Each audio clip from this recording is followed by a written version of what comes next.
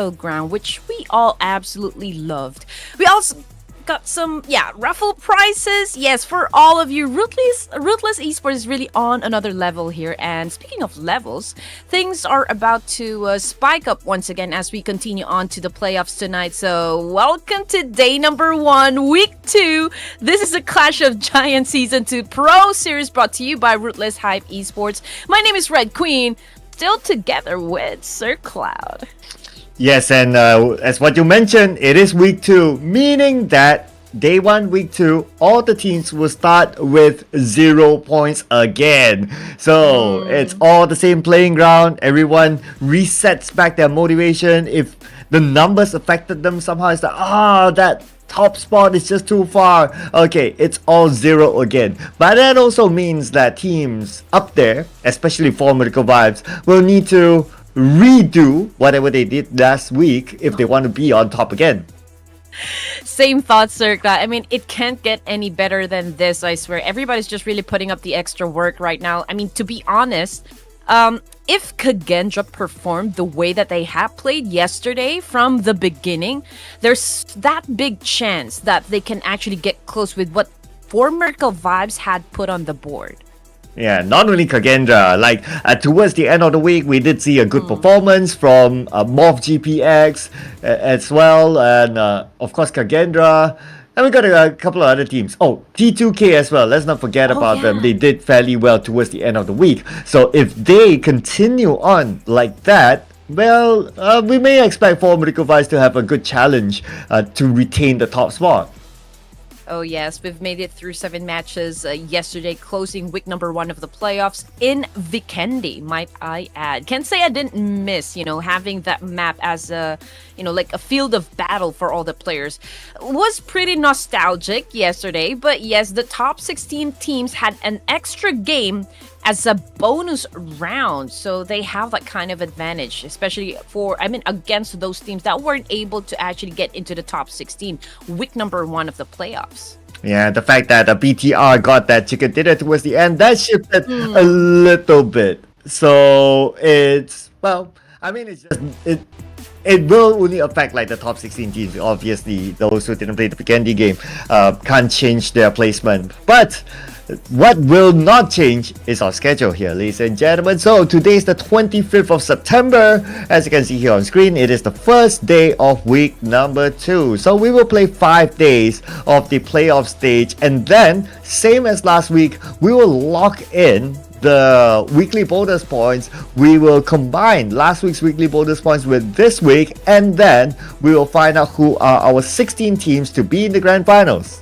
Oh yes, and also, you know what, for those teams actually on the 3rd page, of course there is still that potential that they can get themselves onto the 2nd or like 1st page, even get a chance to join in the grand finals. But then again, they will have to put in that, extra effort, I might say. But what it comes to the prize pool breakdown, of course, for the playoffs, it's going to be $2,000, but the majority of the prize pool will be then for the grand finals. There's also those individual prizes, MVP, team with the most elimination, TDM, and of course, the fan favorite team, which is $200 as well.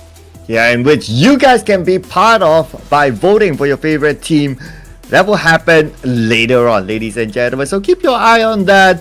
Support your favorite team by giving them a vote. But you also can support your favorite team by asking your friends, your cat, your goldfish, your dog to come join in and watch this stream, because the teams, will be motivated if they see like, oh, there's a lot of support in the live stream, there's a lot of people watching them. I'm sure that will also push them to do a little bit more better. So yeah, goldfish. I actually have a fighting fish over here, so I will make an account for my little fishy right there to join us, so that we can get our hands on those special prizes coming from Ruthless Esports. But then again, here are the points that is equivalent to the placement that all of the teams will be getting per match. The winner with a chicken dinner is equivalent to 10 points, second place 6 points, third place 5 points, so on and so forth. It all boils down to, getting an elimination points is equivalent to 1 point. Yes, 1 point as usual is going to be it's pretty standard. I mean, it has not changed for like a couple of seasons now, and I think it's long enough for people to be accustomed with whatever that's happening, especially when it comes to the point system at this moment. But this is the weekly bonus points that you might or might not be familiar with because it has been implemented for like just a few seasons or the past few seasons. So this is basically a detailed explanation of what we mentioned earlier on of how do the teams collect the weekly bonus points in case you're not familiar with it, and that will be the determinator of how they will move on to the grand finals. Actually, a lot of teams really did step up. The game yesterday was a tight competition, probably because everybody wants to be part of that top 16 so that they can play for the bonus round. But yes, we've got BIGETRON, Red Villains, D Savior, T2K Esports, and of course Team RRQ coming from Group A. Yes, T2K Group A doing really well. But let's not forget as well, BIGETRON Red Villains kind of consistent. Other than that, we do have XERXIA, YOODO Alliance, Genesis Esports, and Hill Esports. Genesis Esports, up and down performance. They started the week pretty nice, but towards the end, we don't see that much of a performance from Genesis Esports. In fact, they made a substitution in which, trust me, who is also their coach, played during the last day. Oh, okay. And also looking forward to the kind of performance YOODO Alliance will have for tonight. I mean, they did get out of the third page yesterday, so I do hope that they do that again. And coming up next from Group B, we've got For Miracle Vibes, our top contender. We also have Alter Ego Eras, STALWART Esports, and CMFgSM. So CMFgSM, at least in the last day, we saw some performance from CMFgSM, some level of performance, so hopefully they'll be able to bring the performance across this week. On this next page, we have Sem9, JU Squad Esports, we have Boom Esports, and 7th Element. We have seen YOLO playing with Boom Esports. He did great that 1-2 days, but yesterday it wasn't it didn't really show, so I guess it's more of like a tryout, and they did make some changes into the lineup as well, so I guess it's also part of an experimentation from Boom Esports to see how well will the team work if YOLO is playing. Yeah, I didn't really feel YOLO's presence yesterday, so I don't think we're going to be seeing him today. I don't see him in the lineup. But, of course, for PERSIJA EVOS, it is still the same roster: NIGMA Galaxy, AGONxI8 Esports, and BN United. Yeah, so PERSIJA EVOS, NIGMA Galaxy, AGONxI8, BN United, with NIGMA Galaxy getting their first chicken dinner on the last day, and it was a nice chicken dinner because they won that against For Miracle Vibes, which is well, I mean, speaking about For Miracle Vibes, they are like the top team last week. Let's see if they can perform again this week. But we also have NB Esports, Mob GPX, they were united, and Kagendra, the staple name team that also did a fairly good performance in the last few days. So another team that we hope to do well as the start of week 2. Yes, sir. And to be honest, I mean, we've played the games so many times already. And yes, For Miracle Vibes had dominated week number 1 of the playoffs.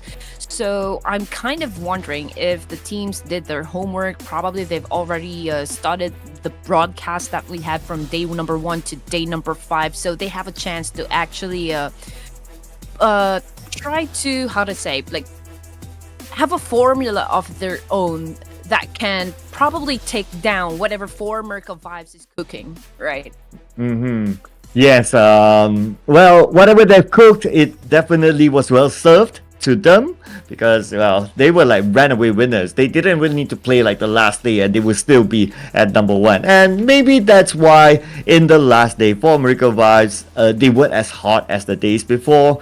But frankly speaking, it didn't really matter to them. They could just sleep and they would still be at number 1. But for day number 1, which is today, week number 2, they will need to re-perform again, pick themselves again, and perform like how they did early last week. Exactly.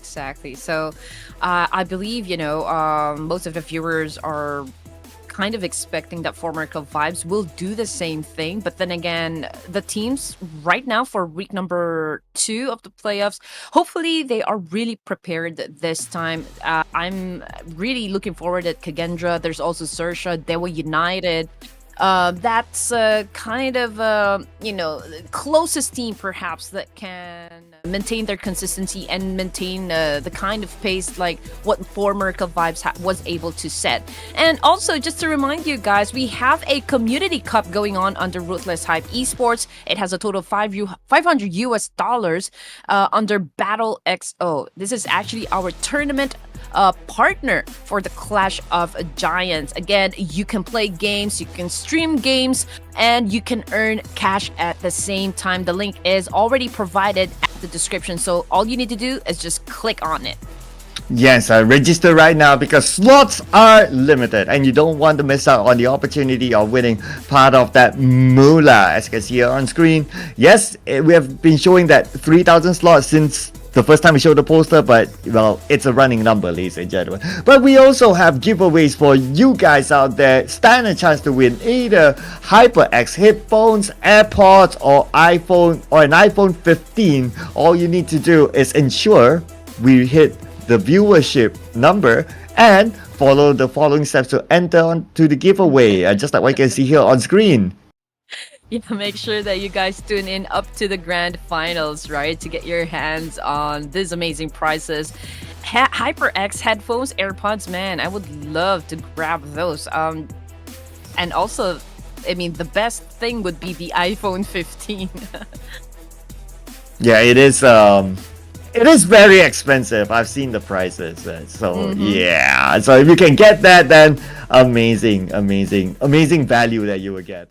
But looks like we will be heading on to game number 1 really soon, and in usual fashion, we will go with A versus B first. But since this week we are shuffling the groups based on their performance last week, so we'll need to relook again on what are the groups or what are the teams inside those groups.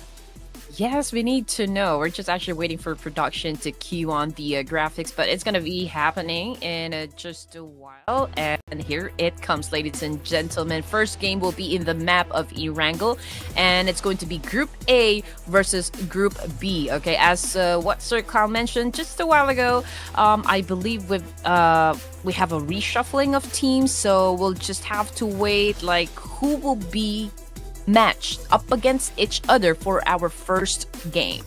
Oh yeah, we will get to know that really soon, and here we go. Okay, so hang on a second, is this still the same? Oh no, it has been shuffled. Okay, so Group A and Group B, so now we have to have a mental photographic memory of who's in Group A and Group B, because we're gonna pick our prediction soon. Yes, I'm trying to check. Okay, so we're gonna be having our first match in ERANGEL. So which of the teams do I feel like going to get the first winner chicken dinner? YOLO is not gonna be playing for tonight under Boom Esports. Well, GLU squad, we've always known that this team actually is very good performing last qualifiers, but we haven't seen them really explode during week 1 of the playoffs, so there's still that, you know, like, big question mark right there. Again, this is like a different ball game for Glue Squad Esports, but Sir Cloud, whether we like it or not, we'll have to pick our team. Yeah, okay, so a little bit of correction there. It is actually still the same grouping as last week. Okay, so Red Queen Gaming, have the first pick. Group A versus Group B. You know what? This time I do feel like STALWART Esports will kind of give us an extraordinary performance for match number 1. Setting up the tempo here. Alright, so you got STALWART Esports there. I'm going to go with Genesis Esports. Yep, there you go. Just because of how they performed well in the early week. Last week, so maybe this week is like a fresh reset for them, and then they will think that to a certain extent it's like, oh okay, it's like week number 1 again. when they score, where they scored the two chicken dinners back to back, and maybe Genesis Esports can do the same again this time. Yes, but just to cut things up, and I really want to get this off my chest. Actually, I hurried home tonight. I thought I wasn't gonna make it, at least for the first part of the whole show, because there was like an accident happened right in front of me. So I would just like to remind everyone to please be extra careful when you guys are on the road. Yes, friend. Thanks for the friendly reminder. I was also driving at that time as well. But no unfortunate incidents. It's just you guys out there. If you're watching the stream while you're outside, give priority to your safety and drive safely as well. Maybe some of you are watching this while you drive, so yeah, you know your priorities. But we appreciate the effort that you take to tune into the stream, but always keep yourself safe. Yes. Don't drink and drive. Don't text and drive. Always think about your safety first before anything else. But okay, now that we've put it out there, I'm ready to start our match number 1. And again, we're going to be kicking things off in ERANGEL. We're going to be seeing if teams are going to have some sort of alteration when it comes to their strategies, when it comes to their gameplays. Is it going to be the same drops? We still don't know. We're checking out the flight path right here. So it started around Milton, going up north, ending in shooting range. So again, we have like a huge space, over there at the West Coast side. So let's just check where these teams are going to be headed to. Yes, although that is the empty spot, I'll be keeping my eye on some of the common clash spots. So STALWART Esports in Novo, YOODO Alliance gave that to them, so they are not dropping there. So YOODO Alliance, it's either normally they drop priority in farm or Novo, or this is where we don't know. So I guess it really depends on where are they going this time around. They are playing with Flax, Ripple Boy, Oleo, and Adiluke. So this is going to be the regular lineup that the YOODO Alliance has. Ooh. With the exclusion of Ifta and Boki, who has not played at all. Yes, sir. Interesting. And here comes the fight. Hail Esports again with an explosive entrance here in ERANGEL match. But one of the players currently knocked down. They are fighting up against 7th Element this time. Yeah, a common fight between the two. Have been absent for a bit, but this time they are back in it with T2K shooting from the other building with a UMP, knocking down Tiger. So now T2K on his way, 25 bullets in the magazine, but he has to win this fight. Going to be a 1v1. The door is open. Unfortunately, Hail Esports not able to revive his teammates. So now T24 just need to land that one bullet, and he'll be able to eliminate the ties. I think there is also another team that's kind of third party, because we can hear some gunshots happening from afar. But this is not a way to start your game. 7th Element losing 3 of their members right ahead. And T24, okay, you are the MVP, so the team is kind of like really leaning on you to make it happen right now. Oh, that's actually another active Hail Esports player who just came in. So now T24, basically it's 1v2. Crossbow on the other as his secondary weapon. Definitely not going to use the crossbow, but if we only look at his UMP, he has 25 plus 22 bullets. So I'm not sure if that's going to be enough. Yeah, even though, Hail Esports is playing with 2 players, Joker's very low on HP, so it can only take like a bullet here to actually shut him down. T24, okay, he has a boost, but also a little bit low on HP. This is going to be a 3v1 situation now, Sir Cloud, now that they have already picked up one of their teammates. Oh, that is bad news for T24. I mean, it does feel like it's a matter of time. Just look at the weapons that Hail Esports has. 2 shotguns in the compound. T24 tries, but with that last tick of health, he will still be taken out. Joker knockdown, not going to be an issue. It's still Hail Esports winning this fight. Yes, sir. Good start on the side of Hail Esports. Can't say the same for 7th Element. First team to get out of match number 1. Add insult to injury right there. Hail Esports seems to be really, really mad because, they have shut down Tiger, and now we are looking at just 3 players for Hail Esports. Yeah, though Hell Esports winning this, I would say the win rate is starting to favor Hell Esports because it's not the first time, obviously, that they clash.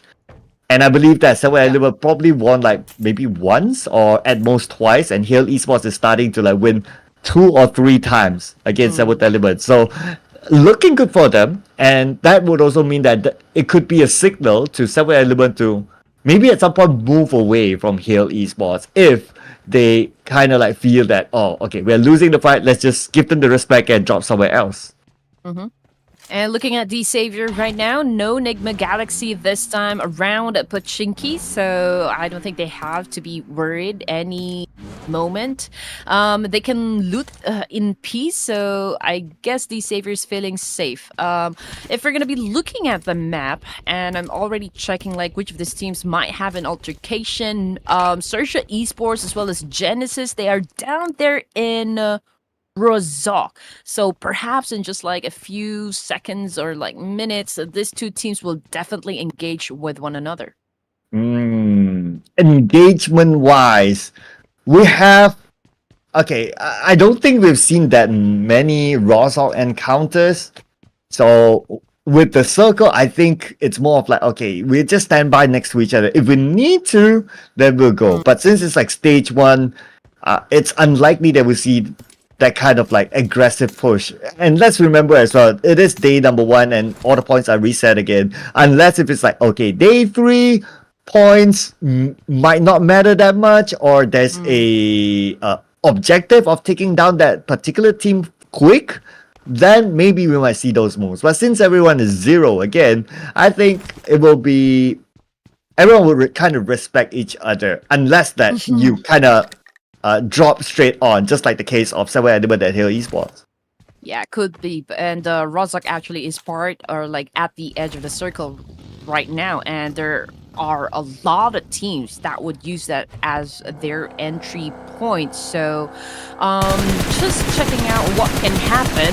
XERXIA right now is just trying to fire down on that side of ERANGEL, trying to challenge up Genesis Esports. Okay, here we go. RNJ knocked down by Zai from GE. Chopper kind of in an open position. Immediately knocked down by West. Nowhere for him to go. Okay, ERZI picking out RNJ. Alright, could be safe. But we can see that the rest of Genesis Esports, they are pushing towards XERXIA. Yes, sir. I mean, they are never going to be letting this one go. They have some sort of advantage since they were able to shut down at least one player coming from XERXIA. Here comes Zai with a DPS. Oh, man. Has taken down RNJ. Going for ERZI this time. Ooh, gets him as well. It's a 2-piece kill for Zai. Okay, here we go. ERZI will be eliminated. Now Smile landed into the same compound as Megamind, and Smile is ready with the DPS. He sees Megamind. Shots will be fired. Megamind currently low, and that will be it for XERXIA. 4 points for Genesis Esports.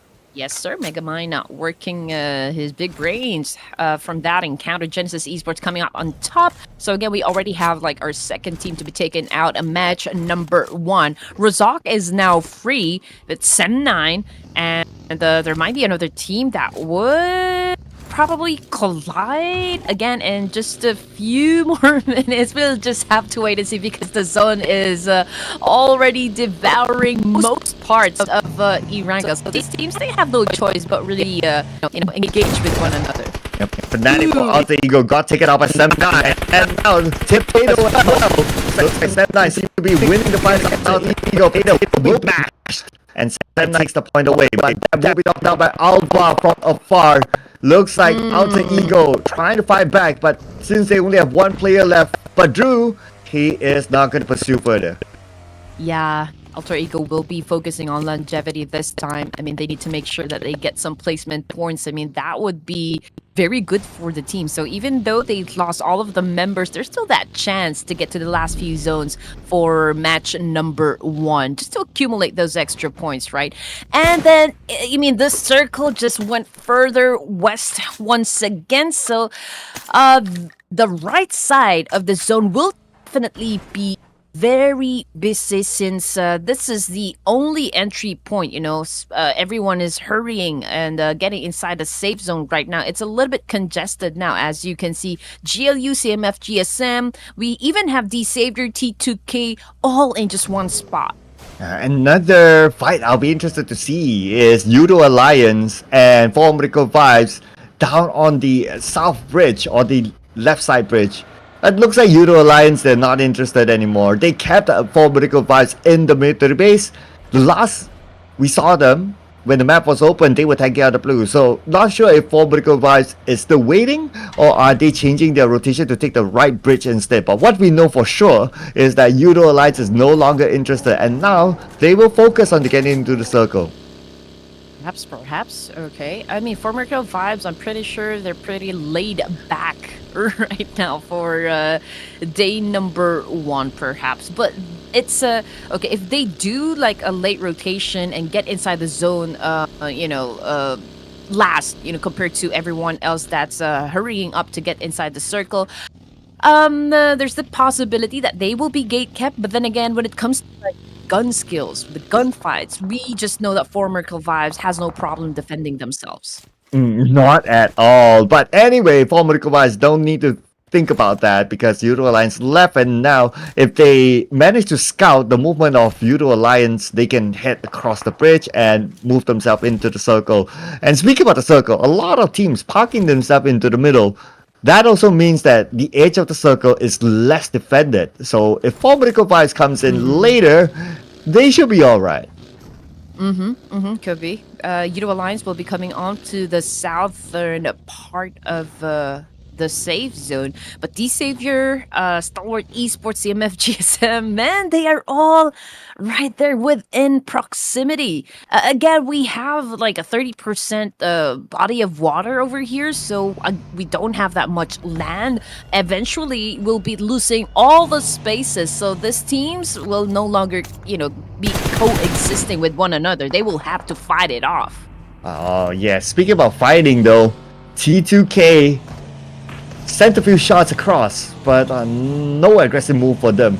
But for GLU Squad Esports 2001, knocking down one member of Genesis Esports, and it's a long range knock. Okay, long range knock should be fine. Zai just waiting for his teammates to arrive, and I don't think they're too far away. There you go. His teammate has arrived to pick up Zai, so he will be fine. But for the circle, move a little bit up north. A lot of teams in there, but let's focus back onto the fight. It's D-Xavier YOODO Alliance. Yes, Olio is currently down. Same thing with Paladin. So 3 players left on the side of D-Savior. Chua cooking up that nade. Ooh, Chua is playing. Okay, he throws it, but completely missed his target over here. Now, Kaluk goes in for a nade himself and did not hit as well. So he is actually trying to flush out the players coming from D-Savior right here. It's all an exchange of nades for now. Ooh! Oh, but as much as he wanted to toss that nade from the top of the hill, knocked him down. Giving D-Xavier another lifeline, but now STALWART Esports wants to collect their dues. Action just behind Chua. He has 6 frags. He can rain those frags into the house and potentially could take down Chua.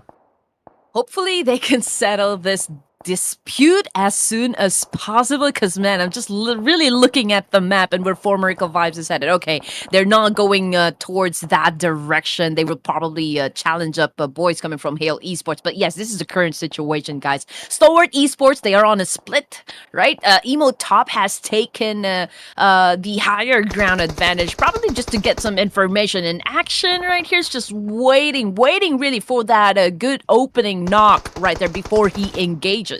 Oh, Nerzad finding a different angle. Just look at this. Nerzad one side, top on the high ground. But Nerzad spotted out by East from Formidable Vibes. Baron was the one to take him out. So looks like Formidable Vibes did D-Xavier a favor. Now it's down to Action on the other side. Tossing the nade onto D-Xavier, but not able to connect it.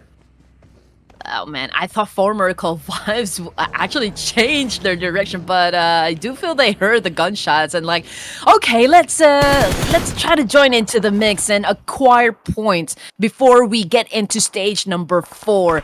And so Formidable Vibes actually trying to pick up, trying to get lucky with those elimination points without really exerting too much work. Look at the amount of teams on the outside of the circle now. We got at least 4 of them. 4 vertical vibes. Apex, Frankie knocked him down. Baron is just beside him. Should be able to save him. But time is not on their side. They got about 30 more seconds till the zone closes entirely. Looks like D-Xavier is being pressured by the blue as well. 4 vertical vibes. And this is one of the latest updates in which you can carry your teammate into the vehicle. And that's what exactly 4 vertical vibes is doing. That's actually one of the best updates, for PUBG Mobile. I mean, you don't have to actually revive your teammate on that spot. You have the ability now to actually get inside the vehicle and just go to a much safer place before you can actually pick him up, which is absolutely working out for the teams. Yeah, just checking out STALWART Esports NERDS right here has been sent back to the lobby, but action is not just done yet. He tries to go for that massive spray and was able to get that point.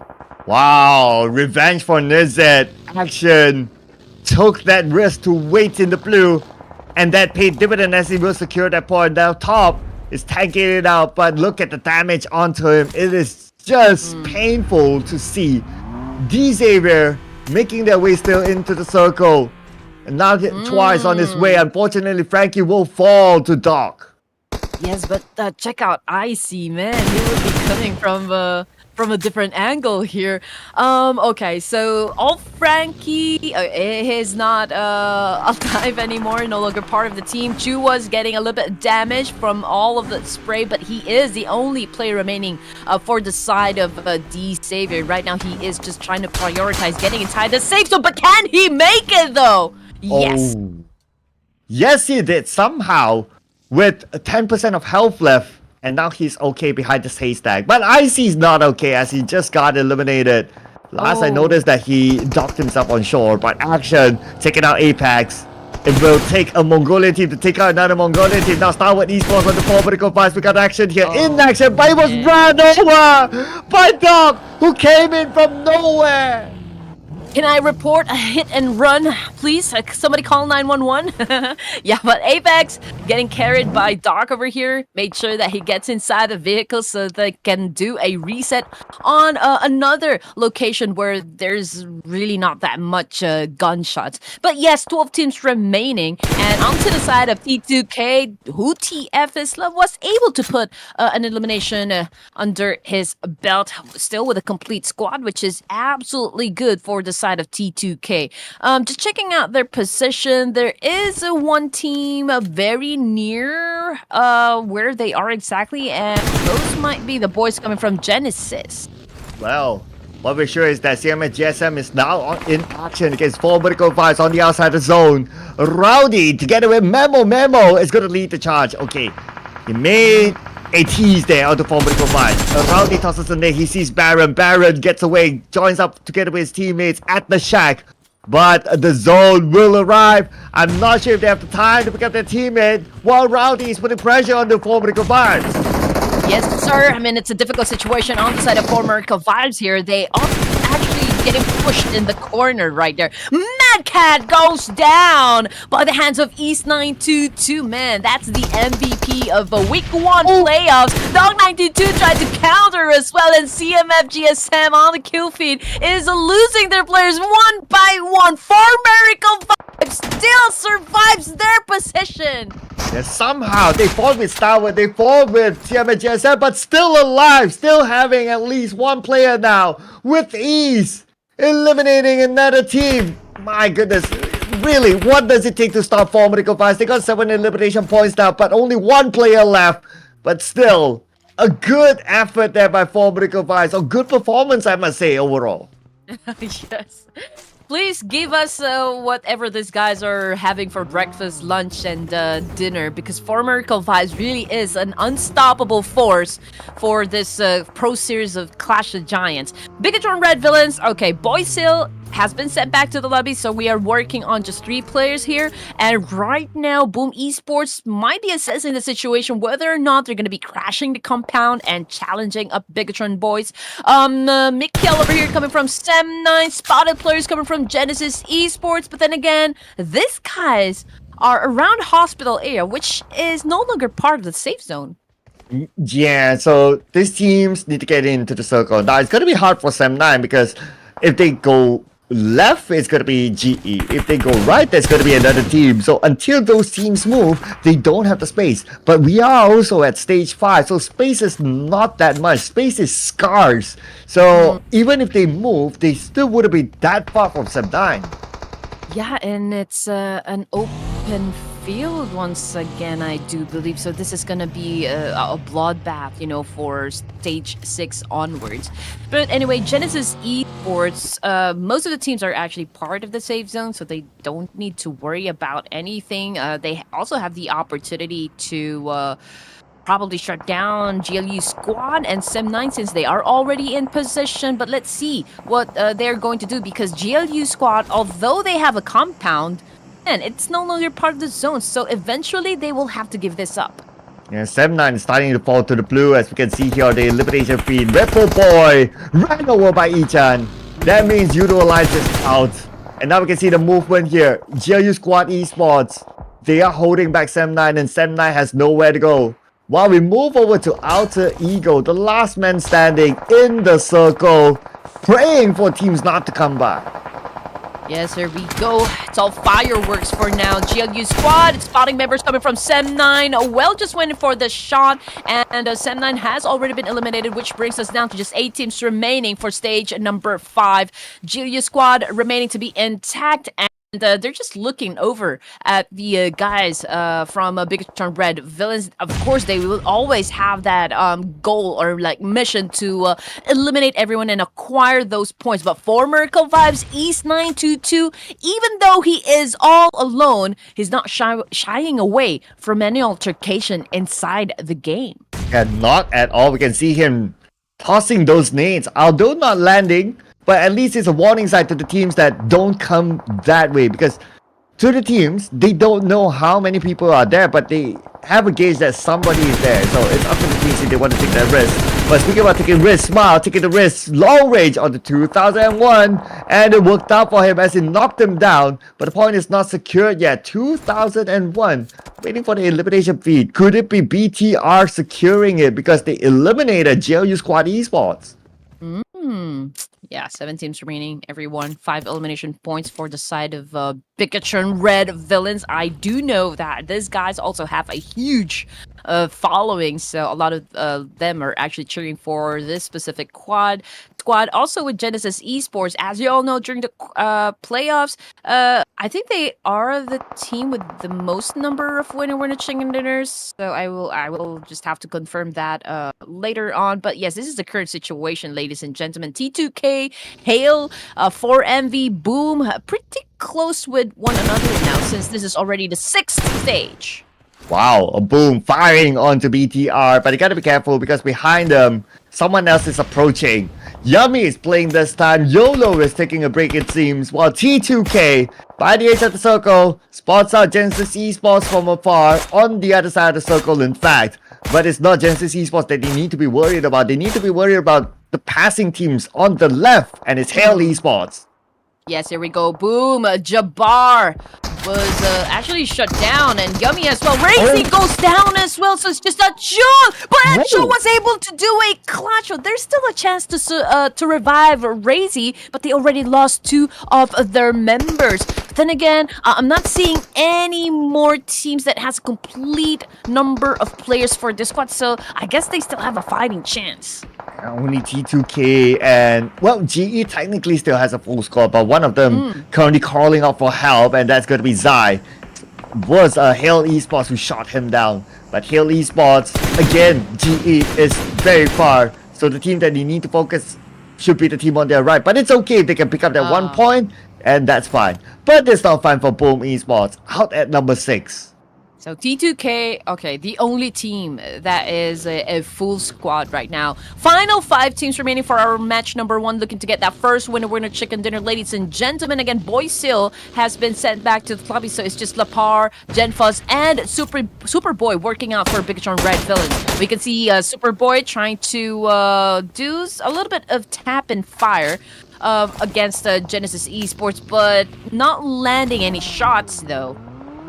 Yeah, so it's a long-range attempt, Not landing the shot, it's okay. As long as it's like a warning sign to the other teams, don't come their way. But for T2K, they are taking that risk against Hale Esports. The smoke has been deployed. And we can see Duru Love circling around. Hale Esports teased by him. Ninos being shot at, but not down yet. Joker now being spotted out by Duru Love. It's a matter of time till they come in, but XMPL! Nice knock by Joker with the nade. Yes. I don't think they were able to get that Joker is from that area, and that is a heavy price to pay on the side of T2K because they just lost one member of their team. So, I mean, the best choice really is to back away a little, assess, and just reset because Hale, they're doing a perfect job so far trying to hold their ground. They need to be careful though because look at who is behind them. Yeah, Badru is there. He has been there for the longest time, but because he knows that he is the only member of Alter Ego left, so that's why he is not pulling the trigger. Trigger discipline, ladies and gentlemen. Now, circle time. Will Genesis Esports get it? Nobody gets the circle. It goes to no man's land. That means everyone will need to get into the middle. Okay, here we go. Who TF is love?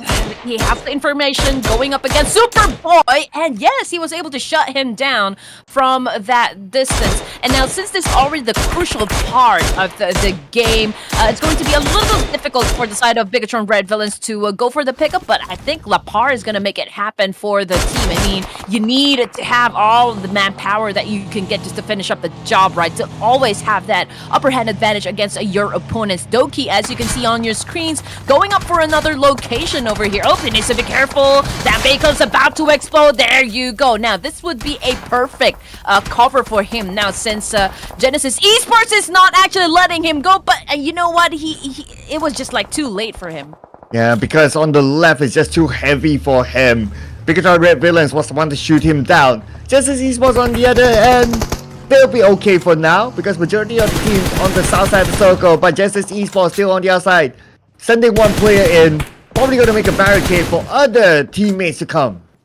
And a lot of the teams are already confronting each other. Genesis Esports with 3 players, same thing with Hale and BTR. T2K, Alter Ego, man, they are short of firepower right at this moment. But this is even going to be a difficult, terrain to deal with since it's an open space. So, man, it is going to get bloody in just a few seconds. And Badru is still alive. He is famous for the healing game Winner Chicken Dinner in Sandhawk a couple of years ago. Looks like he's playing somewhat of a similar strat again by staying as quiet as possible. And who knows, he can create a new history again by pulling off a chicken dinner all alone.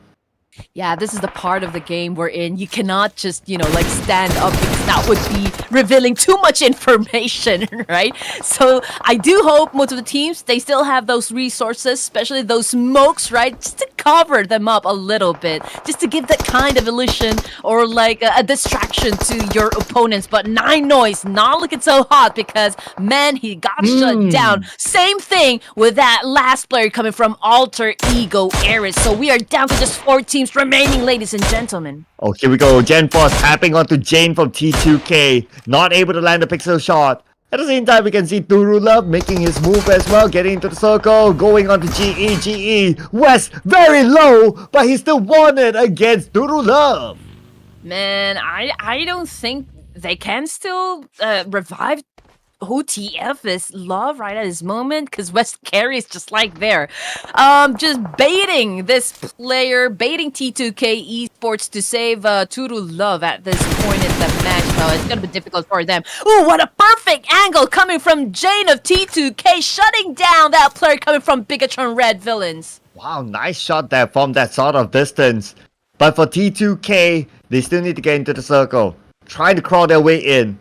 And Badru finally taken out. And it's apologies, it's not Badru, it's Hale Esports, the last player finally taken out. And now we have 3 teams left. BIGETRON Red Villains has the highest chance of getting the chicken. 2v1 situation. Doki goes down.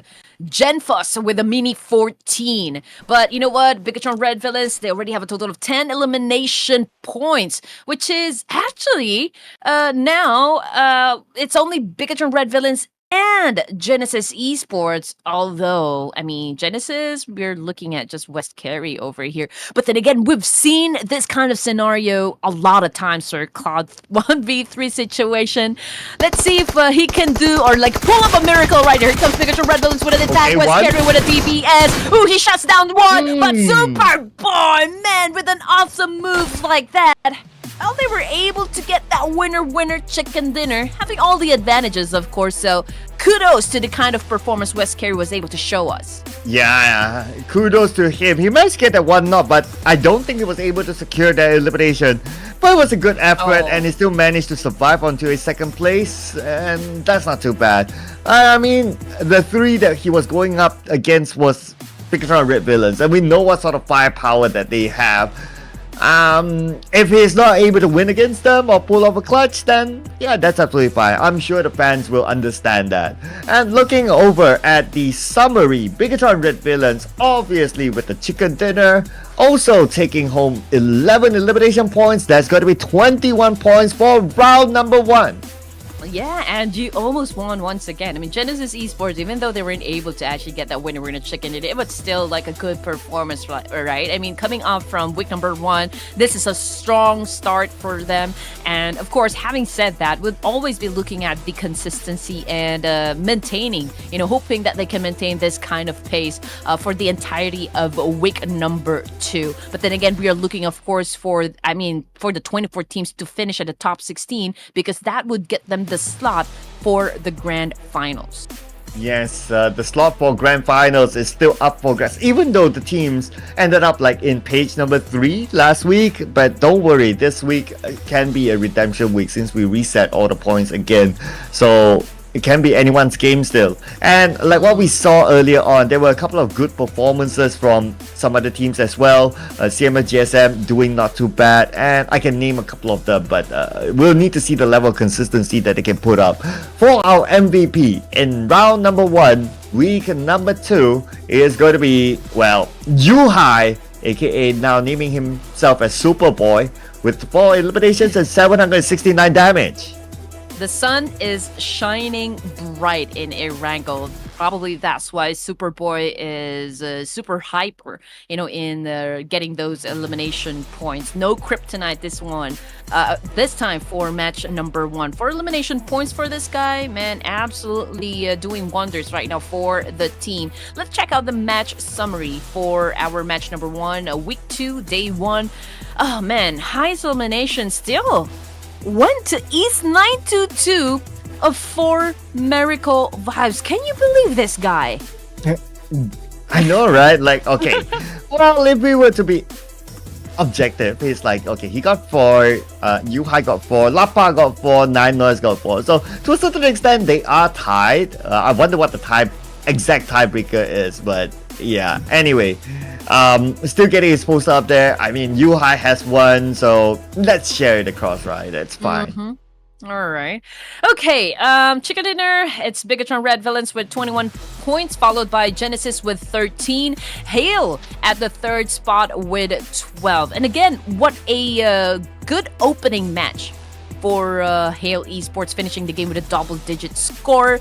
Again, it all boils down at how much they're going to be giving when it comes to consistency, right? But for the bottom 3, we've got XERXIA, RRQ, and YOODO Alliance. Yeah, 3 teams without a point. I mean, RRQ last week wasn't that great for them. YOODO Alliance, they showed some signs of hope of getting into the top 16 last week, but they failed their last 1 or 2 games, and that pushed them down to bottom on page number 3. So this is also the week that is going to be important for YOODO Alliance and RRQ. Other than that, the match stats, only 1 airdrop looted. I mean, that's pretty standard if you ask me. And longest elimination distance, well, 9 Noise. Not the most important stats, but yeah. Yeah, and also for the number of throwables used inside the match, I think this is still a very good number. To be honest, I don't see that much, gunfights. It's always all about how good these teams are like in perfecting their timing in throwing those nades and actually shutting down not just one but two players at the same time, which is a big advantage to have. Yes, it is. It is. Oh, okay. All right. So since this is game number 1, by the way, so we won't be showing the overall yet because it's game number 1, so it is as obvious as you can get from the score of game number 1. So we will leave the overall for game number 2, ladies and gentlemen. Once we're done with Group B versus Group A and Group C after this. So that also means that we need to start to look into our crystal ball to again try to predict who might get the chicken dinner. I almost got my prediction earlier with GE second place. Oh man, I gotta have what you're having, Sir Cloud. But yes, we're gonna be talking more of that one, making our predictions as well for the next round to come. Hopefully you share us your thoughts as well. But all that and more when we come back. So please don't go away.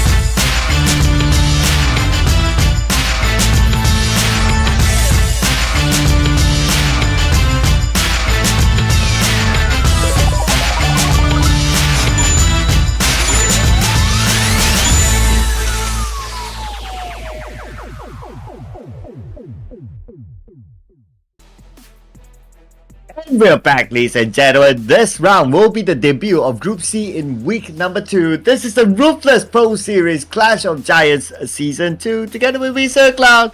And I'm joined with my beautiful partner here, Red Queen Gaming.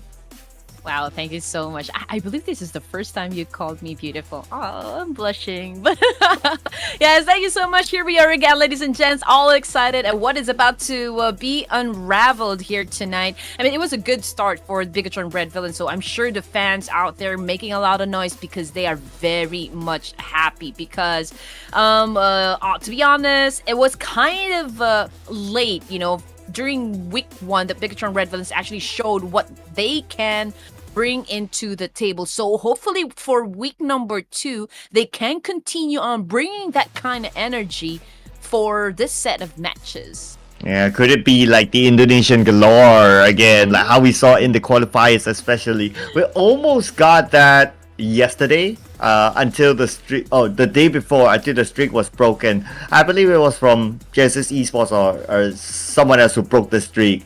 But it still shows that the potential that the teams from Indonesia have in this tournament, that they could dominate this. But the team that is really stopping any other team technically is the Mongolians. For Vertical Vibes, even though they didn't get the chicken dinner, or the fact that they didn't get as close to like a top 5 or even in the top 5, but if you look at it, they had a tough circle. They had to keep traveling and traveling, but along the way they are still able to collect elimination points. So they still show that they are still able to get a lot out of that round despite them having a tough circle.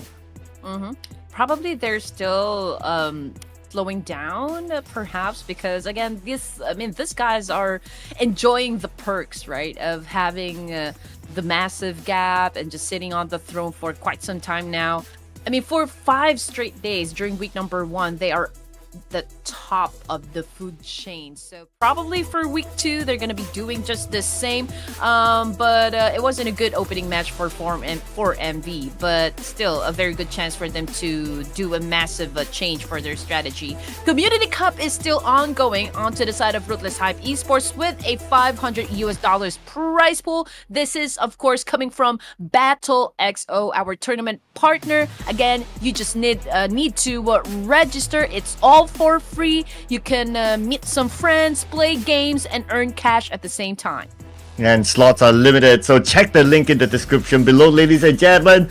Do join in onto the giveaway alert as well. You can stand a chance to win either one of these amazing prizes in case we reach the viewership numbers. So in order not to miss out on it, do follow the steps that you can see on screen here. Follow the Instagram, join in onto the Discord server. If you need the link, it's also in the description. Send the screenshot, get your token number, and not only wait for the live draw, but also call your friends to come into the live stream, because it will only happen if we hit those numbers.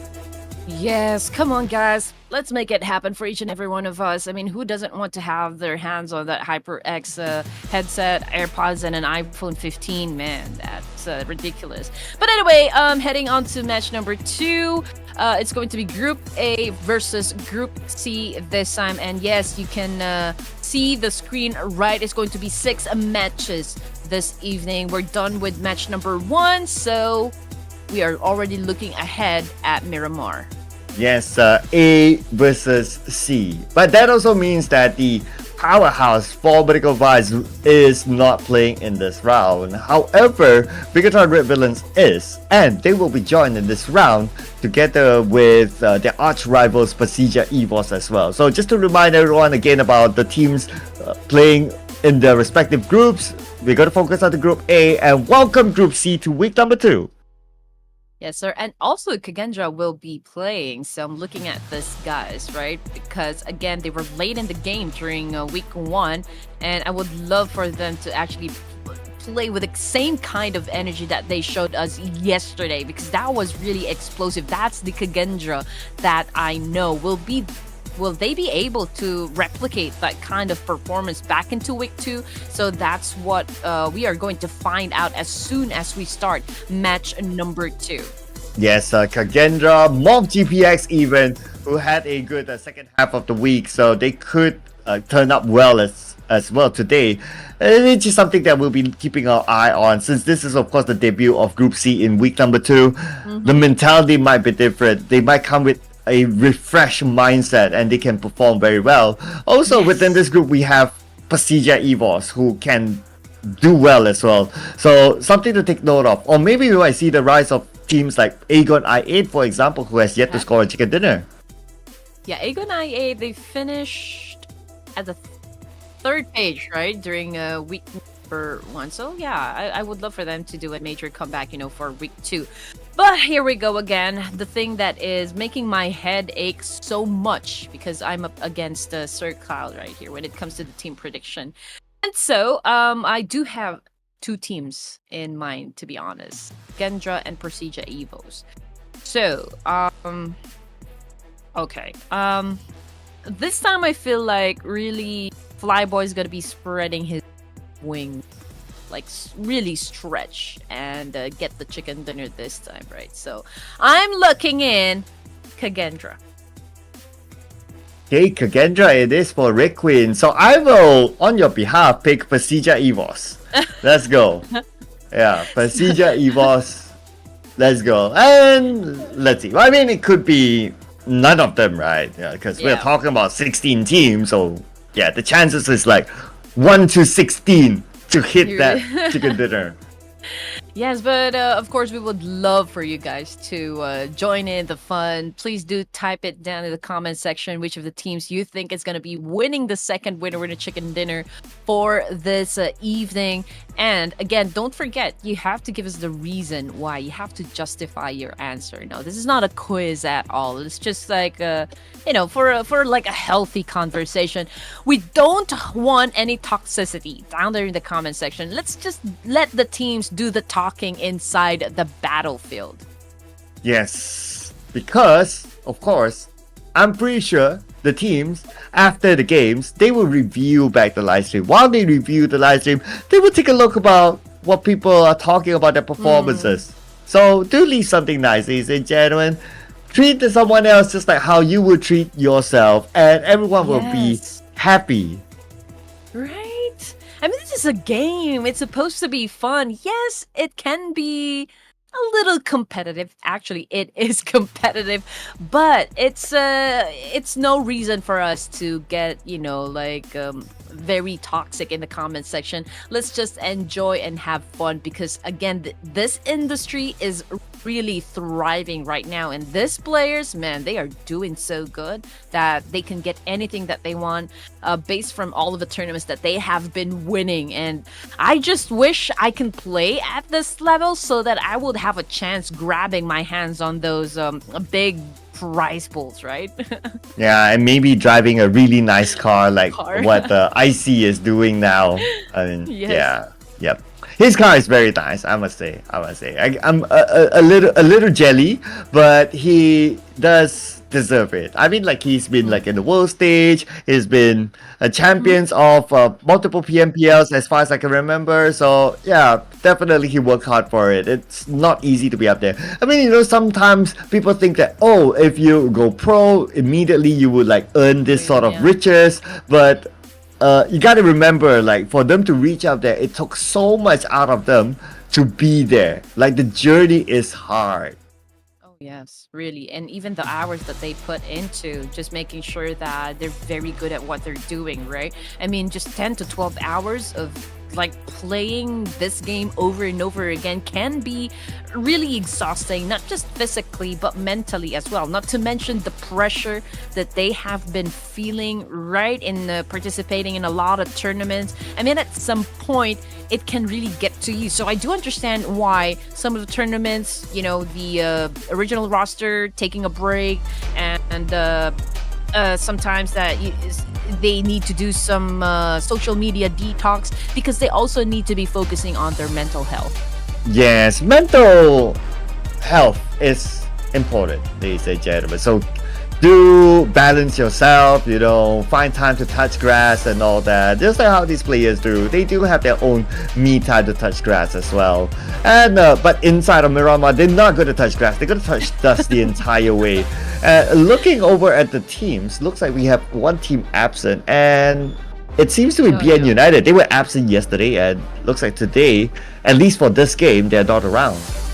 Oh yeah, BN United. Okay, yeah, you're right. I mean, there's really no grass in Miramar. There is an oasis though, but it's just all water and sand still. Anyway, the fly pad, again, nothing crazy right here. It's quite calm, if you are going to ask me. It's in the middle, right? But we're definitely going to be looking still at, the likes of El Pozo, Monte Nuevo, Los Leones, La Bendita, San Martin, because these are like the point of impacts, right? There's also that, place called Impala. But you know what? I'm really hoping that we can see another Los Hagos circle here. Okay, no. Forget it, right, Queen? Because this time it is going to be on the eastern side, so perhaps an Impala circle? Yeah, Impala might be a little bit... But anyway, we've seen circles like pull itself like to the side, so I wouldn't discount Impala still. Even though it's like, by that side circle, although there's a higher percentage of it going to like in the middle of the entire of that circle rather than really at the side.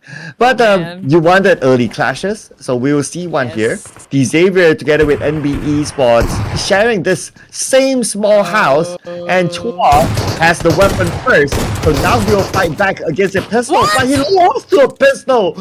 Oh my goodness, NB Esports built different.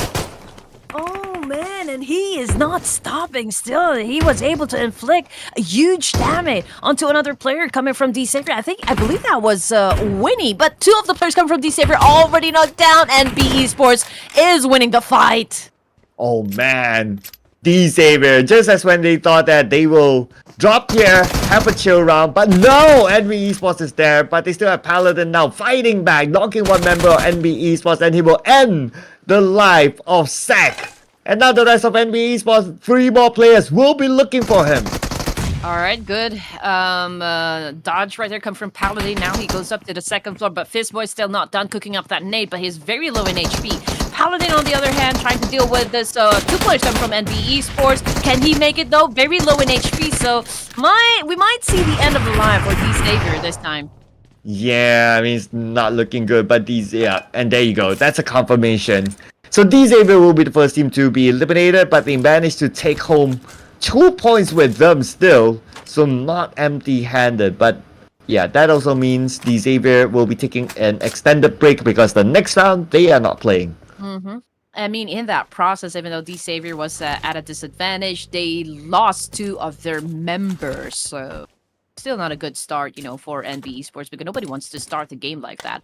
On the side of YOODO Alliance, just around Los Leones over here, they still have a complete squad. Although in the same area, we've got the boys coming from AGONxI8. And just down below, coming from the south part, the guys coming from NIGMA Galaxy. So perhaps we'll probably see a 3-way fight happen around Los Leones. But again, the first team to be taken out was D-Savior.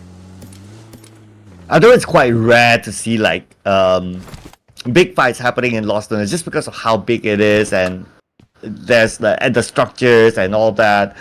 By the time like teams get close to each other, normally they would exit. If they really want to lock each other in Los Leones, then it has to be worthwhile. It has to be like the circle atop Los Leones. Then probably yeah. But if not, I think that within Los Leones, yes, they can navigate around to loot. That's going to be at most, and then they will exit there if the circle doesn't really favor Los Leones, or it does not favor their strategy to play in Los Leones still, even though with the circle. I mean, Enigma Galaxy can probably head on to Puerto Paraíso, and over to the left side, well, if they go to their left side, they might have to deal with XERXIA Esports and PERSIJA. So let's just wait and see how they're going to be able to enter the safe zone safely. But for the side of YOODO Alliance and AGONxI8, we can already see some trades happening between these 2 teams, but like what Sir Cloud has just mentioned, I mean, you still need to consider the distance that these 2 teams have. Yeah, so Los Leones, at most, and it's common for us to see 3 teams inside Los Leones. It can like house the start of 3 teams. So if there's like 2 teams, to a certain extent, we can understand it as, there's still enough space for these 2 teams to like have their own separation. So I wouldn't expect them to like, really charge at each other unless someone owed someone else money.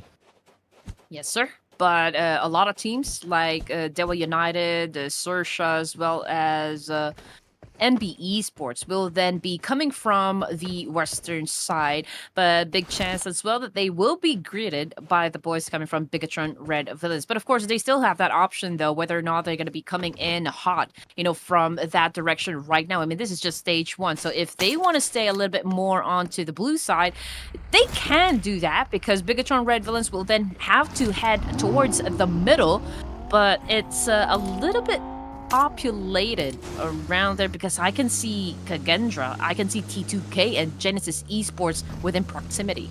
Yeah, I would like to see the trend of like teams. Are they still going to play by the middle with this sort of circle shape, just like how they did in game number 1? But for the Peko, RRQ, 0 points in round number 1. Still not able to secure that knock at least. So that was a little bit of a missed opportunity for Nutbreaker. Yeah, almost though. Almost, he was able to almost right there. I mean, he almost shut down West Carey, but it's a good thing West Carey just really hit on the pedal, right, and was able to hide behind those ridges. But I do hope he has some first aid kit, with him so that he can recuperate from the kind of damage, because he is like what 1 HP left. And then for Genesis Esports, I mean, Zai just getting the information, getting some intel as well, and the team probably are discussing. Okay, so there is a team that just did a tapping fire up against me. Will we be engaging or not quite yet? But West Carey, yeah, it looks like he has some first aid kits inside his bag because he was able to actually recuperate from that damage. But Team RRQ right here also gauging the situation if they are going to be attacking the coming from Genesis. Wow, okay. Besides the two teams that we saw and we discussed, there's also another team close by, Mob GPX, just across them. But we're still at stage 1, so that also means that there's a decent amount of space. I don't think they'll really go at it unless if anyone overexposed themselves to some of these vultures who are waiting silently in the hill, just like what No Mercy is doing right now. Now we have circle time. We'll get to see the circle shift very soon, but it does interest me the fact that NB Esports is spending a lot of time on the outside. But we got a hard shift circle. All right, outside of Impala it is. I mean, you've been asking for an Impala circle, so Miramar is now giving it to you. But yes, this was like a hard shift, ladies and gents, and most of the teams are already hurrying down to get inside the zone. Would want to take over, of course, a very good location where they can capitalize in getting a lot of elimination points. We can see that Kagendra, as always, heading towards the middle of the zone right here. Same thing goes for AGONxI8, BIGETRON Red Villains, and PERSIJA EVOS. So we might be seeing, some altercation happen in just a while. Like NIGMA Galaxy right now doing a massive spray up against Flyboy, but not hitting his target quite yet. Ooh, that was a close one. But a second time around, Lapa's going to try. But Lapa, close one onto him as well, almost knocked down from that distance, but that also gave XERXIA the information that, hey, they tapped onto Lapa, he is low, they have the option of going onto him. Now GenForce is making his move away, so Lapa, I guess he's still left alone, but at some point I'm sure Lapa will come to his teammates. Yeah, but this is not as aggressive, during week number 1 of the playoffs. I mean, everybody is just laid back, during the first few stages of the game, which is quite unusual if you're going to ask me. But yes, I mean, teams are now trying to be careful, like with every step that they take. It needs to be calculated since we are already at this point in the tournament. So they would want to, of course, make good decisions as much as possible. Genesis Esports, still a complete squad. Same thing goes with PERSIJA, but not so far are the boys coming from AGONxI8.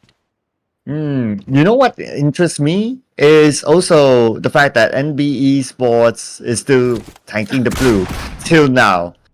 I mean, with 2 players, one of them kind of low, so I kind of worry for NB Esports. It doesn't help that the fact that the circle hard shifted, so teams might gatekeep NB Esports if they want to come in. And now we move over to PERSIJA EVOS. Redface is here. In front of him is Blade from AGONxI8. But because Blade has his teammate behind him, that's why he is kind of confident to move forward. In case anyone wants to attack him, he has support fire from afar. Yes, but let's see what's going to happen. He's climbing up the higher ground over here just to have the advantage, of course, in the remaining teams. But here comes Redface. Oh man, good replay coming from Blade right there, and shutting Redface with a UMP nonetheless. Yep, that is the support fire by Noob from that distance to support Blade to allow him to win the fight, and Redface will be put to the ground. Now circle-wise, another Hachi circle up north, just on the outside of Impala. A lot of teams down south need to come in. As you all know, Kagendra loves being in the middle, right? So there's this question, or like, I'm really curious if they're gonna be, engaging with a T2K first, because as you can see, just a lot of those teams will be coming from the west side and the south side. So this is heavy traffic, to be honest. Yeah, especially like the south side, right? We got Hale Esports, AGONxI8, NIGMA Galaxy in the same area. Not to mention W2-United is still in Los Lonas, so they can come in later and can bump into these teams. Now, speaking about bumping, AGONxI8 takes down 2 members from Hale Esports. Joker now down on his knees. There's no way that they can be saved. We see 2 elimination points onto the side of AGONxI8, and it looks like Blade is going up for some more. No way Hale Esports will be able to pick up Joker at this point in the match. I mean, Blade is just really making sure of it, unleashing his wrath onto these players. Now, getting into the middle, we've got T2K, ladies and gentlemen. Doki was able to put 1 elimination point under his belt, and here comes the attack up against Enigma Galaxy. And right now, as you can see on your screen, it's TO having his scope aimed, or like gun aimed at Coops of Enigma Galaxy. Not good for Coops out in the open. Now Ralph is on his way though. Let's see if Ralph can save him. But he has to be careful that there's not only one team, there's not only T2K, but other teams close by as well. Okay, Turulov saw the movement. Coops on his vehicle now, but Turulov not able to find the right angle to shoot. Instead, Jane will try to take down Ralph, and Ralph is still alive thanks to the wall. Yeah, I mean, if we're gonna be looking at the situation, Enigma Galaxy utilize more of GPX, really close with one another, and I'm pretty sure that they can hear all of those gunshots happening right now. Coming from the kill feed, I do believe there's one player coming from XERXIA who's currently knocked down, but here comes Doki making a move, but see Sky only looking to join into the mix as well. Oh, here we go. Doki gets away. See Sky only making his move as well. See Sky only. He is the last man standing for Hale, but look at his health. He's being shot at, and Cleon will take him out just as when he wanted to leave this area. He wanted peace, but it's pieces that he became. 1 piece kill for Cleon. One of the guys actually gunning for the MVP title as well. Another player coming from XERXIA has been knocked down. But yeah, considering the distance, it's not actually that far, but there is a little bit of time that they can still go for that pickup right there. RNJ, man, he needs to be careful because right on top we've got the boys coming from BIGETRON Red Villains, and Genesis Esports is practically their neighbor right now. Yeah, the area where Genesis Esports is at now has XERXIA and some of the players on the outside of the circle. Zai with the DBS. XERXIA is approaching this building where Zai is at. They don't know that Zai is there yet though, so we can see Megamind coming in, and Zai was surprised. One of the RG on his knees. 2 more to go, but Zai not able to move. Not much space for him to work with, and XERXIA will easily eliminate him. Man, good defense coming from XERXIA, although they lost Shopper, but it is okay. But they have to reset fast, as soon as possible, because BIGETRON Red Villains is already gauging if they're going to be crashing the compound, but there's a lot of smokes being popped off, right? Lepar, as you can see, cooking up that nade, getting ready to throw up against XERXIA right here. Oh man, this fight is already inevitable. Okay, that nade landed on the RNJ. It did clip him down to 40% of health. Now the Beko is going to come in from behind, chasing the one member. NB Esports, Asa joins him, but Asa knocked down. Lost the fight. Asa needs to be saved, and Asa now has Bosku. Bosku with a micro Uzi will kick in the revive. Okay, here we go. Crucial time for RQ. To the side of NB Esports, 2 of the players already in the lobby, but ooh, that was a good nade right there. But I think it lacked, that timing because he threw it right away. So it gave a little time for RQ right there to evade that shot. Same thing goes for Asa, and again, now that was perfect timing coming from Esmondo. Perfect nade indeed. My goodness. I mean, Mondo all alone defended this house against not a small team. It's RRQ that we're talking about. But the fight is not over just yet between these two teams right here. But MIGMA has been shut down by Lepar. So this is a 3v2 situation, ladies and gentlemen. XZ goes down as well. AGONxI8 is the only player remaining for the side of XERXIA, but no more. Everyone from XERXIA has now been sent back to the lobby. Ooh, by BIGETRON Red Villains. They are not stopping yet. They have still a full squad. 4 eliminations in the hands of BIGETRON Red Villains. And AGONxI8 now has PERSIJA EVOS to deal with XERXIA with a nade in hand. He will toss it onto the other side. But he has to be careful because another vehicle has arrived into the compound. Okay, was able to dodge that Molly attack right there. Good timing. Now Link cooking up that nade, but AGONxI8 is not gonna be stopped right now. But what an amazing nade coming from PERSIJA EVOS. Nuts Blade right ahead. 3v2 situation, and now one of the players coming from AGONxI8, it needs to recover it, and that is Noob. But you know what? The nade's not stopping right now. The attack is not stopping. Link is already knocked down, so we only have one player right on to the side of PERSIJA EVOS, and that is XERXIA. XERXIA, guess what? Can you get the second one? Farlong is 20% health left. But AGONxI8 sends IQQ from the back to take him down. And PERSIJA EVOS, see you next round. Yeah, I mean, unfortunately though, for Noob, he had been shut down permanently.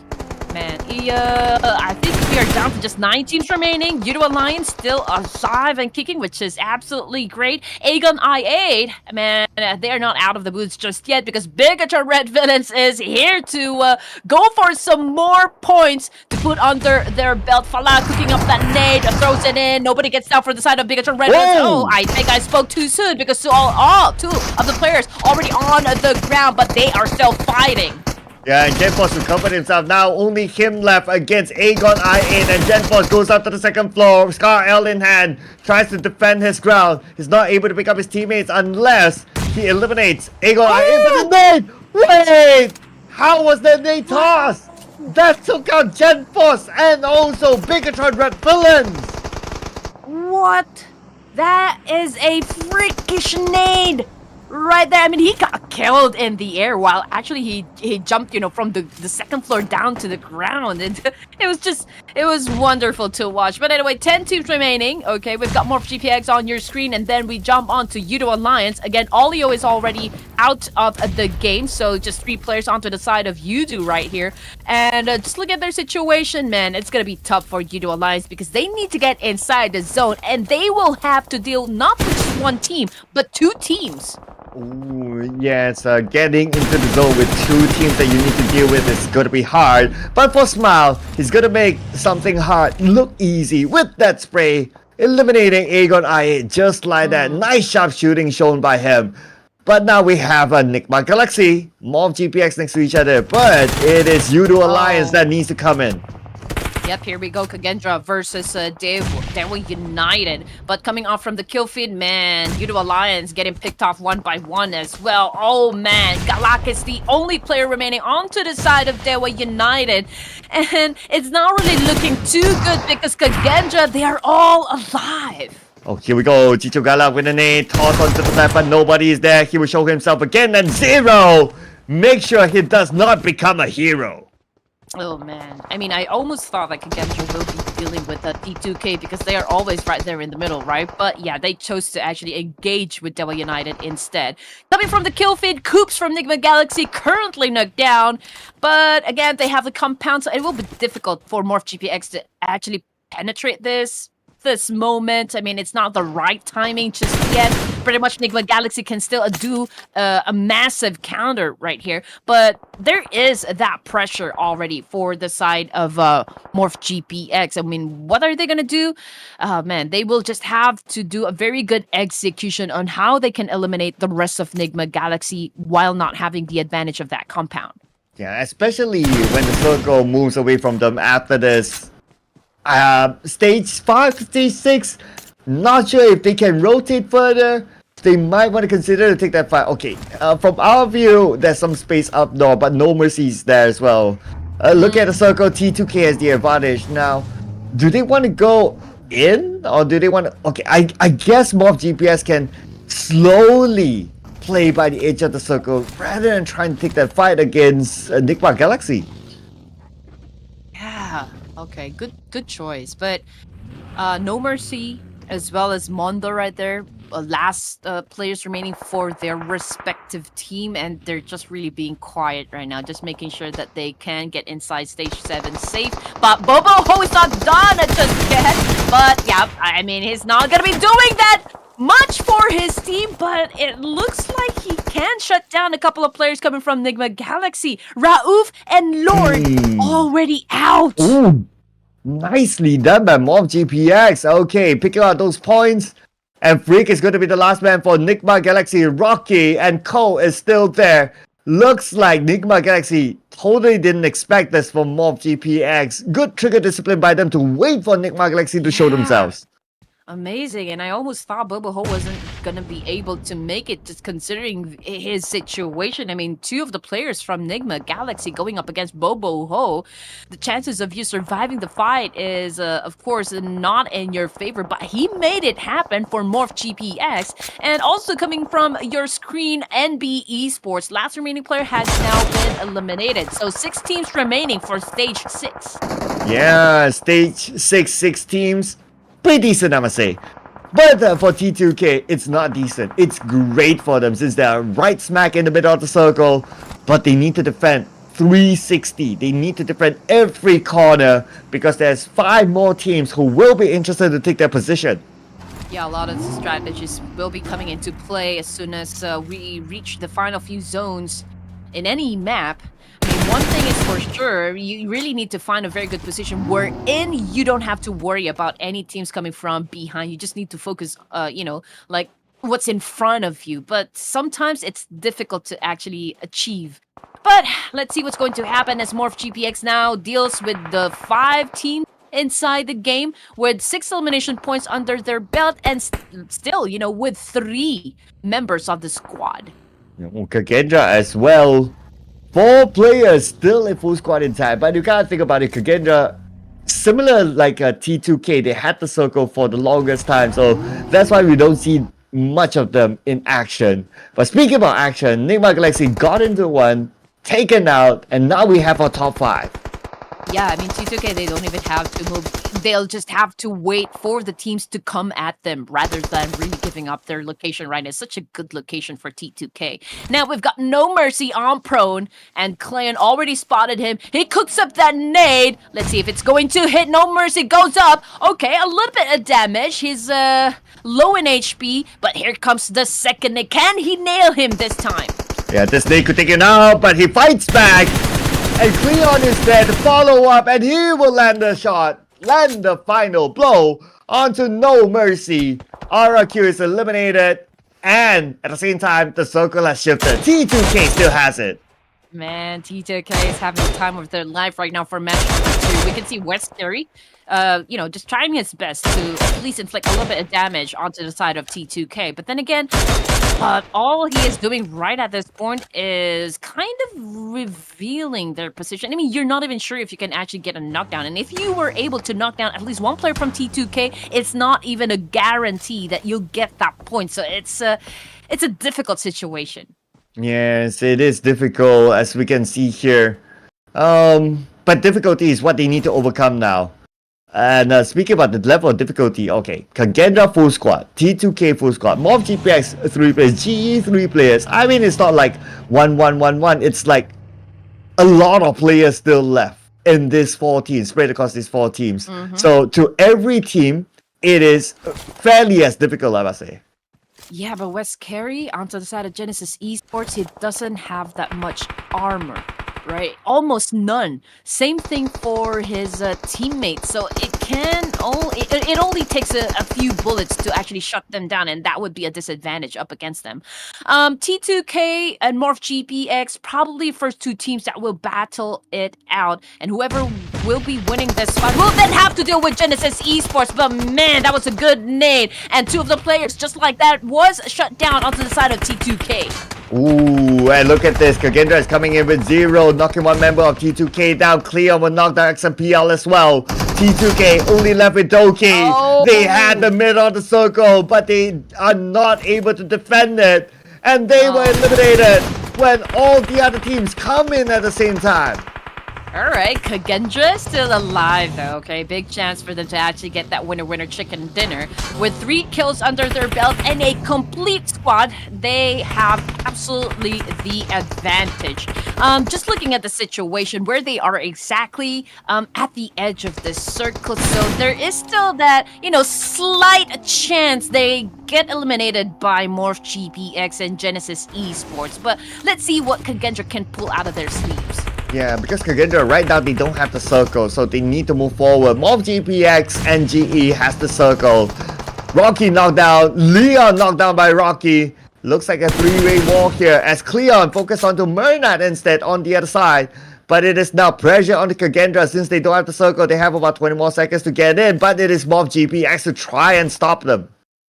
Rocky goes down, 9 elimination points onto the side of Morph GPX over here. No way for the rest of Morph GPX can revive Rocky in this situation. The number advantage still goes to Kagendra, 37%. Actually is the winning rate for the side of Kagendra, this Indonesian team right here. 2 Indonesian teams actually, 1 Myanmar, and Kagendra goes in for the charge, trying to eliminate the rest of Genesis Esports, but Wesker trying to help his team from that distance and was able to actually get 0 in that exchange. Master Smile get another point as well. And Kagendra now has 1 active player left behind. 0 will be eliminated by Mernat. Morph GPX might take advantage of the situation of this mess. Cleon tosses a molly, but Mernat does the same as well, stopping Cleon from coming by. Mernat tosses a second molly, and they will force Cleon to show himself with Smile, knocking him down from a different angle. Things are already getting heated up. 2v1 situation, ladies and gentlemen. Bobo Ho, half an HP, but he is still going in for that charge. Not even having a little bit of time to recuperate in this situation. But just like that, we all thought Kagendra has that advantage, but no, they have just been eliminated. So it brings down to Genesis versus Morph GPX. And this is quite a fair fight because this is a 2v2 situation. Yeah, unless Morph GPX can pick up their teammate.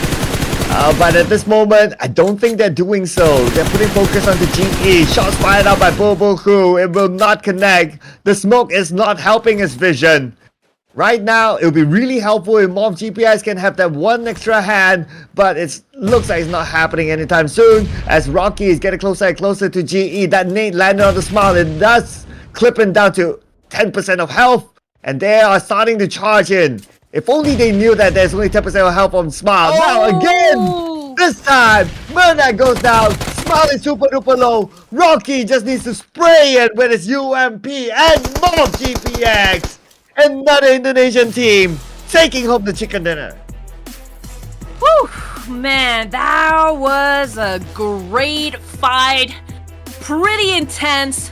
Morph GPX getting the winner chicken. Up against Genesis Esports. They made it rain nades, just making sure they cover all of their bases and just really went in there aggressively. So congratulations to these guys, setting up a total of 23 points for this match number 2 tonight. Yeah, we did talk about the potential rise of Morph GPX during the start of the show. And this is their first game because they are Group C. At the moment they step into this game, bam, chicken dinner. And it's not like, oh, we got a nice circle to the end, comfortable, don't need to move. Nah, they needed to move, they needed to fight, they needed to defend, and they still got the chicken dinner. So a lot of work to get this chicken dinner still.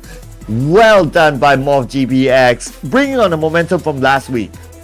I mean, getting the first place in any match is always hard work, for all of the teams. I mean, you need to make a series of good decisions just to get to that winner chicken dinner. Hard to pull off. Even just getting, the elimination points is already hard enough, let alone getting the winner chicken dinner. So everyone that gets the top place for any match, wow, what a huge performance coming from this team.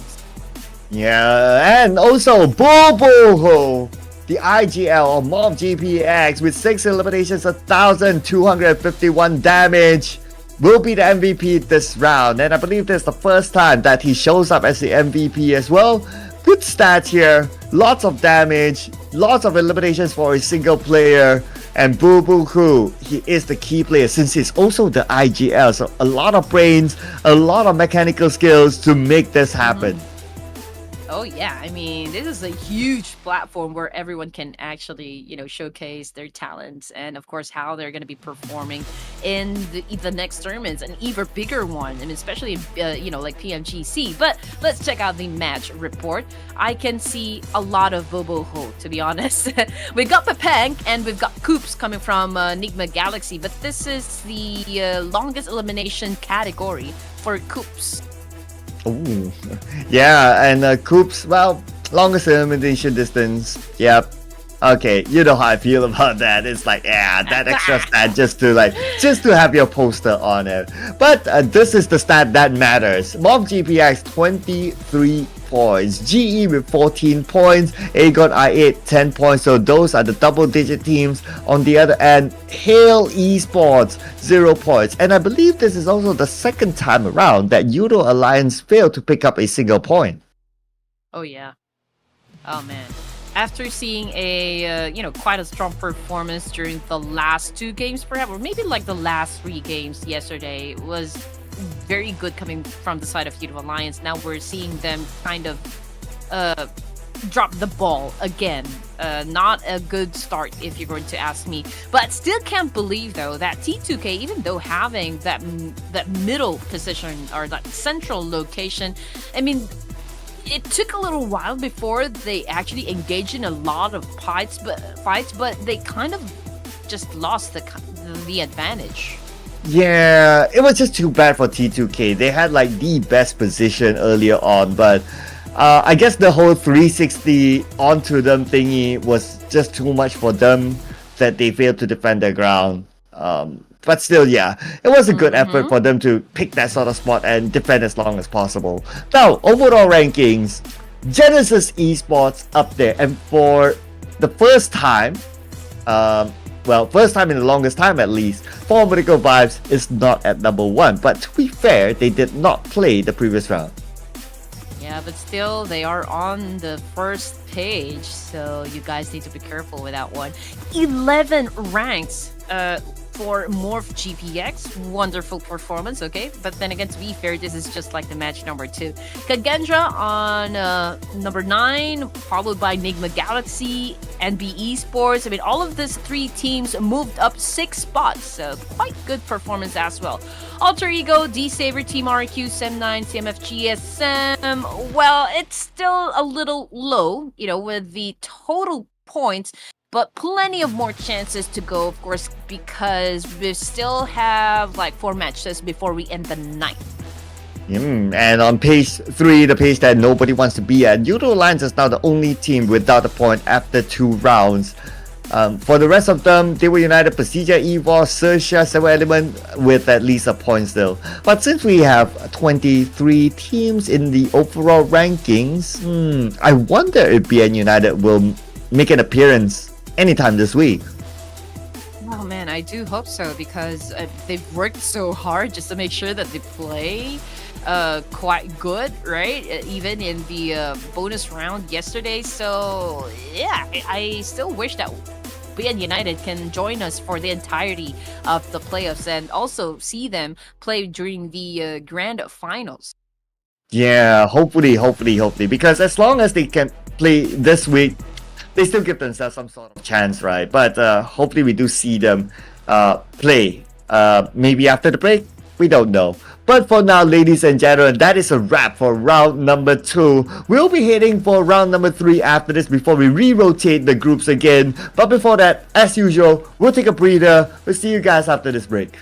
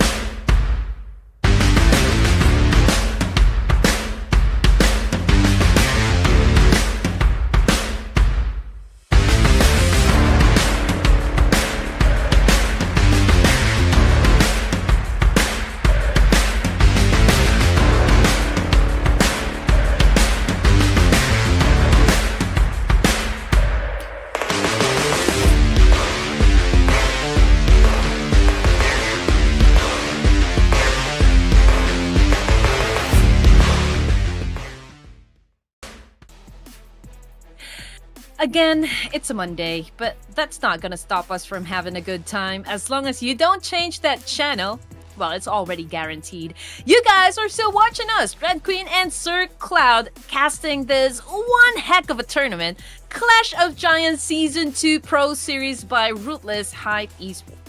Yes, and what an amazing day has been, especially for BIGETRON Red Villains, who got the first chicken dinner, second chicken dinner by MOBGPX. Both of these teams, the moment they start arena, they award themselves with a chicken dinner. I mean, it is the best debut a team can ask for. Oh, yes. And right now for the next game, I mean, Formerical 5 is going to be playing. So I do wonder if we're going to be seeing them explode right now with that kind of energy that they have inside the battlefield. I'm pretty sure that they're going to be racking a lot of points once again. Or will they be playing a laid back still? We don't know. But what we're sure of is that a lot of excitement is actually happening inside the Community Cup on the Ruthless Esports with a $500 prize pool. And of course, this is coming from Battle XO, our tournament partner. This is actually free, no registration needed. The link is already down there at the description, so very easy for you guys to just click it and subscribe or like download it on your phones. Yes, and for you guys, speaking about phones, you guys can stand a chance to get a new phone, the iPhone 15 for grabs if we hit the viewership milestone. So do ask your members to come and catch the show together. Don't forget to follow the steps that you can see here on as well. Follow the Instagram, join the Discord server. If you need the link, it's all in the description below. And ladies and gentlemen, we'll lead all out Indonesia today as we head on to game number 3 in ERANGEL, and we'll feature Group B and C. It is because really most of the time it's Indonesian teams that are really very hot inside the lobby. And first two matches, it's BIGETRON and MOBGPX again carrying the red and the white flag, just really making the region proud. But again, groups B and C this time, Formerical 5s jumping into the next round, and we are kind of wondering what kind of tenacity or like monstrosity will be coming from each of the teams that will be playing. Yes, okay. Speaking of monstrosity, right? Well, we do have the monstrosity that's Formerical Vibes playing next. But will they be in your prediction? So you almost got it right with Kagendra. That was close. Pretty close. Yeah. You're pretty close. But yeah, we'll need to one again after this. You have the option of picking Kagendra again if you want to. Are you Jedi mind tricking me, Sir Cloud? Ooh, not like I know who will get the chicken dinner. I'm just saying.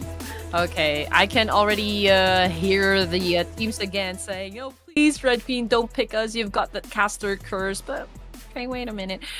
All right.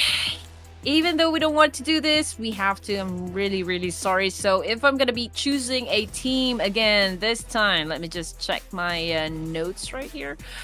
Okay, from Group C, okay, there's PERSIJA, EVOS, NIGMA, Galaxy, AGONxI8, MOBGPX got a winner chicken dinner, right? You know what? I do feel like no, YOODO is not playing this time. I'm gonna go ahead and choose PERSIJA EVOS. Okay, Red Queen Gaming PERSIJA. I'm gonna go the other way around. I'm gonna go Kagendra this time. Just because Red Queen Gaming say, either PERSIJA, EVOS, Kagendra. I'll go the opposite way now. So let's go. Okay, I'm sure they are playing this in Group C, okay, so not scamming myself. Both teams, PERSIJA, EVOS, Kagendra, happen to be the same group. So if they do meet, then well, that's kind of fun.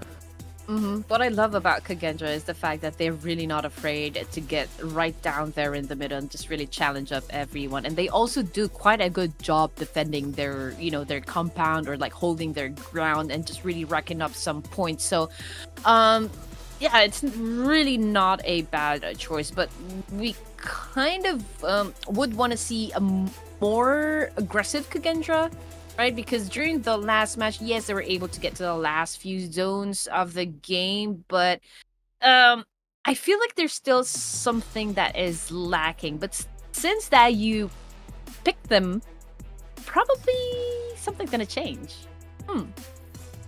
Well, to be fair to Kagendra, like they were in the middle of the circle. They didn't really need to move, so there was no reason for them to go out and hunt for people, per se. They're like, okay, we're in the middle of the circle. At that time, they had a compound. It's like, okay, chill.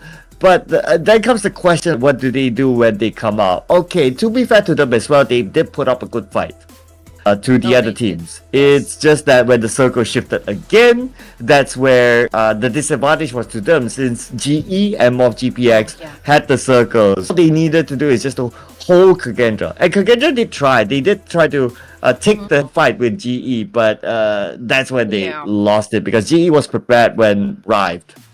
I almost thought that really they would take up a challenge, or like they would go first against T2K and try to snatch the compound, or like where T2K is actually staying. But they did choose to actually challenge up Dewa United. Dewa United, who is at the edge of the circle. So they kind of like went back, right? And so when the next zone shifted, they were the ones that got caught outside of the zone. So it was a little difficult for them to actually penetrate inside of the zone, since Morph GPX and some of the teams who are still there playing kind of just saw or like knew where exactly they would be coming from. Yeah, because I guess that time was kind of obvious, right? Because of that road in the middle, there's only one direction that Kagendra can come from. But that is, of course, very situational in that sense. I'm sure they would react differently if the situation was different, where they circle onto them still, or the terrain might have been different. So hence we're just looking in my thought process is that just looking at the potential, and Kagendra has that potential. They're doing fairly okay. I mean, at third place finish, not bad, and even the end of last week they were fine as well. So by putting on Kagendra in my next prediction, I'm pretty okay with that.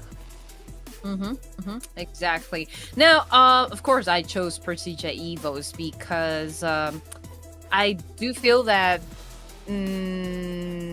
they're really gunning for like getting all the winner chicken dinners, right? But sometimes really the zone really does not favor them. They're awkward and when it comes to position, and sometimes they're just really not lucky, with the gunfights that has been happening inside the game. And it's hard really to make, impromptu decisions. The way that you show your adaptability and versatility inside the game is always not easy to achieve, since sometimes it works for you, sometimes it doesn't. So again, you still need to include luck, as one of the factors when you guys are playing in a battle royale. Yes, luck is definitely undeniably important. It is the name of the game, right? So you gotta be able to overcome even though you don't have luck. And I think the team that has shown that is Formidable Vice in game number 1. The circle, they were them. They were in the blue. The circle kept running away from them. But look at what they did. They fought. They still got a good amount of elimination points. Yes, they didn't make the top 5, but the elimination points made up for it. And just like what you said, right? It's impossible really for someone to read or like just check the pattern of where the zones will actually land, right? So I do hope most of the teams, if not all, can have a good sense of where the circle will land, because they always will then have to think how they're going to be approaching each of the situation being dealt to them.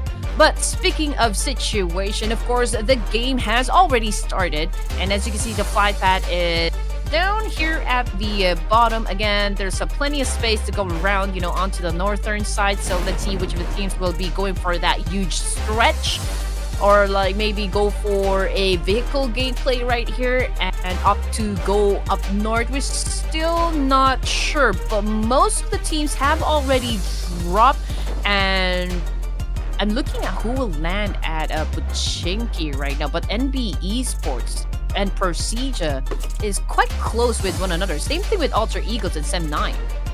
Yeah, since it's Group B and C, so Xavier isn't playing, Hence, NIGMA Galaxy will be the only team inside of a PUBG, it seems. Keep your eye on the right side.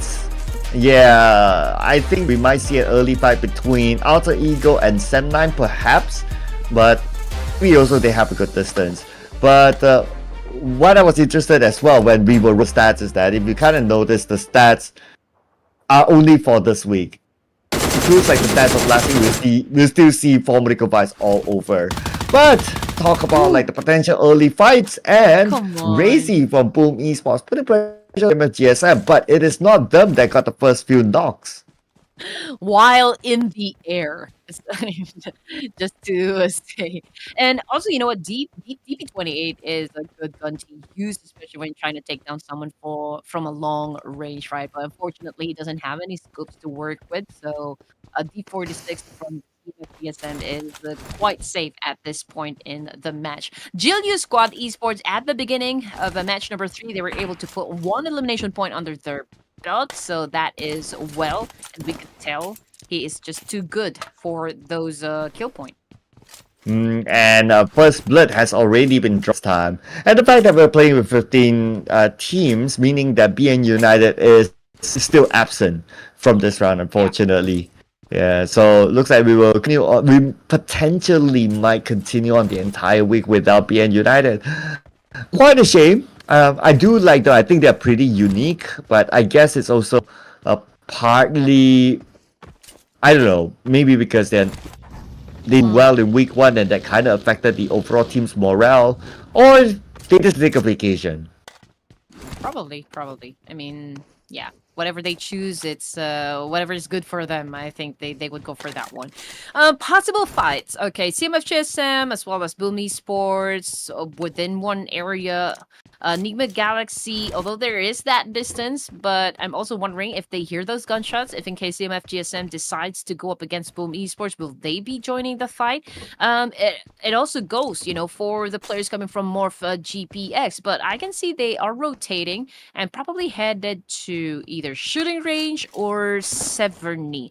But yeah, most of the teams are just staying in their respective compounds, getting everything that they need before any battles happen for them.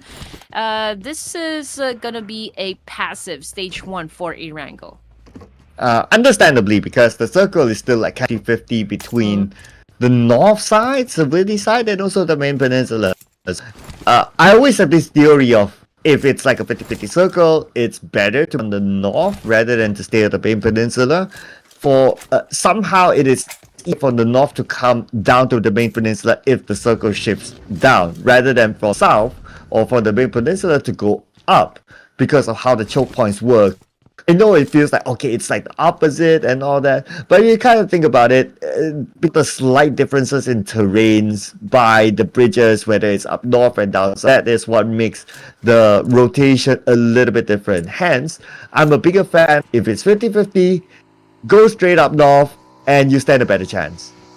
Yeah, you can tell by Daybot's position from W United that he had gathered information up against the GLU squad, right? And also there's AGONxI8, but Daybot decided to back away and join the rest of the team, but he has that information and already discussing that probably with W United. But as you said, I mean, this is still just stage 1, and I don't think any of the teams would decide to go into battle just yet. But for MV, they are already on the way to get out of the military base, so they will meet another team at the end of that bridge.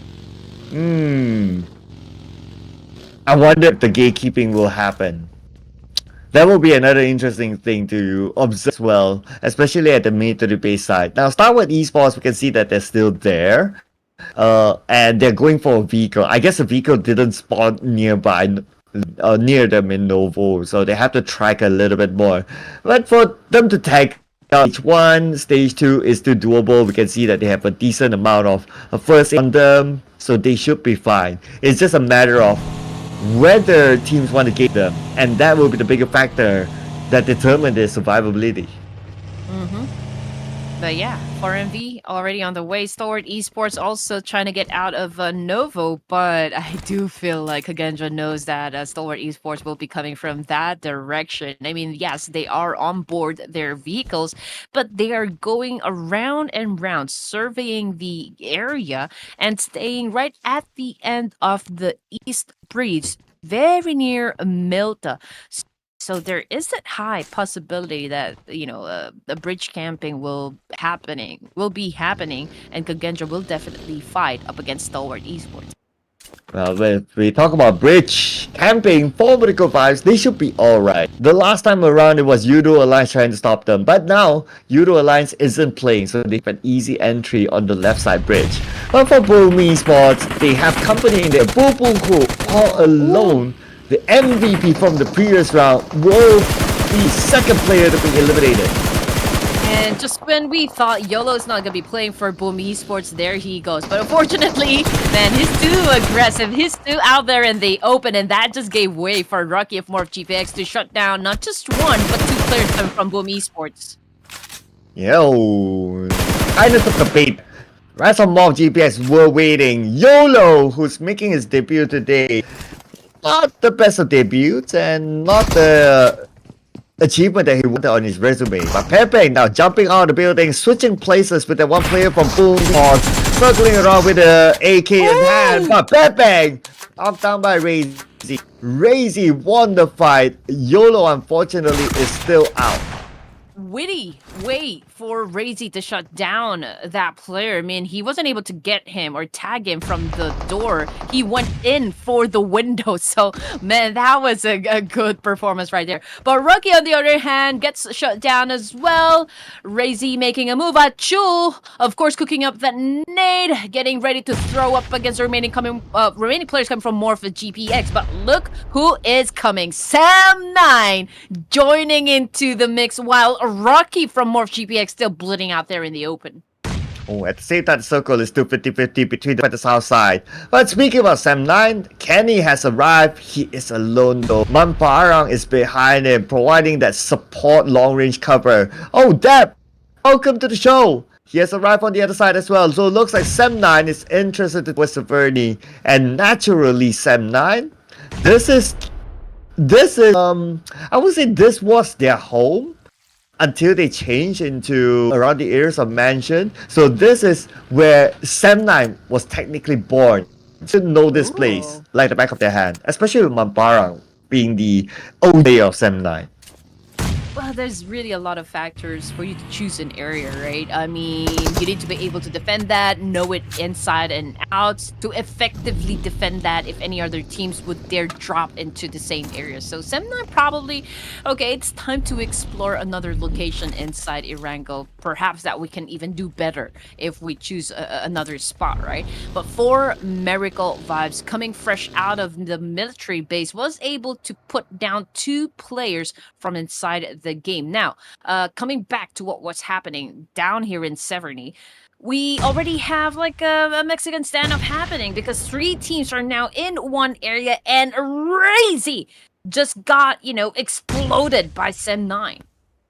I don't think this area is within the circle though. So for them to have a Mexican standoff in Severny, not too sure how worthwhile it is. Unless it's more of like, okay, I really want to take you out, and that's what Sem9 is saying. They took one out of Boom, and they want to find more. And after they're done with the mission, move away. And now we got a confirmation. Okay, 280-ish meters from the circle, meaning that the entire server is on the outside. Yes, and just look at the number of teams they have to deal with the moment that they decide to get inside the circle. I mean, there's Alter Ego, there's KENDRA, and PERSIJA EVOS. So, man, they've probably heard all of the gunshots here coming from Severny. So it's going to be a tough one, right?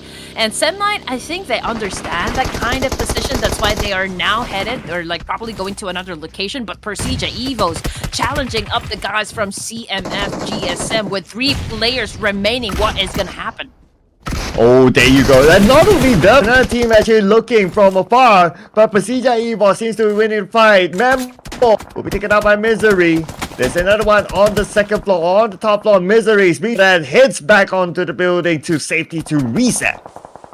Yep, here we go. Again, Redface is no longer part of this match. XERXIA popping up a lot of smokes. Link is cooking up that molly, getting ready to throw up against the 46 of CMFxGSM, but he doesn't quite have the knowledge where to throw it exactly. Coming from the kill feed though, Sem9 found their way up against Morph GPX, and they are now getting picked off one by one. Unfortunate run-in.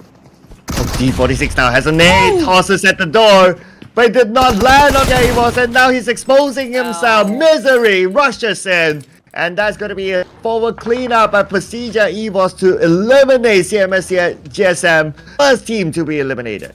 Well, Misery loves company, and now he is joining Redface back in the lobby. Now, let's check out what is happening for 7 Element. Okay, I think they're also getting ready to challenge them against Rocky, doing some jiggle dance because he is actually getting rained bullets. And he is currently knocked down, unfortunately. And Achoo was able to shut down that player coming from Sem9, and I do believe that was Mikal. Oh, yes, from behind.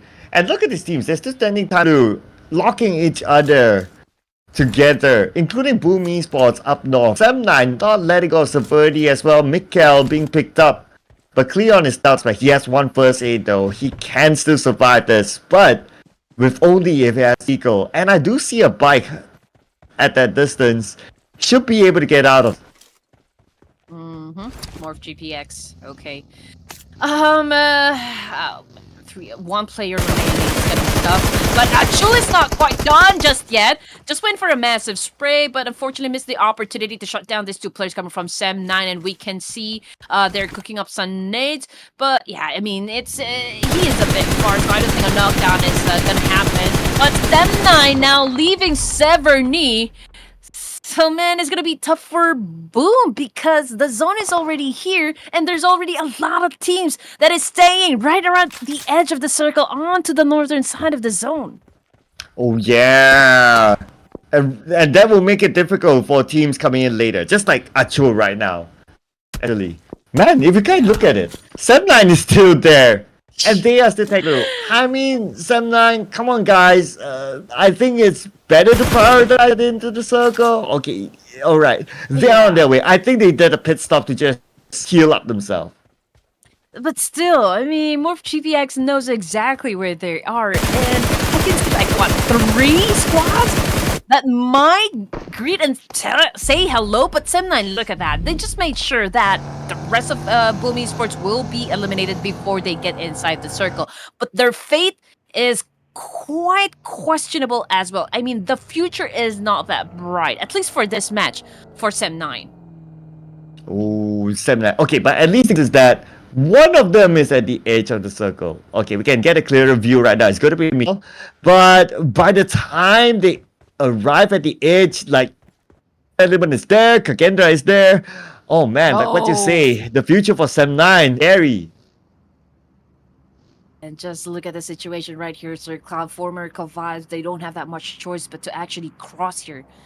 And if they're gonna be, heading onto the left side, there's GLU squad. Right up in front of them, there is, of course, STALWART Esports. Oh my goodness, just check out what Sem9 is doing right now. We only got Kenny right here defending his team, and Goku goes down. But Kenny very low in HP, and it was actually gun power. No gun power. That one that, saved the rest of 7th Element. It almost looked like Kenny's heroics, but again, was there. I mean, he was surrounded by 7 elements, so that was the best that Kenny can do. And Sem9 eliminated number 12. Now it's the time for Kagendra to make them. The zone is closing. We're talking about stage 4 right now, moving on to stage 5. And by the time Kagendra reaches the side of the circle, or the edge of the circle, there will be another team there. Here we go. 7 Element. Goku bot has been knocked down, I guess. Baron from former Vibes, he is also down. Enigma Galaxy and GLU squad, man, they are really going at it. And GLU squad getting picked off one by one. Man, they are in big trouble. Groups, looks like his friend is not really in trouble. Oh, form recovers out. Leon Kagendra now will take down one, but counterfired by the other side. Moscow is there. can save him, but he has to do it quick because NB Esports is coming. Can't have it. No! Immediately nailed it down by fist. Man, that was brutal to watch, but yes, M9 has now been eliminated as expected. 8 teams remaining, ladies and gents, and eliminated Kagendra as well. Oh man, a lot of teams are getting eliminated. Stage number 4. Whew. Okay, so NB Sports, they're pretty much alive, and I do believe they are the ones who got Kagendra out of the game because they were the 2 teams that were fighting it off, you know, from the northern side of the town. Devil United, Nukes is getting information as well because he is very near where NB Esports is currently staying. One player just beside STALWART Esports. Top doesn't know there. So he could surprise Top, so that's where Top needs to be kept. Okay, there you go. I'm sure Top heard that. There you go. Noob is the one. Top's... Okay, he's still circling around looking at Noob, so he doesn't know that Noob is there. Oh, boy. I'm worried for Top right now. Okay, there you go. Alright, here we go! Oh. You don't need to be worried for Emo Top. I mean, come on. Man, from that angle... he did perfectly well defending himself. But PERSIJA EVOS, let's see if they can defend themselves up against Alter Ego right here. Okay, good nade coming from XERXIA. Potato did receive quite damage from that nade. Alva going in circles right here, getting information as well. But again, we only have Link and XERXIA tandem working for PERSIJA EVOS. Circle shifted and look onto the right side. STALWART Esports and Alter Ego just next to each other. There will be another brawl there. Everybody knocked down by Mono instead. PERSIJA EVOS now needs to pick up links. Okay, should be able to do it. Smoke being popped up, but he's not gonna have an easy time while STALWART Esports is there. But wait a second! The moment XERXIA moved in, IC was the one to eliminate him.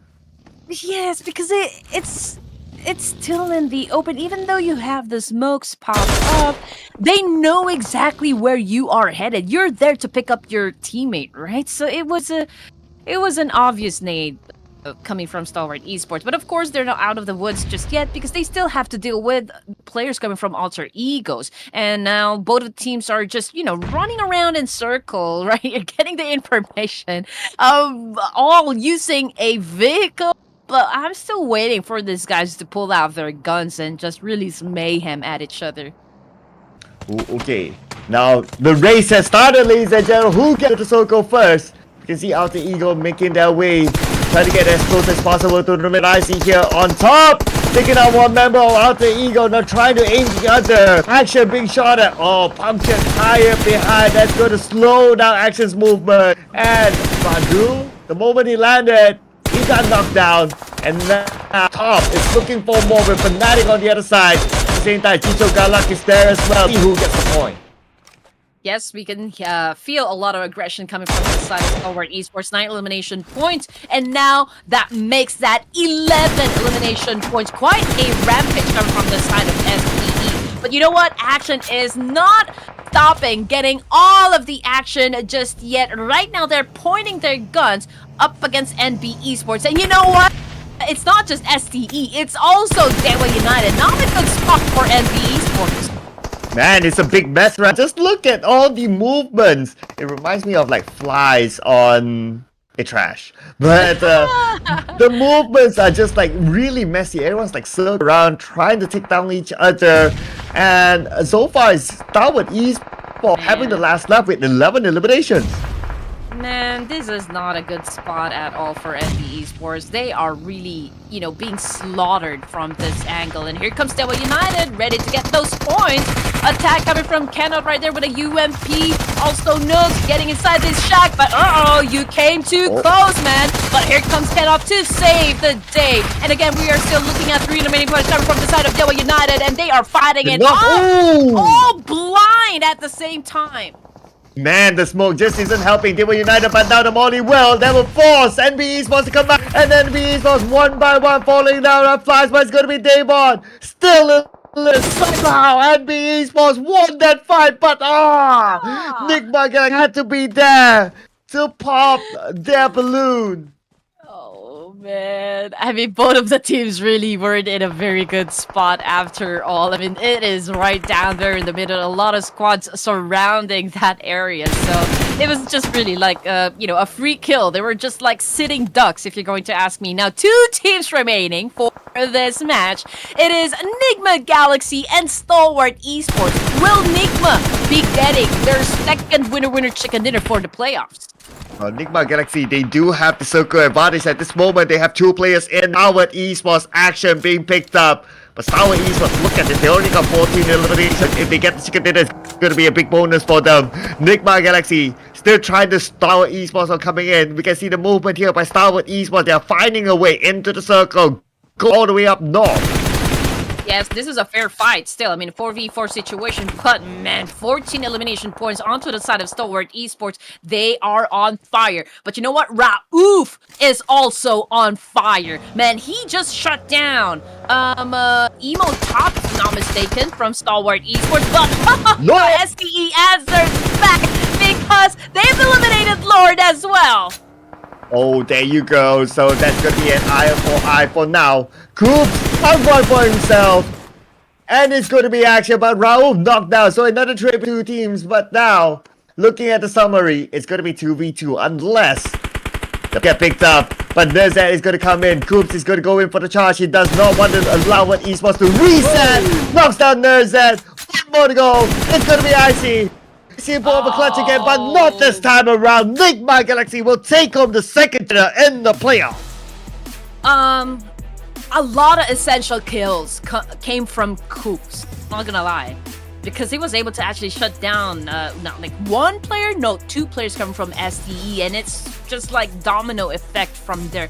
But you know what? No chicken, no problem onto the side of Stalwart Esports, man, because they did get a double-digit score, and it was just like elimination points. But you know what? We're not gonna be taking away the spotlight from this boys because, well, they got the winner chicken dinner. I mean, come on.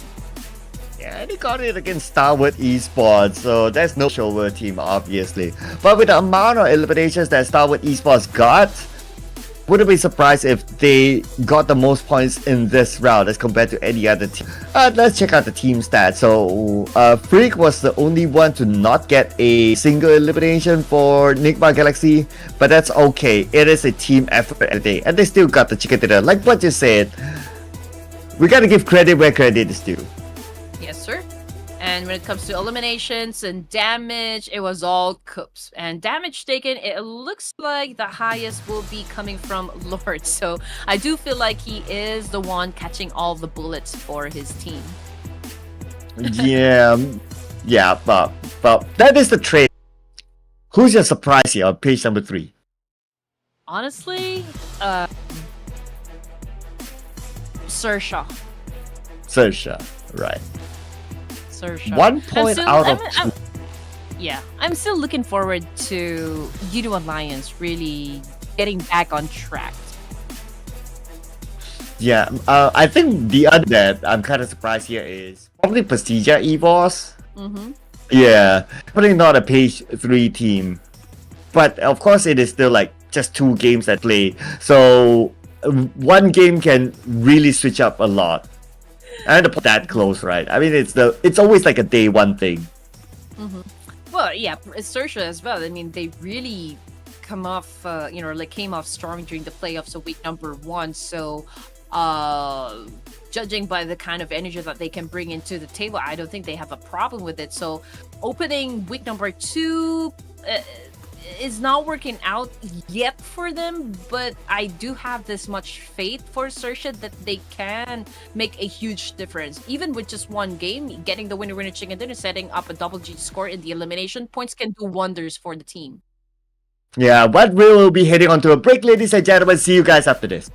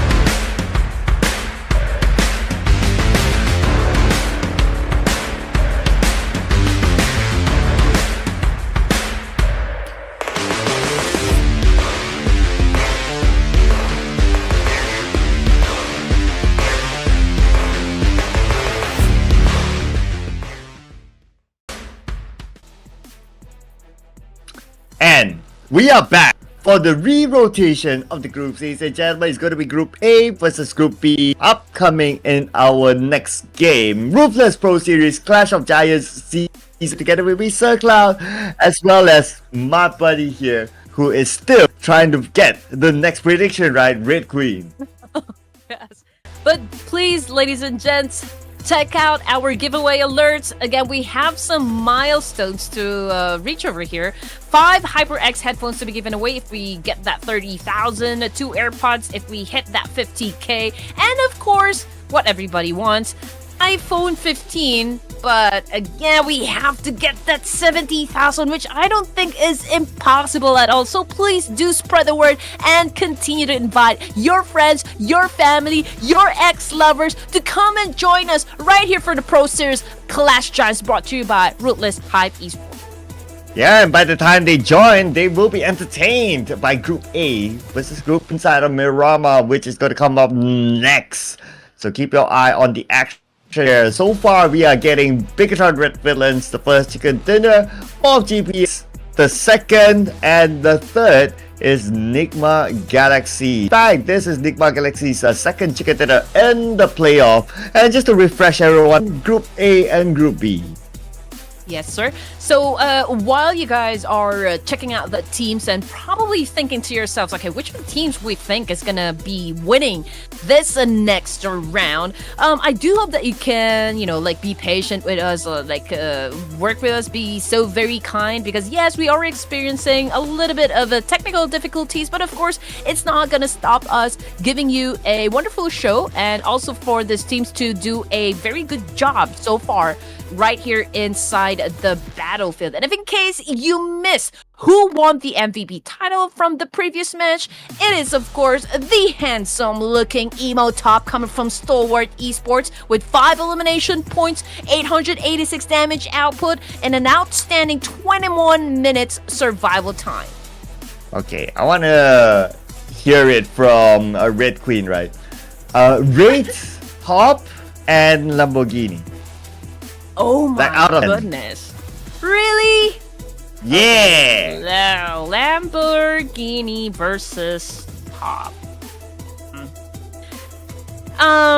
Okay, I'm not gonna deny Lamborghini really looks very cool as well, especially with this hairstyle all up like that.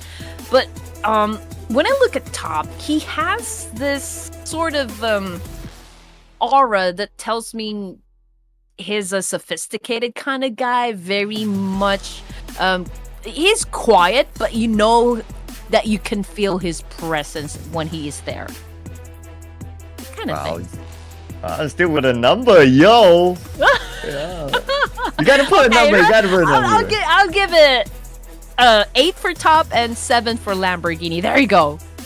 Okay, that's kind of close. All right. One day, hopefully, we'll be able to put them like live in front of you, and we will ask for your rating again. Like, picture and real person is different, right? I mean, I don't know.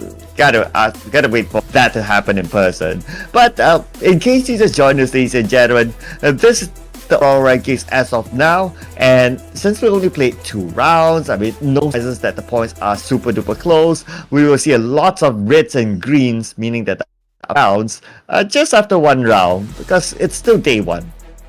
Yes, and plus, it gives the team to kind of assess their situation, because it is still pretty much leveled for each and every one. So there's a big chance for any of the teams that can probably have a very good game and work everything to their advantage. So the kind of thing, right? The only team probably that doesn't even need to work on whatever that they want to do inside the map would be for Miracle Vibes. But the rest, man, they still have to continue grinding for the entirety of the playoffs, because out of these 24 teams, only the top 16 teams will proceed to the grand finals. And not only that, Sir Cloud, top 16 teams, before we go to the grand finals, of course, we'll have to go through another bonus round. So that will definitely help them, get to, to a higher placement in the overall rankings.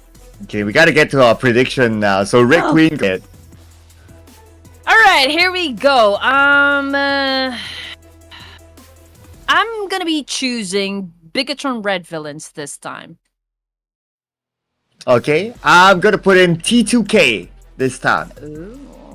Yeah, I think they've been rolling since end of last week. So it does give me the vibe of like, okay, this team is about to get it at some point. It's like they're rolling it. And you know what kind of helped the roll is that there was no break in between. You know, like in some tournaments, it's like, okay, you end week 1 and then there's like 2 days of break. But this time it's like straight down. So you can kind of carry the momentum and motivation across the tournament. Yeah, unlike what we've experienced during the qualifiers getting into the playoffs, right? I mean, that was like how many... Oh, more or less, it was 2 weeks before we started the playoffs, which is, to be honest, quite long because I just know that everyone's anticipating and excited to see what will happen, you know, for those teams that actually advance to the playoffs and how well they're going to be doing in the playoffs as well, especially if they're going up against 16 PMGC teams. Yeah, and I don't know, maybe that sort of gap kind of affected the momentum of YOODO Esports, the team with the most chicken dinners in the qualifier, and it felt like in the playoffs, they're like a different team. So I don't know if that kind of cooled them off too much that they're now cold. Yeah. But anyway, we're not going to keep you guys waiting any longer because I just know you want the action right now on the screen. So grab your popcorns, grab your favorite soda, grab your favorite person, and sit beside them. And both of you watch what is coming right in front of your screens. Of course, again, we are back into the dry land that is Miramar. Here we go. Dry land and flight path wise, I would say this feels like a Impala to Lost Eagle sort of flight path. I'm meaning like a straight line there. So that also means Chumacera is doable. We've seen a good amount of fights in Chumacera before that. And also, well, Lost Learners will house a couple of teams, but I don't expect like big fights there. So I'll keep an eye on the Chumacera with this sort of flight path. You know what? It doesn't matter because we'll just have to wait where the initial circle will land because that's heavily going to be affecting the team and how are they going to be approaching the situation from inside the game. But I am kind of feeling like it will hit up north. Okay, we'll wait and see. But all this speed right now is that where the potential early fights will be. But it looks like we're gonna get a similar circle than before. It's on the outskirts of Impala as the first phase. So let's see if it really ends in Impala this time. But as a start, Chumacera. We got 4 medical vibes and another team overlapping. I'm trying to see which team. Okay, it's XERXIA overlapping them. So that's going to be the first battle. Yes, sir. Here we go. 4 medical vibes on your screen, ladies and gentlemen. Getting everything, of course, as soon as they can, because right up in front of them here in Chumacera is the players coming from XERXIA Esports. We cannot hear any gunshots happening just yet between these two teams, so probably everyone is busy, you know, getting everything that they need inside their backpacks, of course, to make every advantage work for them. Okay, here we go. TO Esports as well in the fight at GSM. They managed to take down one. They're looking for more. Thompson in the hands of Noise. Same time, Ninos defending his ground, but he's knocked down at this moment by D46. The follow-up by Joker failed as well. Memo had a DBS, the right weapon in this situation, but they're trying to trade back with each other. D46 on his knees too, thanks to Tiger with his micro Uzi. All right, here we go. CMFxGSM has the numbers, but Memo was able to put down one player coming from Hale, and that is a good shot coming from Memo right there, but he is very low in HP, and so is Tiger. So both of the teams are actually trying to recuperate from all of the damage that they have experienced. Rowdy, on the other hand, making sure that there will be no chance for the rest of Hale Esports to pick up their fallen comrades over here. Memo goes in for a charge once again with a DPS in hands, was able to inflict a little bit of damage, but was he able to shut down entirely Tiger? No, not just yet. Tiger, on the other hand, has a first aid kit, which is, this is not going to be over just yet. Not over because Tiger has a micro Uzi as well, and in close quarters combat, micro Uzi is pretty nice, especially at hit. And the micro Uzi wins against the DBS, but the follow-up from the other side might take it down. No, not yet. The Rowdy's not able to land the shot. Memo dog down. Now it's Rowdy and Tiger who will be rolling, and Rowdy will let this one go. Yes, and although they lost one of their players, but it's okay. We're still talking about 3 more players left to deal with everyone that is still inside the game. But getting back into Chumacera, we've got former Vibes right here having a standoff up against XERXIA. Again, everyone is getting some information. Of course, they don't want to do any reckless thing over here, don't want to make any rush decisions. But yes, they are already trying to get in position, having the element of surprise and hoping to get or like to catch, their opponents off guard. Yeah, that's why they're kind of staying quiet right now, I guess. Now, the silence has been broken. First gunshot has been triggered, and now Baron with a shotgun. He has his teammates behind him, so he's not that worried. In fact, he damaged the 2 members of XERXIA. So if this nade can land nicely inside, then he both of them. Here we go, Baron getting a move on. Chopper healing himself up with those bandages. As you can see, Apex, he is cooking up that nade. Megamind cooking up a nade for himself as well. He's paused! EAST922 wasn't able to shut him down though, but on the other hand, RNJ is the one on the ground as we speak. Oh, nice nade by East. Knocking out Megamind. Now Chopper's weak corner. Baron has an idea of where he is at. He saw Chopper. Chopper exposing himself. Baron has the information. They're gonna squish him from back and now Chopper is down, leaving OC alone. But OC, as he would have wanted to join the fight, before he's able to park himself, immediately taken out by 4 Medical Vibes. Yeah, EAST922 is an MVP for a reason, and now we are kind of seeing an aggressive former Vibes eliminating XERXIA out of the way, which brings us down to 14 teams remaining. And just a few minutes into the game, we already have 2 teams that got the boot, from Miramar. That's Hale and XERXIA. Early eliminations for these 2 teams. So I guess right now, if I base on drops earlier on, I don't expect to see any more further compound early fights per se. So I guess the rest of the fights will be done as the teams rotate or as the teams park themselves in wherever checkpoint they want to be in. And looking at the circle, I would say it's still fairly kind because it's Impala circle, so there's still a lot of land to play with. Perhaps it might take until we see the next big engagement. Yeah, but Sem9 also getting ready to rotate, but T2K Esports on the other hand has an altercation or a dispute up against T2K, if I'm not mistaken. Yes, T2K. Yes, one of the players currently knocked down as well. But what was the team that actually got this player knocked down? Oh, Alter Eagles. Here we go. That's your answer. Badru tries to take down Doki from that distance. His teammate is in trouble. He needs backup. Alva looks like he's all alone, but the rest of the Ego, they are coming in, providing cover to Alva. Of course, Alter Ego, they have spread. So in terms of area coverage, they have it better against T2. Here we go. Ooh, Turu Love is currently knocked down by Potato over here.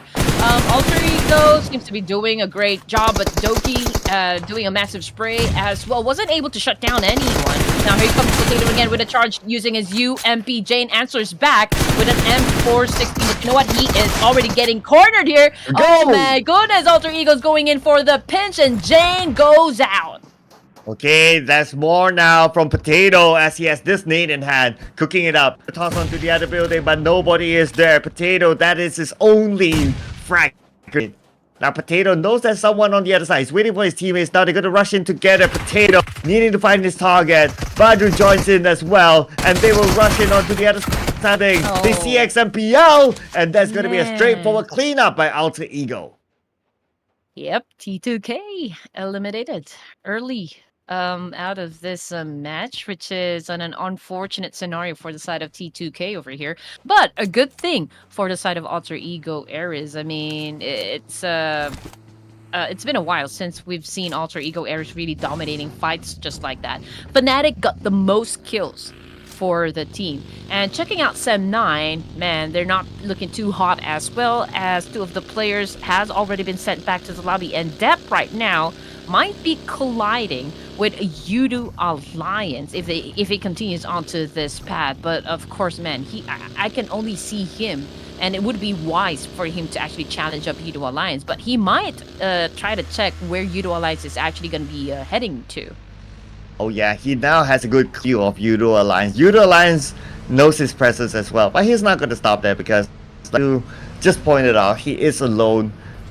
Unless they are like a flat, that maybe. But since he's alone, Mamparang is kind of behind, so it's more of like him doing the scouting work, pointing the direction to his other teammate, and dude, go there. And plus, if you kind of think about it, Sem9 has only and Mamparang, so I don't think they want to take that fight with another team, especially at this stage.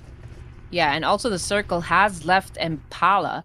It actually went a little bit up northeastern side, and it's a heavy traffic, at least onto the southern and central part of the zone. Right there in the middle, we can see Genesis. We also got Team RRQ, STALWART Esports really sticking out to the edge of the circle. But the fight might happen between Alter Egos and GLU Squad this time. As for Formerical Vibes and CMFxGSM, they are making their way in to the zone.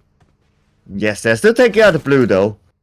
So they should be able to. I mean, it's stage 1, stage 2. It's kind of tank. As long as you don't get blocked by other teams. BIGETRON Red Villain's not the type that is blocking any other team right now.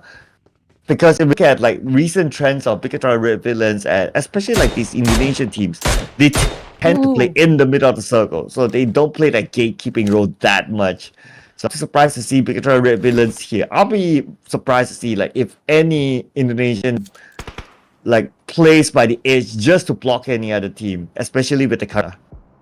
Yeah, GenFox looking to pop some heads, as well as Zai over here with that mini 14. But he's not hitting his target just yet. And yes, these are the guys coming from Team RRQ. Now he's going after Nerpeco, but again wasn't able to inflict any damage at all. Now, Circle, we can see, as mentioned a while ago, most of the teams are actually down south. So that's where the party will start, right? A lot of cleanup will definitely be happening between CMFxGSM, YOODO Alliance, and probably STALWART Esports. Wow, a lot of heavy hitters there. STALWART Esports, Formerical Vibes, you pointed that out. And then you have YOODO Alliance and GSM in between. Ooh, I expect something bloody to happen. Okay, we're gonna start it off with STALWART Esports. Now, top sees the rotation of Alter Ego, but Alter Ego a little bit too far, so that's why top did not pull the trigger.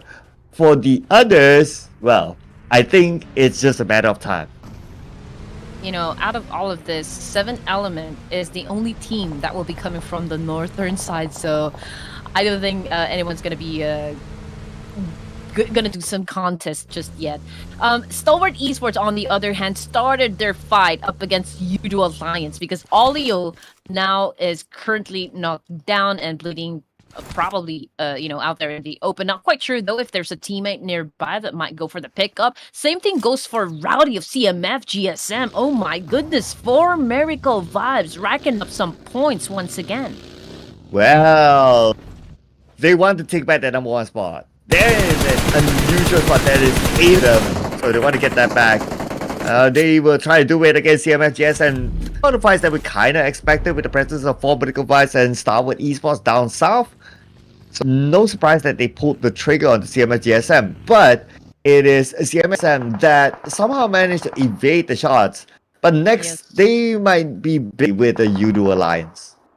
Yes, sir. Here we go. Already can hear some gunshots happening between YOODO Alliance and CMFgSM, but you know what? Stalwart Esports might do a little bit of a backstabbing up against CMFgSM, but it's a good thing though. You know, for the side of CMFgSM, opted to just get into this compound and get some refuge, but coming from a long range, Emo Top was able to get that point. Yeah, CMFxGSM with the last player standing as of now. So he will be for placement points at this moment, but with the heavy titans around him, it's gonna need a lot of luck to survive now, including STALWART Esports moving. But STALWART Esports, they seem to be interested with YOODO Alliance. If they can get one knock, then they might run to them.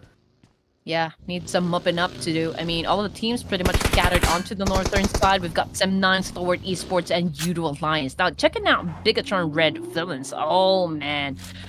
Really close with 4 Miracle Vibes as well. So, this is gonna be a heavy fight. BTR versus 4 Miracle Vibes, man. This is an engagement to watch. Oh, yes, this is gonna be huge. Both heavy hitters. One got a chicken dinner. One was won last week, but PTR, are they getting away? Yes, they are. Okay, so looks like they are not interested to fight. Yeah, fight or flight. I guess PTR will be choosing the latter because East 922, regardless of the fact that he is doing a massive spray, challenging up BTR. BTR not responding. You know what? We're gonna take the fight later on instead. But yes, 4 Miracle Vibes getting inside the circle as well as BTR heading up towards the northern side, and big chance also, you know, for BIGETRON to collide with the Savior. But for 4 Miracle Vibes, 5 elimination points for this team. Now think about it, BTR made a smart move because if they don't, they will be sandwiched between 4 Miracle Vibes and Genesis Esports who had that high ground. So good anticipation there by them. But for STALWART Esports, we talked about their possible to fight against YOODO Alliance, and now they managed to get a knockdown. The next question is that, are they going to go in for the chase? But because of how the circle have shifted, maybe. Lapar shuts down Chua. Okay. They're already engaging right at this moment. We've got Winnie, higher ground advantage, cooking up that nade. Ooh, there is a big chance he can shut down not just one, but 2 players come from BIGETRON Red Villains if he can get that one accurate. But unfortunately, he wasn't able to hit anybody coming from BIGETRON. And now he needs to move away a little because that space is a little bit open, you know, for other squads to take him down as well. Ooh, Frankie tries to get more out of the situation, but Frankie knocked down. Did that shot came from Goku Pop from 7th Element. My goodness, where? Hey, don't even see that on the minimap. That is a long range to knock him down. Alright, here we go. BTR coming from the southern side, challenging up D Savior, but winning with an accurate shot, was able to shut down the par, you know, from that angle right now. Gen Fuzz, okay, he is already on his way to pick up his teammate over here. So it's just Superboy that is actively playing for BTR. But Winnie, not done yet, cooking up those nades. Can he get someone though? Fortunately, again, hit his target. Oh man, he hit it, but not able to knock. So it looks like we're giving up. Plus, he doesn't have the manpower. Might as well let this go for now. Move over to Alter Ego against RRQ. RRQ, who is struggling not only today, but even last week. They need to get back up. They need to win against Alter Ego to have better hopes of moving on to finals. Alter Ego again has a higher ground, but Potato, ooh man, that was a significant hit right there. Oh, very low in HP. Alva, of course, trying to buy time for the rest of the teams to recuperate and reset. But you know what, Fnatic, man, he has a very good angle working out for him. And that was a good molly throw for Nerpeiko right there, because Nerpeiko very low in HP as well. And now he is going after Fnatic. Oh, no mercy on his knees. That nade onto Hexas almost had a Potato open flank. He is coming from the side. He's trying to hunt down the rest of RRQ, but we have another member of Alter Ego on the other building as well. So now they're surrounding RRQ. Pressures on the RRQ. How are they going to get out of this? The moment they building, they'll be shot at by Alter Ego. Exactly, man. They don't have anywhere else to go. And we'll just have to wait how they're going to be executing their plan over here up against Alter Egos, because they have to cover all of their bases. But you know what? Aggression is the only game right now from the side of Alter Ego, where they need those points. And right now, on your screen, Stalwart Esports is dominating as well. But RQ, man, they're almost finished. They're almost done at this point. Yeah, they are saying they are surrounding. They will eat them up. And RRQ, and tough round for them. The Faker eliminated. Number 11 for RRQ. Star Esports and for Medical Vice. This is going to be interesting. The two titans from Mongolia. Who will be the better one? Oh, yeah. Oh, man. All right, here we go. Eyes on the prize, ladies and gents. Stalwart Esports versus 4 Miracle Vibes. Now, we can see that Stalwart Esports has the control of the warehouse for now. But you know what? 4 Miracle Vibes now cooking up a lot of nades. Of course, to try and flush him down. Action was the one who first goes down, coming from that nade. But you know what? Ooh. Good counter coming from Icy, because Doc gets down as well. Okay, here we go. An eye for an eye, they say. Looking for more. Time is on their side. They're on the outside of the circle, so they need to finish up this fight. Stalwart Esports, Nerzet, finding his next target. East, waiting patiently. Okay, he sees Nerzet. He's waiting for the next target. He sees top right now. Now time for him to put it. Yes, he will, but not able to knock down, unfortunately. And plus, because of that shot, he built his position. But Stalwart Esports, they need to take care of 4 Medical Vibes, all different angles. Oh! Knocked down by Nerzet, but East will trade it back. Civil War happening right at this moment for Miracle Vibes versus Stalwart Esports. And Apex is no longer part of the team, so it's just 3 players left for the side of 4. And the Nerdset, on the other hand, still putting out there in the open. IC with an amazing shot, you know, using that DBS. And, oh man, we still got 3 more players. And if they pick up Nerdset from this exchange, man, they're gonna be so powerful. Oh yeah, if only. But Nerdset, I don't know at the time though. We're talking about stage 5 to stage 6 zone. I don't think they'll be able to do that. But now, zone will arrive onto them. 4 Medical Vibes will need to push in somehow, unless they make the rotation to escape. But for us, they don't seem to be doing that. Okay, they are doing that right now. Baron on his vehicle. But it's not like they're stopping that far. It looks like they're trying to stop Stalwart Esports from coming out. They're with exit tracks. Essential kill as well coming from IC, eliminating players coming from Alter Egos while dealing with the 4 Miracle Vibes. But again, here comes the attack coming from 4 MV, and they're getting 1-by-1 aim on top, making a move with a DBS. Shuts down 4V. Oh man, Stalwart Esports remain at the top, but unfortunately, oh man, they met their demise in the blue zone instead. Oh yeah, it was just too unfortunate, but they can still claim that they're the better Mongol team because they were the one to take out 4 Medical Vibes, and yeah, we all know what happened after that. But with the 2 teams cancelling out each other, now we have the Xavier and BIGETRON Red Villain. Alright, here we go. Another teams would go head-to-head, a 3v2 situation. We've got Lapar moving on ahead, was able to put down 1 player, and that is Skibidi. Oh, there you go. Yeah, whoa, wow. Heading back. Okay, we still got winning. But that vehicle explosion. Not because of that. He could still be fighting. My boy's still alive, my boys. Okay, here we go. CMFxGSM on the other hand, D46 is the only player remaining for the team. He is left inside the battlefield, so not exactly sure what his game plan right now, but of course he needs to stay in that shack right there. But yes, Boom Esports and 7th Element, they have the number advantage, but boom, just look at the elimination points that they have on the board. 9 elimination points, so this guys, man, they are on fire. Wow, they are hot this way. Plus, they do have YOLO in the lineup. Yummy as well. Yummy shooting back onto the 7th Element. Got a headshot onto him, but he's still alright for now. But boom, I must say, percentage does favor them. It does look like the chicken dinner. This could be the comeback round for Boom. Oh yes, definitely. Now, checking out the situation. Okay, everybody's quiet for now. We've got a little bit of ceasefire. Ooh, but you know what, Razy, I believe that he spots D46 right there, right? And he's just really waiting for the zone to eat him up and eventually give up the place, and Racy will definitely take that point. Okay, 7 element, again, 2 elimination points for this team, and they are already being surrounded by Boom. We're not exactly sure who will be winning the fight, so we'll just have to wait and see as soon as they engage. Well, Boom is making that rush now onto 7th element, and 7th element ready to defend their ground. We can see a nade being cooked up by T24 and doing the same as well. But Boom, nice spread. But you can't think about it, 7-11 has to spread as well, and both of them in the circle, so it's still a 50-50 fight. YOLO going for the flank. He's going to open out on the right side. He might see T24.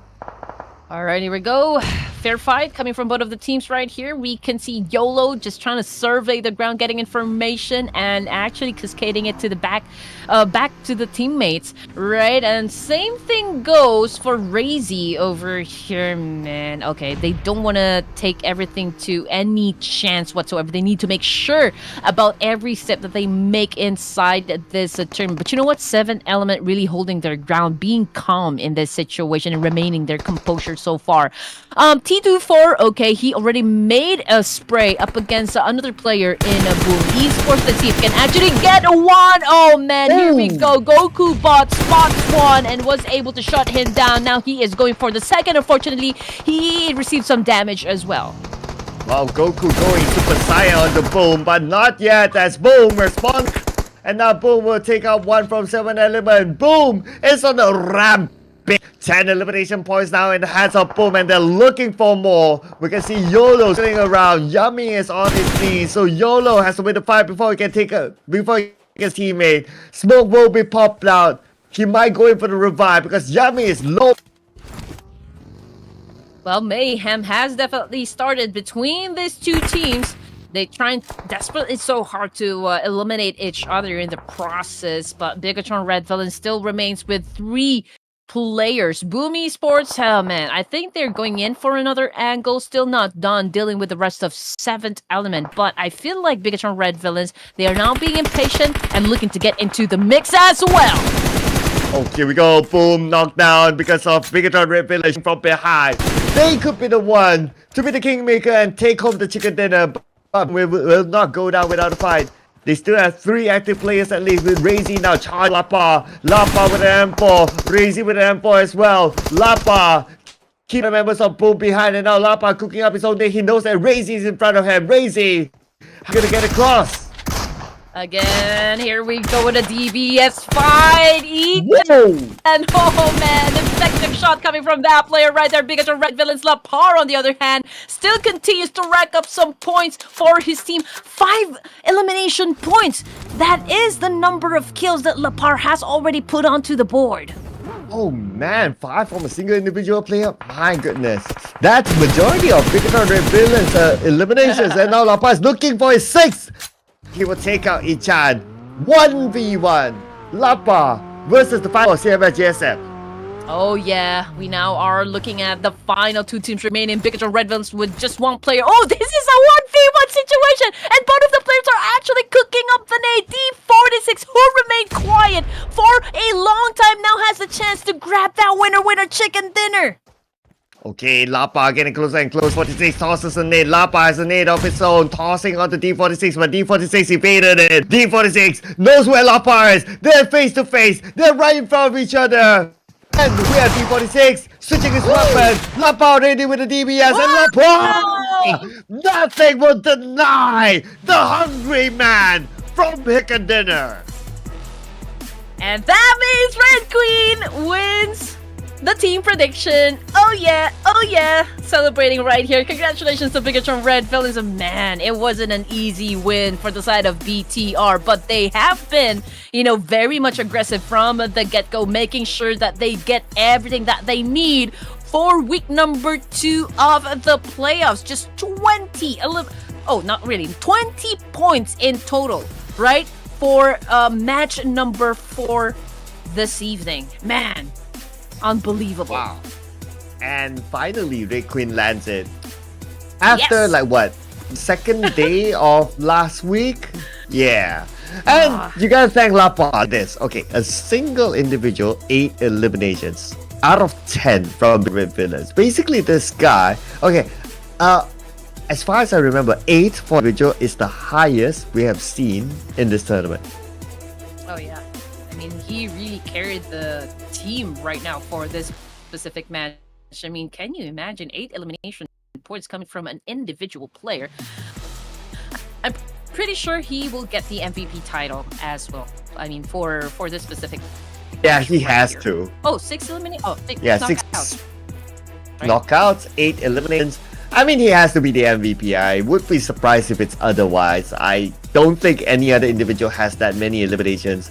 Naturally, eliminations come with damage, so I guess the MVP has to be, like, it's pretty obvious now. If it's not him, I'm out of here.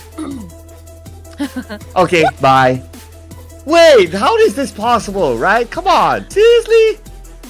What? I want to look at the damage stats, like how far it, because we're talking about 3 eliminations difference that each had. Come on!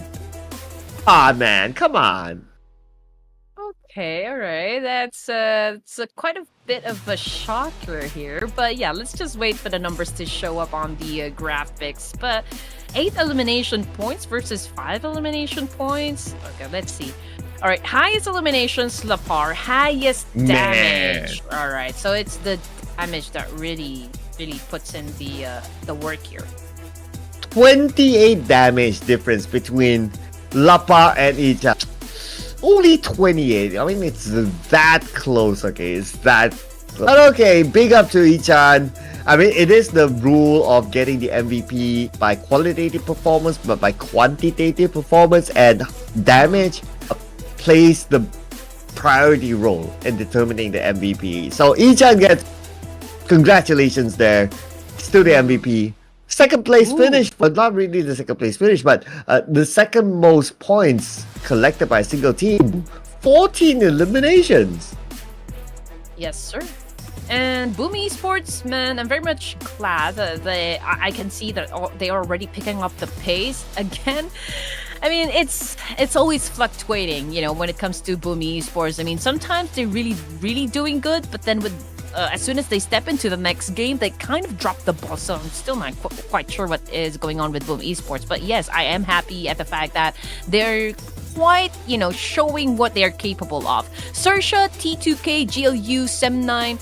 These 4 teams, of course, wasn't able to perform well because they weren't able to put up any elimination points or even placement points on the board for this match. Yeah, so, oh man. I mean, it's tough on the teams. And those teams, majority of it is like 8-3 teams. We will take a look at how far the points are after this. I don't think it'll be that, but it'll be nice to like see like what's the gap like between those teams. Match stats, this time No Mercy gets a poster up there. Most long elimination distance. Wow. And, okay. BIGETRON Red Villains after that chicken dinner. Oh, in fact, it is their second chicken dinner. Oh yeah, now I'm reminded that the fact that 2 dinners for today, that will push them up to number 1. And STALWART Esports as well. I mean, 3 ranks up. Boom Esports 6 ranks up. For Miracle Vibes, okay, they're starting really slow for week number 2, but of course, I wouldn't disregard them just yet. I mean, we just know what these guys can do inside the game. But you know what? The most improved team for the second page is none other than CMFxGSM. I mean, with the kind of gameplay D46 was able to pull off from the previous match really dictates that CMFxGSM still has some fighting chance for the playoffs. Man, if only got the chicken dinner for the team, they would be on page 1. It's like improvement from 3rd page to page 1. That is like a humongous leap. But on page 3, YOODO Alliance, slight improvement for them, finally getting their first point. And, well, yeah, I mean, they overtake XERXIA, but it's 1 point. But anyway, it feels nice to be on the green.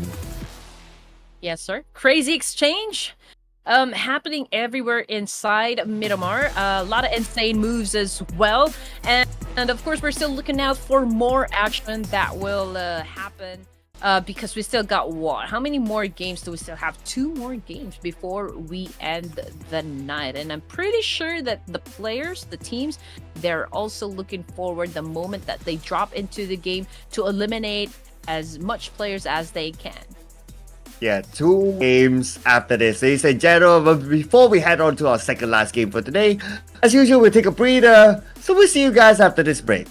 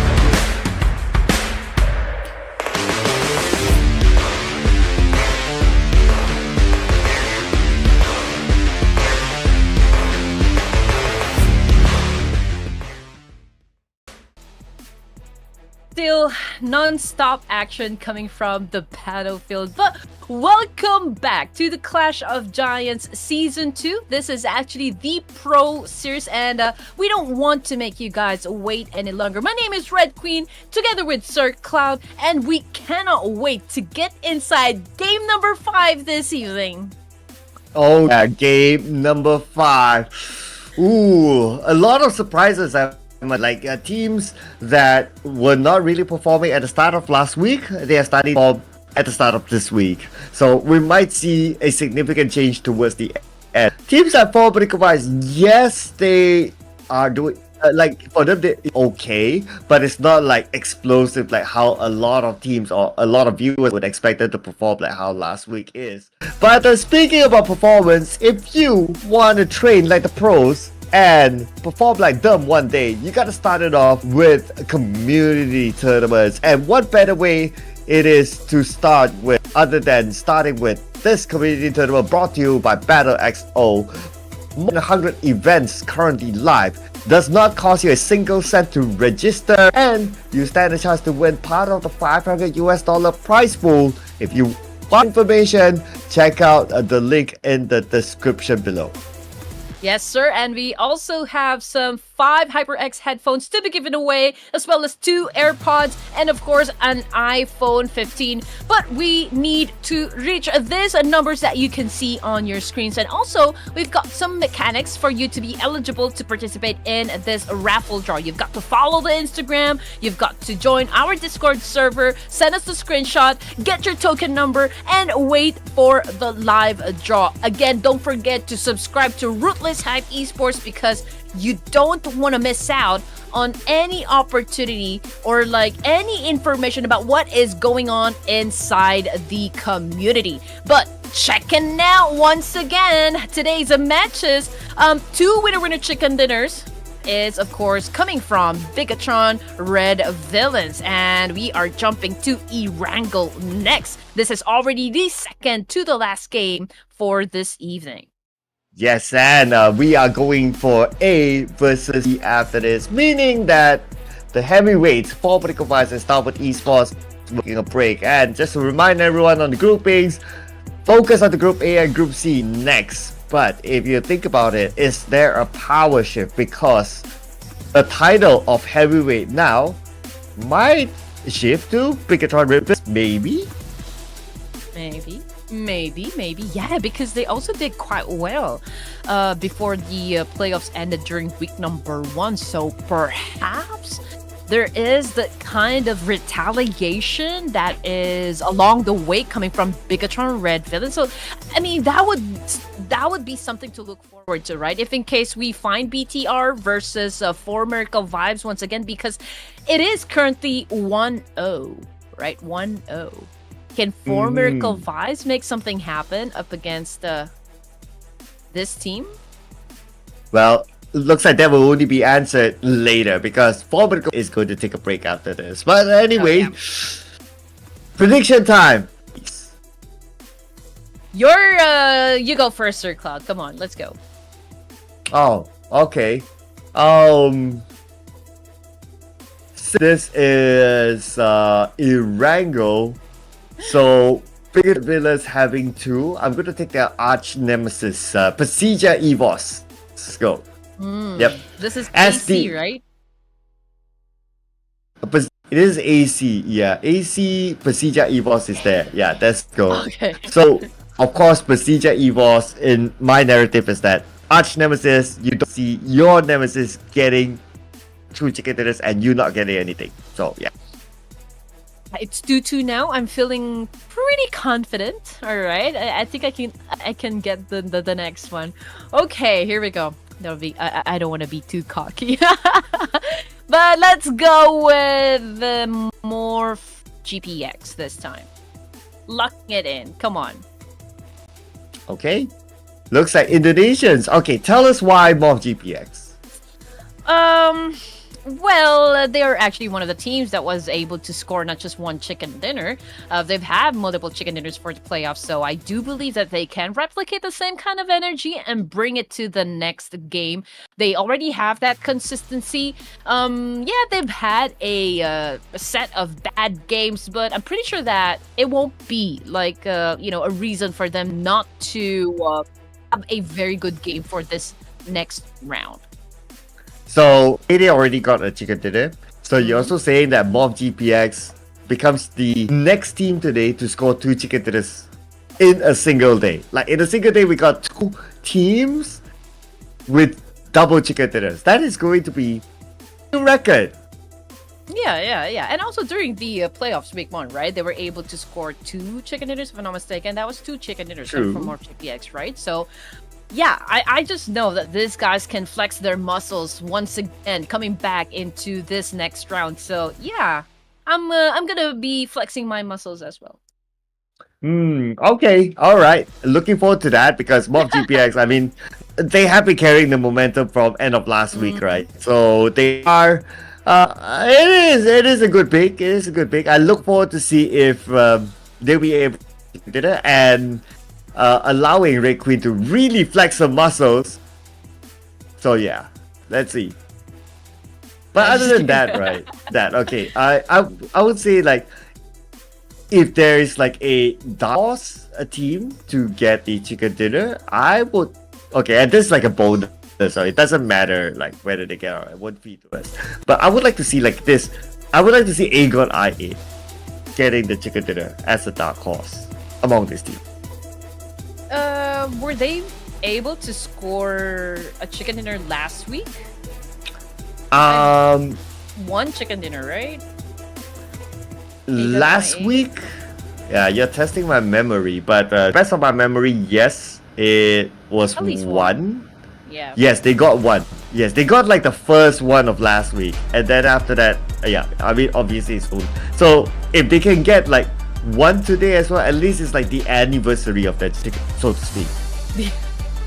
The anniversary of their winner chicken dinner. Yes, of course, we always hope for the best for every team. That is, of course, it's always hard work for them to get that winner with a chicken dinner, or like to finish every match at the top. It's all, commitment to the kind of work that you guys are in. It's exhausting, to be honest, to play 6 matches over and over again. This is not just like a physical work, but also mentally, right? So. If you've had quite a series of bad games, it would be best for you to kind of like shake off that bad feeling, not to have like that sour mood when you guys enter the game, because again, it's not going to be good for the gameplay, for the rest of the team, especially if you are the IGL or like the captain. If the sour mood comes from you, then I think you can already pass that one off to the rest of the team. Yeah, that's why becoming an IGL had you the extra responsibilities aside from gameplay, but also taking care of your team. But speaking about taking care of teams, let's see who will take care of each other as usual. Since we have Galaxy and the Xavier in the same bracket, so we're gonna see the Pachinki now. And the circle so happened to not be Pachinki, so this fight will either need to end here or anyone just bail it. Alright, here we go. This is one of the fights that I always look forward to be honest. NIGMA Galaxy versus the Savior inside Pachinki. But this time, the difference is that Chua is playing, and Chua was the first one to go down! What? Okay. Putting up space for NIGMA Galaxy. Oh, man. And Chua, the more senior-ish players. Yeah.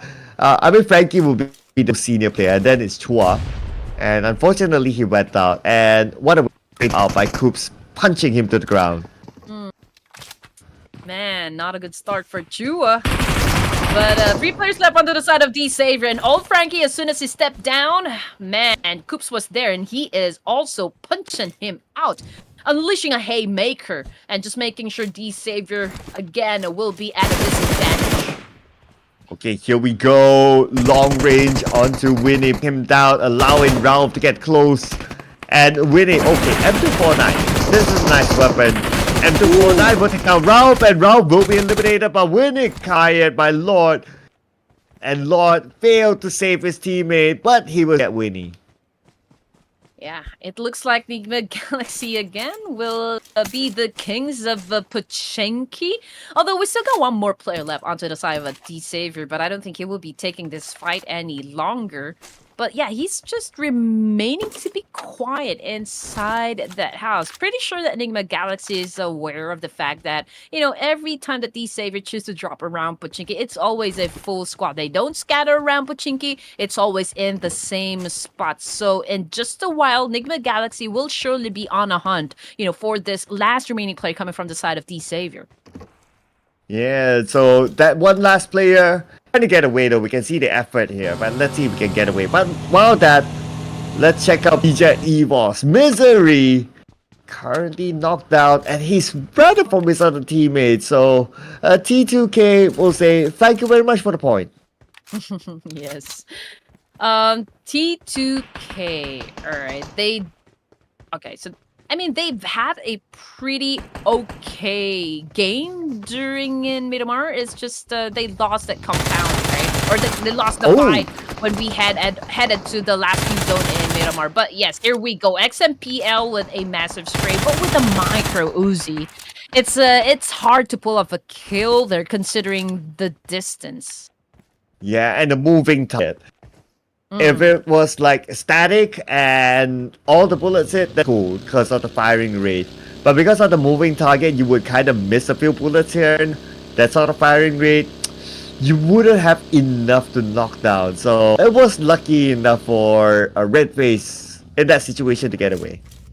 All right, here we go. PERSIJA EVOS down here in Yasnaya. This is, after all, their favorite drop spot ever since, every time we go into ERANGEL. NB Esports, we've got Sec patrolling the area as well, getting information, and probably just, like checking out, okay, is this safe to Crash, or like, are we ready to challenge up PERSIJA EVOS? But if we're gonna be also considering like which of the teams are pretty near within that area as well, they've got the T2K and also the boys coming from Kagendra. And so there is that big possibility. If in case NB challenges up PERSIJA EVOS, both of these teams might join into the mix and just like putting them all together right down there in the middle and getting the fight. Oh man, Freak goes down just like that with a shotgun. Oh man, that was like, surprise, happy birthday. Totally didn't expect that. And now the rest of NIGMA Galaxy is going to respond to it. But NIGMA Galaxy happy 30. At least this time, D-Xavier, they kind of, okay, QBD left. It kind of looked like he has a chance of pulling off a clutch. Let's see what he can do against the two remaining players on NIGMA Galaxy. Yeah, even though they've won the fight up against D-Xavier, man, to be losing your members, right, at the beginning of the game is not one way to start, right, the match. Ooh, man, that was almost. Lord is really cooking up that name, but it was Coops who got that point for the team. And again, the first one to get out of ERANGEL, it's D-Xavier. Yep, again, another win for NIGMA Galaxy against D-Xavier in Pachinki. And I don't expect D-Xavier to be moving away. I mean, they're not that kind of team. They would just drop Pachinki till it ends, wherever it is. So, NIGMA Galaxy, although they won this fight again, they still need to prepare for the next one. Alright, PERSIJA EVOS.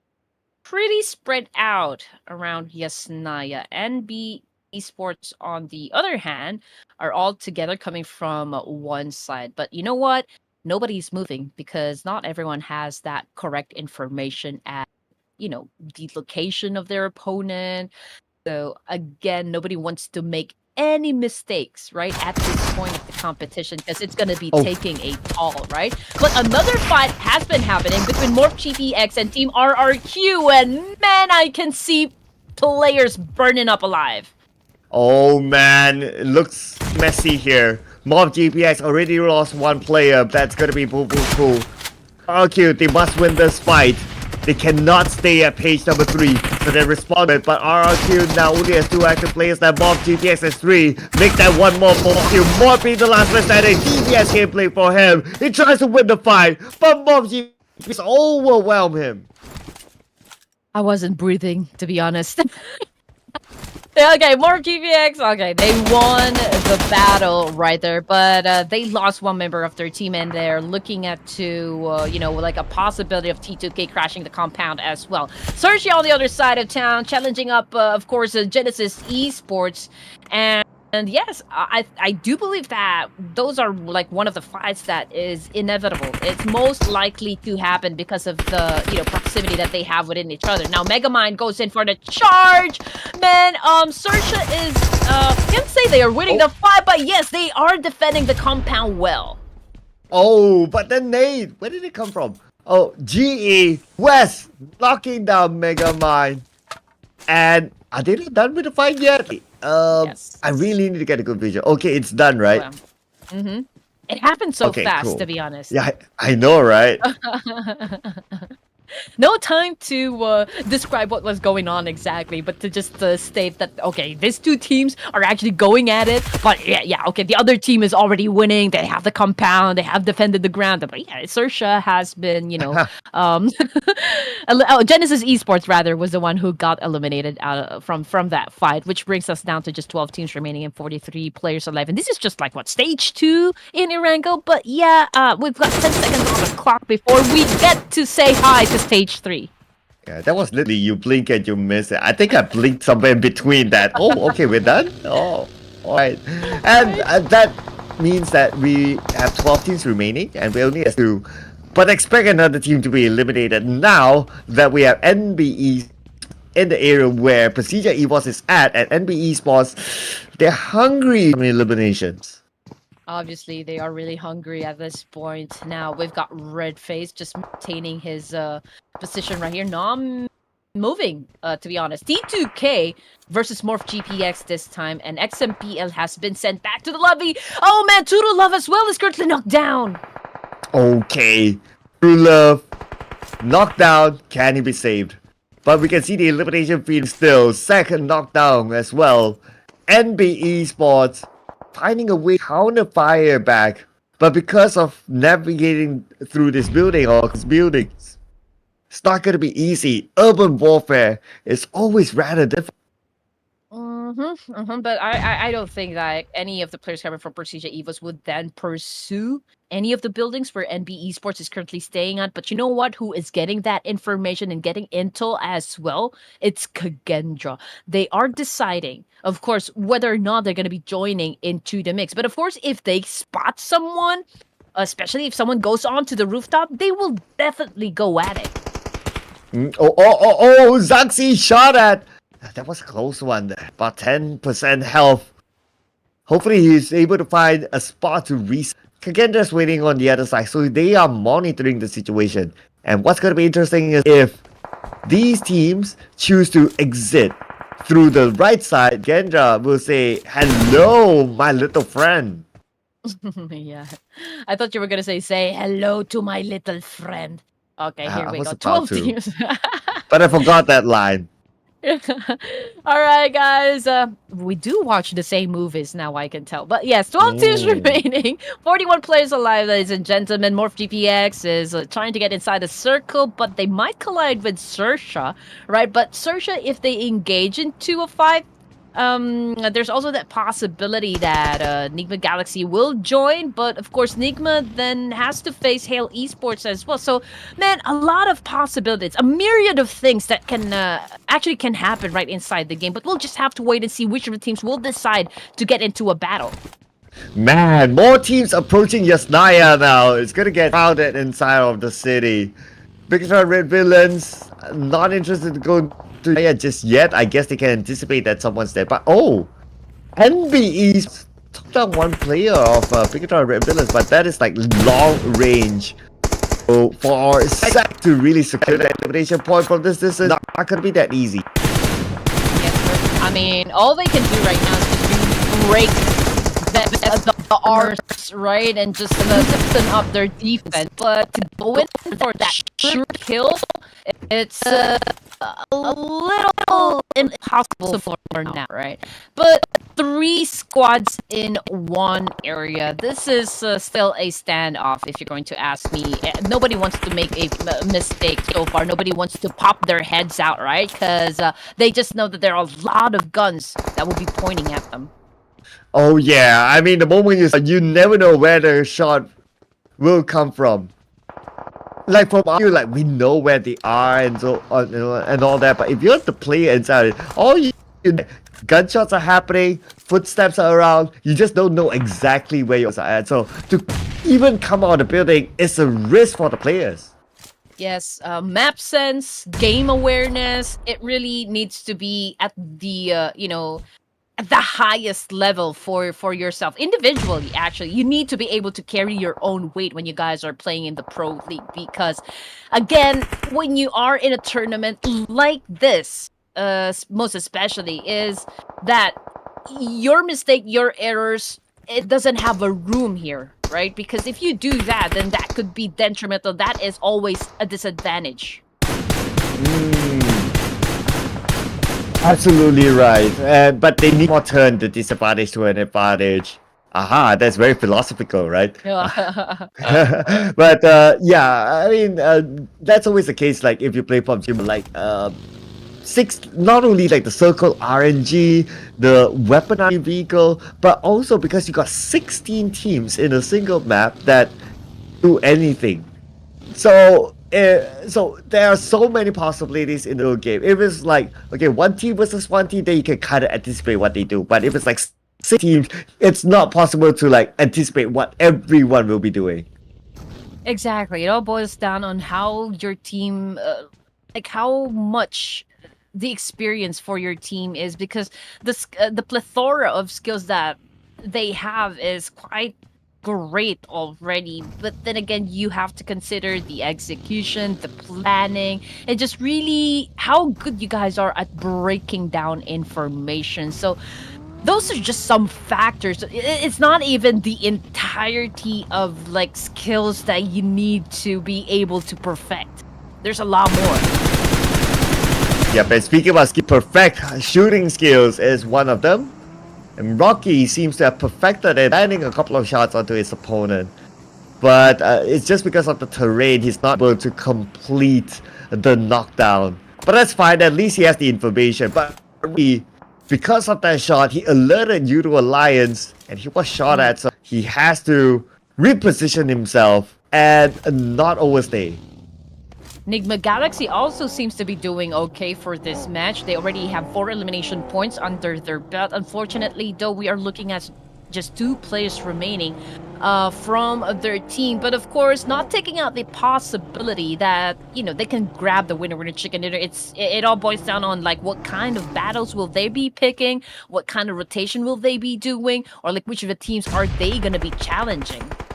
Okay, here we go. Speaking about challenge, Daybot challenging BTR that's right in front of him. But Daybot, okay, his teammates is behind him, providing cover fire. Daybot's playing this slightly cautiously, but now he's taking the brave approach to toss that nade. The moment he tosses it, he retreats back. So I guess that nade is just more of like a distraction that he can converge back with the team. Okay, here we go, man. I mean, this area, nobody wants to let go just yet. I mean, it's obviously a standoff, to be honest. We've got Kagendra, PERSIJA, T2K, NB Esports, and XERXIA.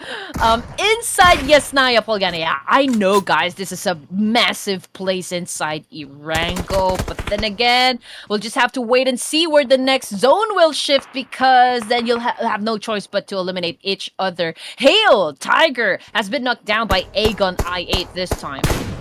Oh, it will be insane if like the zone's away from the city, and now that we got like 4 or 5 teams in it, man, Cup will be really interesting. And not only coming out knowing that these teams are side by side, but on the outside, there's like NIGMA Galaxy, the closest way to take exit frags when they leave their compound. Alright, here we go. PERSIJA EVOS. We got Foxy over here getting information as well. But ooh, Morph GPX. Rookie, on the other hand, finds himself on the ground. Morph GPX working with the 2 players active in his team. But you know what? Cleon has the most number of kills at this point. Pepank cooking up that nade, and coming from the kill feed as well, it's Olio coming from YOODO Alliance that is bleeding out there in the open. Same thing with Rebel Boy. Oh, rip it down. But look at this. Rocky taken out by the play zone. So it looks like Mob GPX, they will lose another player. Cleon is currently low. He's a top fragger for his team. Foundation points for a single individual. Pepe buying time for him to reset himself. And Cleon is back up. 7 elimination points for the side of Mob GPX over here. Again, they have that momentum, racking up those kill points. So good thing working on for their side. Let's see if they can get into the last few zones into the game now that they are challenging up Alter or AGONxI8. I know that the circle did move away from the Yesnaya city, so what we talk about looks like happen. All those teams will need to get out. Oh man, it's gonna be really hard. But we're back on the Mob GPX right now. They are still in this fight. Fight's not over yet. Lucky enough, they are in the circle, so they can still spend some time. But for AGONxI8, they have the numbers. They want to finish this fast. Here we go, Pepank, very low in HP though. 2v1 situation inside the building. Cleon cannot do anything else but to wait right behind that building. Pepank goes down, Blade goes down as well. Noob is the only player right here inside the building. Now they're going after Cleon, but ooh, Pepank is still alive. Pepank is still alive. Okay, here comes the exchange. Morph GPX is losing players. Cleon has already left the building. Oh, Pepe now 50% of health, UP in hand, jump shot onto him with an EVS. And that is it for Pepe. As we move to NB Esports now, shooting onto Kagendra. Kagendra making their rotation in circle, leaving NB Esports behind on the outside of it. Okay, here we go, 10. Teams remaining, C-Sky only getting heavy damage coming from BTR. 9 Noise is cooking up nades as well. Genfuzz of BTR trying to do a tap-in fire up against NB Esports, but not quite hitting his targets just yet. 1 elimination point under their belts, and right now they're looking to get some more from Hail. Oh boy, Seal now trying to win the fight against Hale Esports. Toss a nade. His other teammates behind him. Okay, we got Superboy, we got Lapar as well, we got Boss on behind and support role. Sky only nade in hand, but only tosses a nade. Does land on the Superboy, chips him down to 50% health before joins in onto the fight. So now they will use numbers to overwhelm Hale.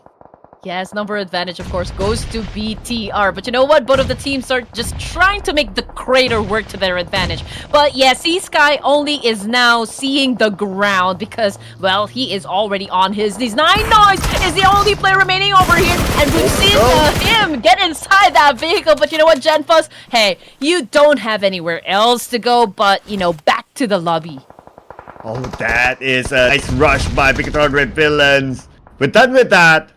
We will start a new chapter. Gendra now against NB Esports. Flyboy! Naded down on his knees. NB Esports winning the fight, but they're not out of it just yet. Leon comes in. He wanted to ram onto the one player, but the counter came in for the other side. No ticket now. NB Esports. Their spread, their strategy worked out for them to win against Kagendra. No. Okay, alright. Not a good sitch right there coming from Kagendra. Not a good push either. But here comes some BIGETRON Red Villains, and it looks like there is another team that probably can get the BTR some points as well. W2-United goes down. Wow, okay, just happened. So W2-United is out. BIGETRON Red Villains. Man, these guys are on fire today. What's happening to them? They are a totally different beast. I guess they would want to feast on a lot of chicken dinners for this evening, which is good because we would want to see another team, right, coming from the playoffs that will challenge, former vibes from their position at the top spot. We would love to see that one, at least for any teams to come close to what they have set up. But you know what, XERXIA and PERSIJA seems to not be done with the fight just yet, but that is a good flank coming from Red Face. If XERXIA Esports leaves this compound, it's gonna be a good angle for Red Face. Yeah, I'm liking Red Face as a position at this point. Just waiting for the right timing. But Boyzil, bad timing for him. Spot up though, knockdown. Link's knockdown. Okay, so now the fight is continuing. And XERXIA will pick up their following elimination. 5 eliminations down for XERXIA as NB Esports searching for their 5th. Noob is definitely going to be having a hard time getting inside the circle, man, because he's left all alone, right? And he will deal with XERXIA and NIGMA Galaxy if ever he decides to get inside. All right, here we go. Megamind, man, he is exposed up against NIGMA Galaxy. It's a good thing XERXIA Esports was able to move forward, though, considering that PERSIJA has a very good angle up against XERXIA. But I guess XERXIA was able to outsmart them kind of bit. But let's see what's going to happen as this is now stage 6. And we are left with 6 teams remaining. Superboy continuing on, making it rain nades up against NB Esports from behind that haystack. Man, and the next team to be eliminated is AGONxI8 and number 6. The Red Villains knock at the knock onto them, but they still remain as a 4. It's like they are like the living dead right now. Man, this guys, what does it take to get down? But Zuxi is coming on to NB Esports' position. He is looking at the NB Esports. Might be sandwiched between 2 teams, but they don't know the presence of Zuxi. Okay, Zuxi has in hand. He's aiming towards NB Esports. Waiting to toss it. Now Red Face will be joined as well. So 2v2 onto the Mongolians. Yeah, but Lapar has a mission to really save Superboy, from all the exchange that has been happening from 3 of the teams right here. We've got Boyzil on prone, trying to sneak up an attack, making his position not known to the rest of the players inside the game. NB Esports continues to take in some damage coming from PERSIJA, while BIGETRON Red Villains is quite doing a reset this time. Ooh, yes. Bought them some time at least. So now they're back as a 4. NIGMA Galaxy on the other hand. Oops, now one of his teammates currently down. And XERXIA will come in onto him. In onto the top floor. XERXIA on his knees. But STERXIA, it shouldn't be a problem for the but it's not over. It's over now. Only leaving Chopper alone. Man. And Scoops all alone won against STERXIA. Yeah, so... Oh man, that was huge. NIGMA was able to hold their ground. Redface is far away from ZOXI over here. ZOXI, man, he's trying to gatekeep BIGETRON Red Villains and of course NB Esports, but you know what? He doesn't have the firepower. It's so easy for the rest of the teams to actually eliminate him. But you know what? This fight is almost the right time to happen because NB Esports as well as BIGETRON, they both need to get inside the circle now. Oh yeah, man, the circle not favoring them, but BIGETRON Red Villains will want to win this fight before they move. They take down one member of NB Esports. That's going to be Fist. Take it out. Mondo eliminated as well. Just as you mentioned, BIGETRON Red Villains won the fight, and it's going to be a free pass for them in the circle. Man, they are trying to get their third winner chicken dinner for this evening, Sir Cloud. Man, these guys are on a mission. And they are really looking to fulfill that one. 4 players for BTR. Obviously, they have the number advantage. They have the manpower to work this thing out. NIGMA, okay, they have that compound. BIGETRON Red Villains, I don't think they can get near NIGMA just yet. We have to consider Redface, right? He can join into the mix, and he can get lucky with the shots. So let's see what is going to happen. But I do feel the confidence right now coming from the side of BTR. I mean, Coops put off a clutch against STERXIA. So who knows, right? Who knows? And plus he has Lord together with him. Let's see who's going to be the next target. It's very likely to be Redface since Lapar is there. And Redface is responding to Lapar. So now, he will be the next target. Lapar going 1v1 with the DBS gameplay. And it's going to be Lapar again. That elimination. Now, it's between these two. Well, if you weren't able to shut down your opponent with a DBS, that's gonna be a huge question right there. But here comes Boysa with the attack, going up against 2 remaining players coming from the side of NIGMA. Goes in for the spray, but he doesn't have the accurate information just yet where the NIGMA people are. But yes, both of them are cooking up the nade. Goes in for the exchange. Boysa goes down. Oh, that's going to be one more to come from BIGETRON Red Villains. NIGMA needs to be prepared.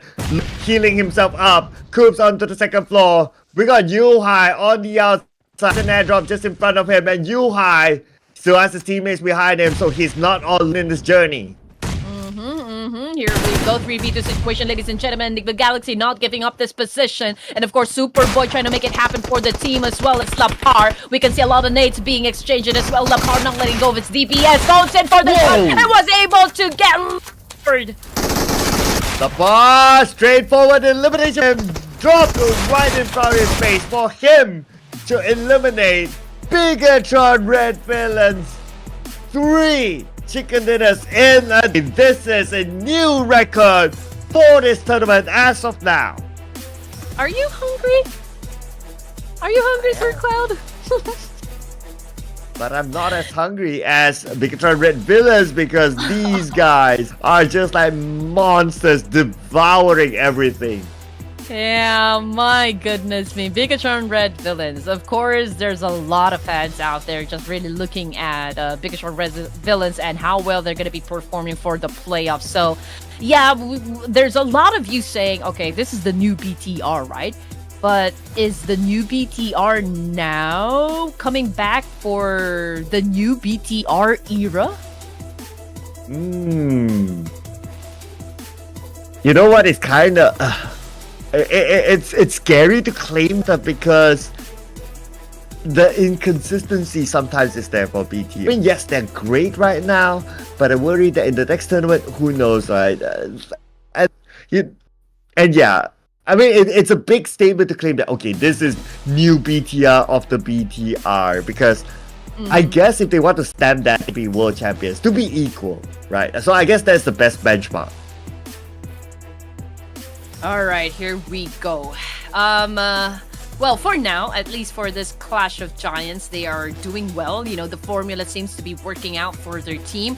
But still, what a wonderful performance come from NIGMA Galaxy, especially that they didn't really have that much option, right? They don't have the firepower, they don't have the manpower as well. They just have that little space. But it's a good thing because they tried to hold their ground for as much as they can. And even Coops got the most valuable player for this match, setting up a total of 6 elimination points, 1,073 damage, and 26 survival time. So that is still one heck of a performance coming from NIGMA Galaxy. And they did win a chicken dinner, right?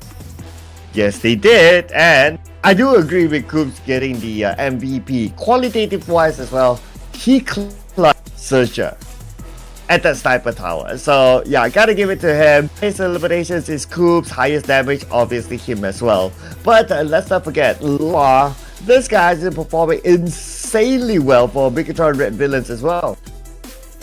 Yeah, there's really, if you're left with not much option, it's still going to be a sweet victory, right? If you're able to actually make it happen for your team. But despite not having all the advantage, it's okay if they didn't get the winner chicken dinner.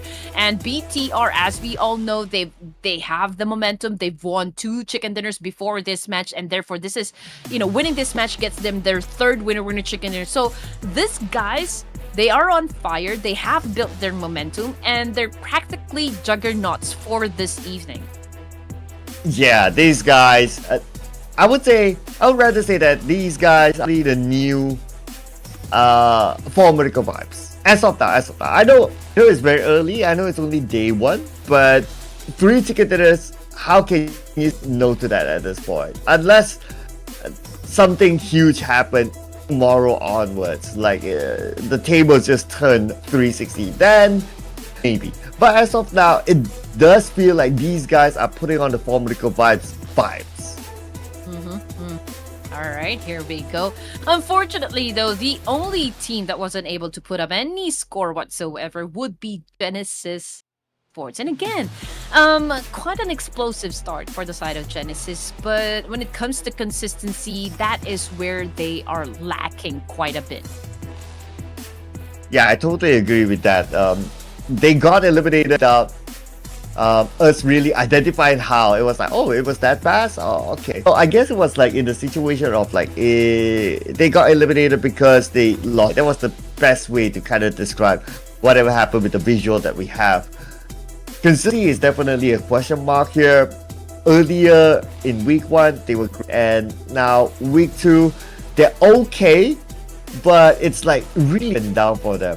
So sometimes you see them going up. Genesis Esports, they were at number 1 at some, and then now they're number 6. I don't know next game what sort of Genesis Esports will show up. Will it be the one that slides down or goes back up?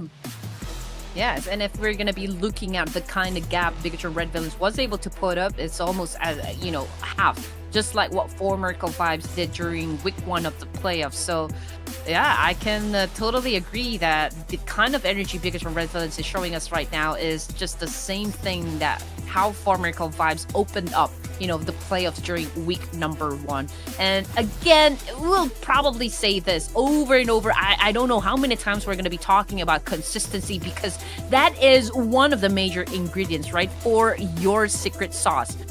So it's always going to be brought up.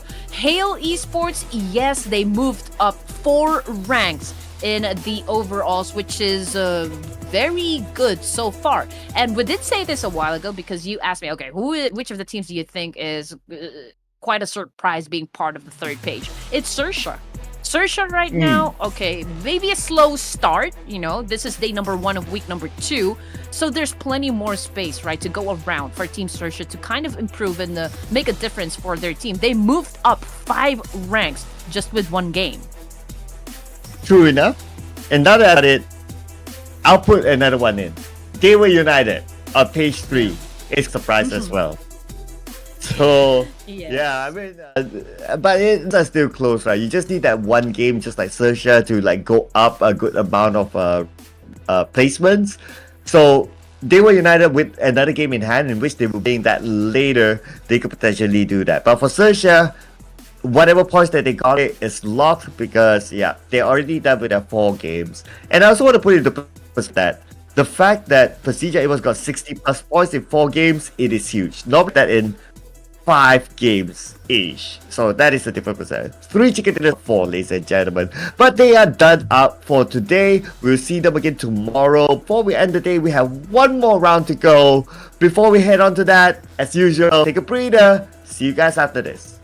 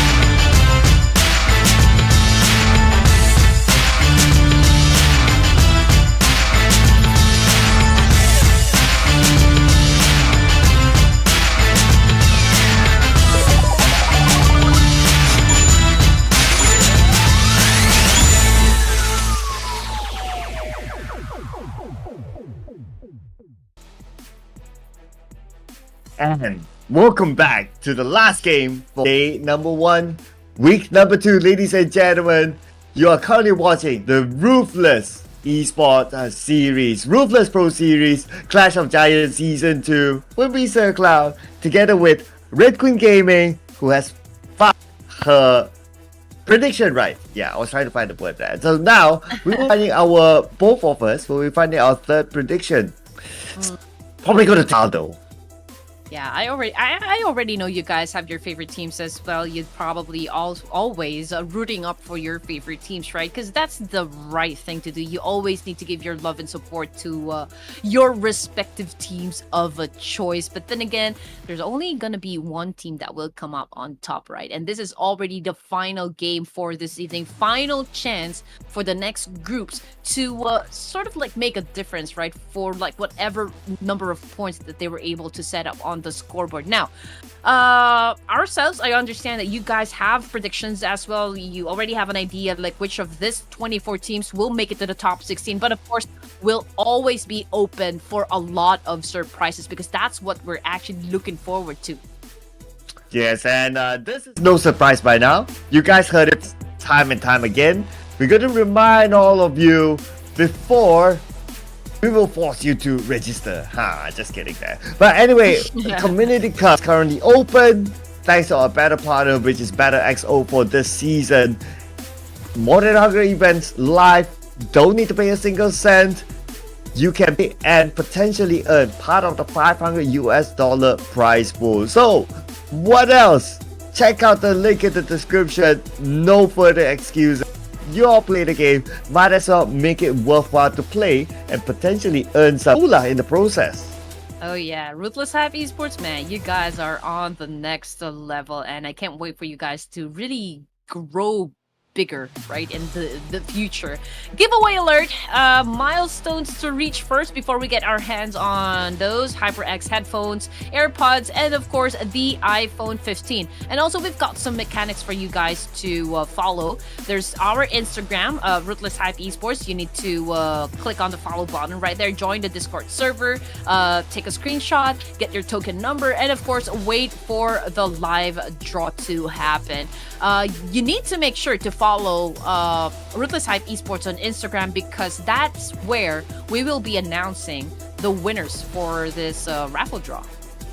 Yes, you have to make the view numbers happen before the draw can happen. But the team that is making it happen right now is BIGETRON Red Villains. Just look at this. 3 chicken dinner today. 2 in ERANGEL, 1 in MIRAMAR, and 1 for the day. So at least in the last game, which is MIRAMAR Group B versus B, everyone can take a breather. It's like, oh, finally they're not in this. If not, maybe the one to take home another chicken dinner.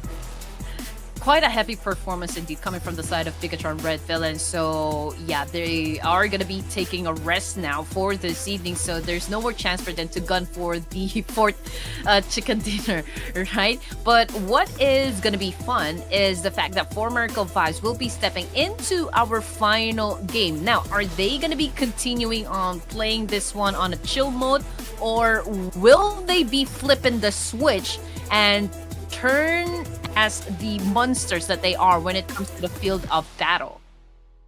Yeah, so last game to prove it. Last game to prove it, they said. And last game for us today to also make the prediction. So I'm going to pass it on to, as the ladies first, what will be Red Queen's pick? You know what? I kind of feel like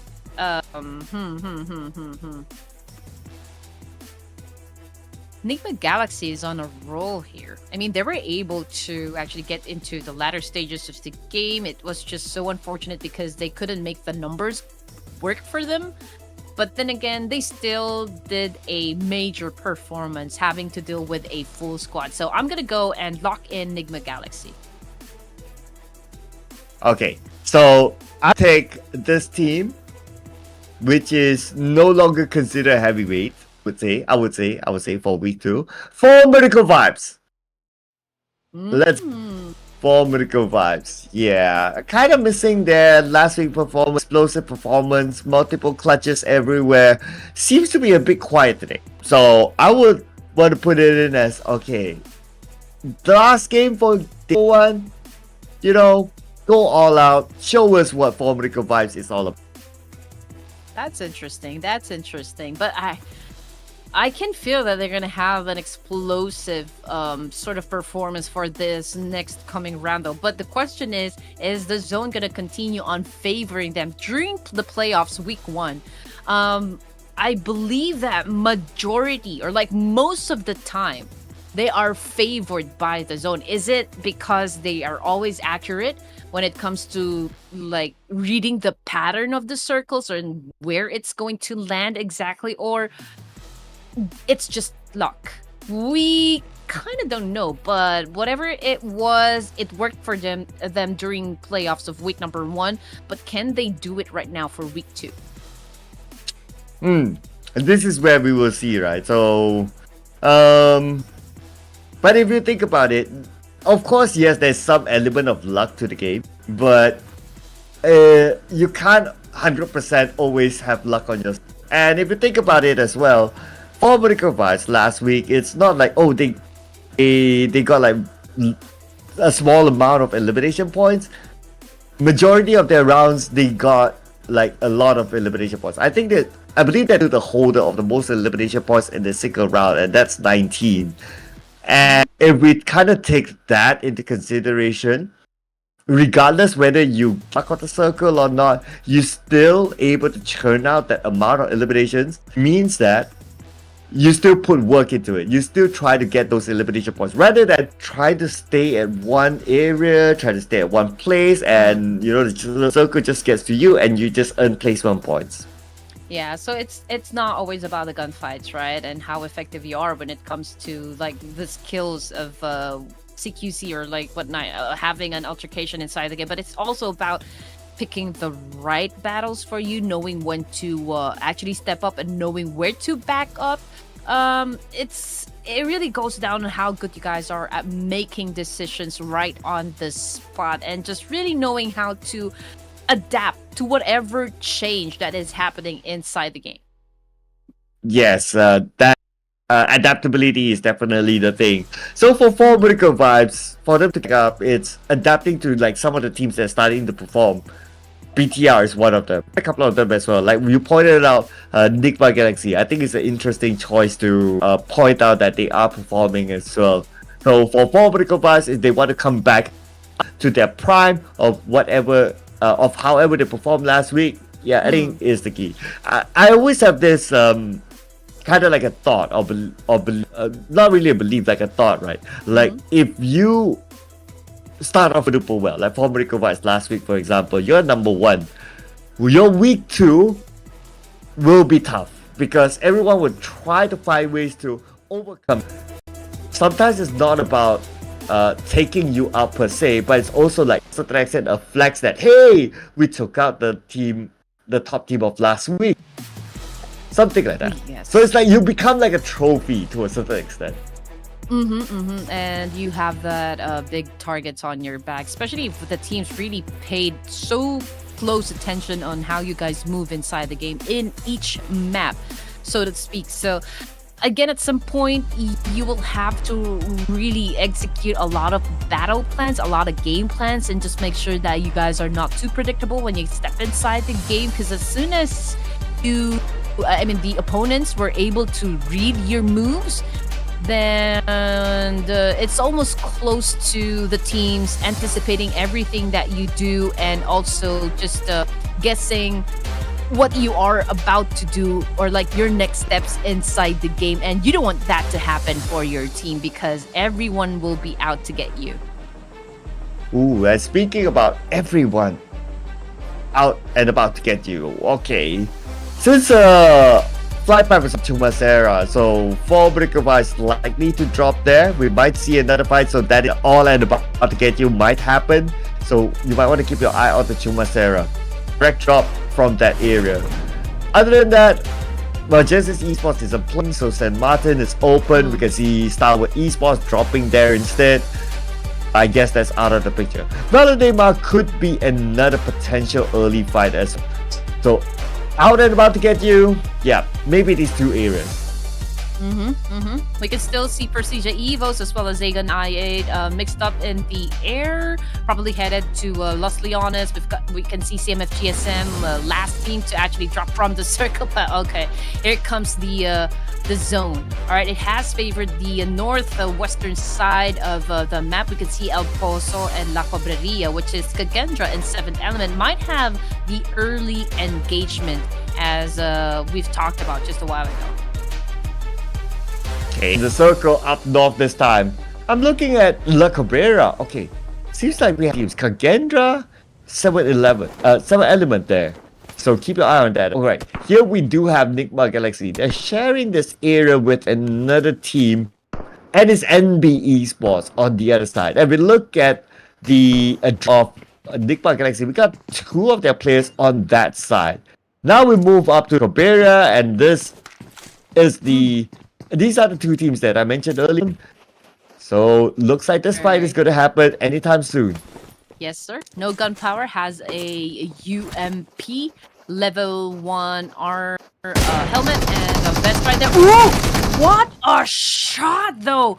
Oh man, that really put the Jabbar on a hold right there. 2 of the players from Kagendra was stopped by just 1 player, and that was No Gunpowder. Ooh. He's not living up to his name though. He has gunpowder for sure. That was insane. My goodness. And because 2 eliminations now, they are confident to try to take out the rest. Zero as well as Leon. The only 2 players left. No gunpowder on Zero's compound, Divine on Leon's compound, and I heard the audio vehicle has arrived. T24 joins with Divine. Man, I cannot get over with that shutdown. That was wonderful. But Leon, okay, here comes the attack coming from 7 Element right here. Divine is leading the charge. T24 is in the same building. I mean, this fight is happening simultaneously because Zero is also dealing with no gunpowder here. But no gunpowder, both of them is low in HP, but he knows where to shoot at. He knows where to aim. Zero tries to answer back, but who will be winning the fight? Yeah, no gunpowder. He doesn't have any healing items. So, the fight is going to be a bit hard. As we can see here, he's being chased on. No gunpowder. His back knocked out. And his teammate is on the other building. So, they need to come and pick him up. Yeah, because he turned his back, right? Oh, man. They played a good ring around the rosy right there, but at the end it was Zero of KXERXIA that made that kill. Can't say the same for Leon though, because he just got punished by T24 and Goku bot. Now this makes a 2v1 situation. Zero low in HP, T24 as well, and Goku bot, okay, he has enough HP. But again, it's a huge disadvantage onto the side of KXERXIA. Yeah, unless Zero can pick up. Leon is crawling towards Zero, but that would also give a clue. Someone either went to say that, hey, there's actually someone there. If not, why would Leon crawl over? So they can see Goku overlooking Leon just to see where exactly he's going. And he knows that Zero is there. Goku bot feeds the information to his teammate T24 on the monster truck, and they will start to. Oh, here comes the attack coming from T24. Although, unfortunately, he lost that advantage, even if he pulls out his DPS. So now, KXERXIA flipped the script onto 7th Element.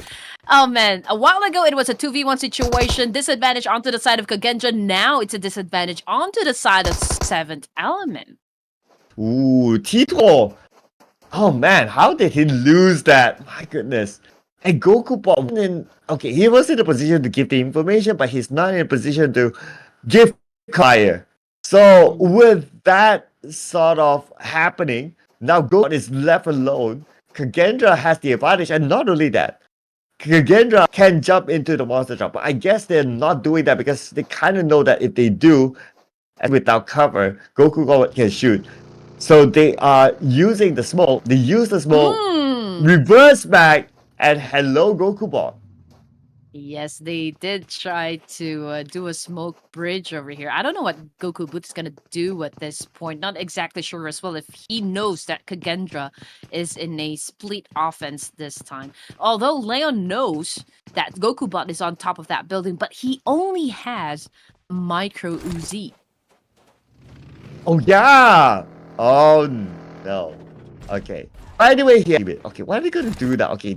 They went in, they go out, continue to, I guess, because if we look at like the utilities, Leon practically has nothing. Maybe he's not taking that risk. Even like Zero with the Thompson, like minimal bullets, 25 plus 10, make that 30 plus 10 now. So I guess it's more of like, okay, let's do it up, let's take our time. Anyway, we have the circle.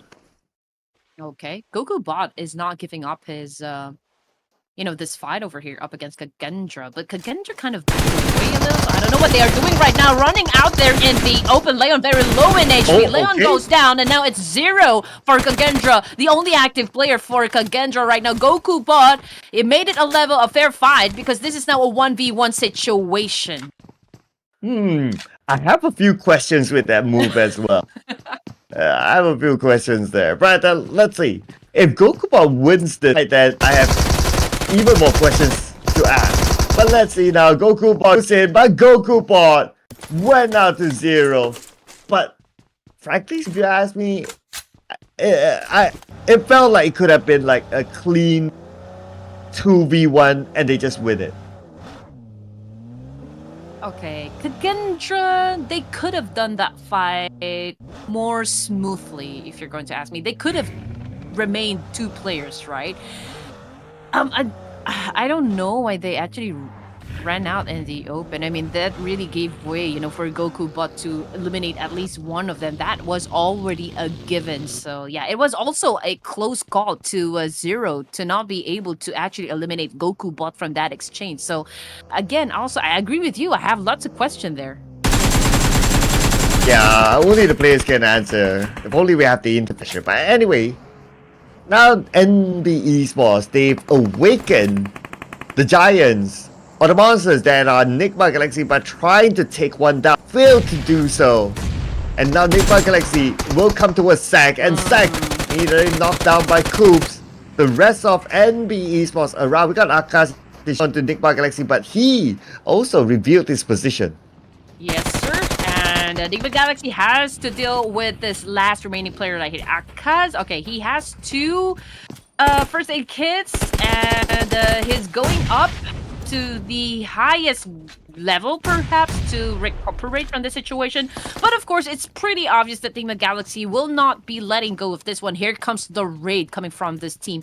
Of course, there's that opportunity to acquire that point. So yes, definitely they will be going in for that charge. Yes, look at this. They're lining up. They will cook out the nade. But Akash will respond. He's taking a proactive approach. But his UMP, he does not have an extended mag. Only 25 bullets every time he rolls. Okay, that is it. 25 plus 10. But he has an M16 on the hand. Switches to an M16. M16 got tons of bullets, so he should be still alright. But M16 in this range, not that good. But he's still managed to get a knockdown to freak. The rest of the waiting for the right moment to charge up. But they're making this brave approach. And finally, they will take down Akash. Akash just ran out of bullets. Well, my boys right now making it happen for, NIGMA Galaxy. Getting their first 4 elimination points, stage number 2 here in Miramar.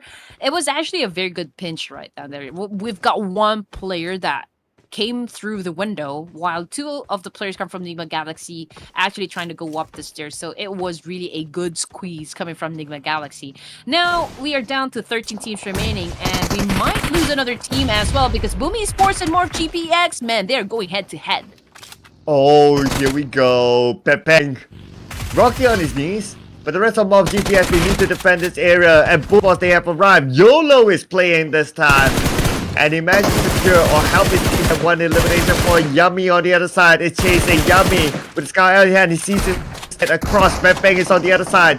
And Yummy is running across. He sees Rocky on his, but he's using him as a bait. But no, Yummy will not take baits. Yummy takes no prisoner. And Yummy will take it out. And the rest of Mob GPX, they're falling apart. But Boom has Alter Ego to deal with.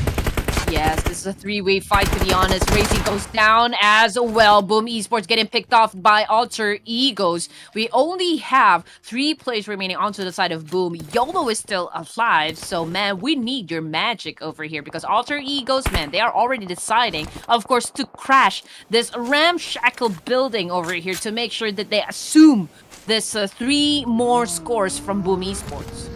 Well, that shack will no longer be viewable as the circle hardships down south and Boom Esports. Well, if they want to take the fight still, it's all about collecting the points. But we can see on the right now, both Alter Ego and Boom not interested as they will focus on getting into the circle. Yes, sir. And if we're going to be looking at the map, yes, PERSIJA EVOS will be coming from the blue zone. But you know what? They've got 2 teams to deal with. Dewa United and, of course, AGONxI8.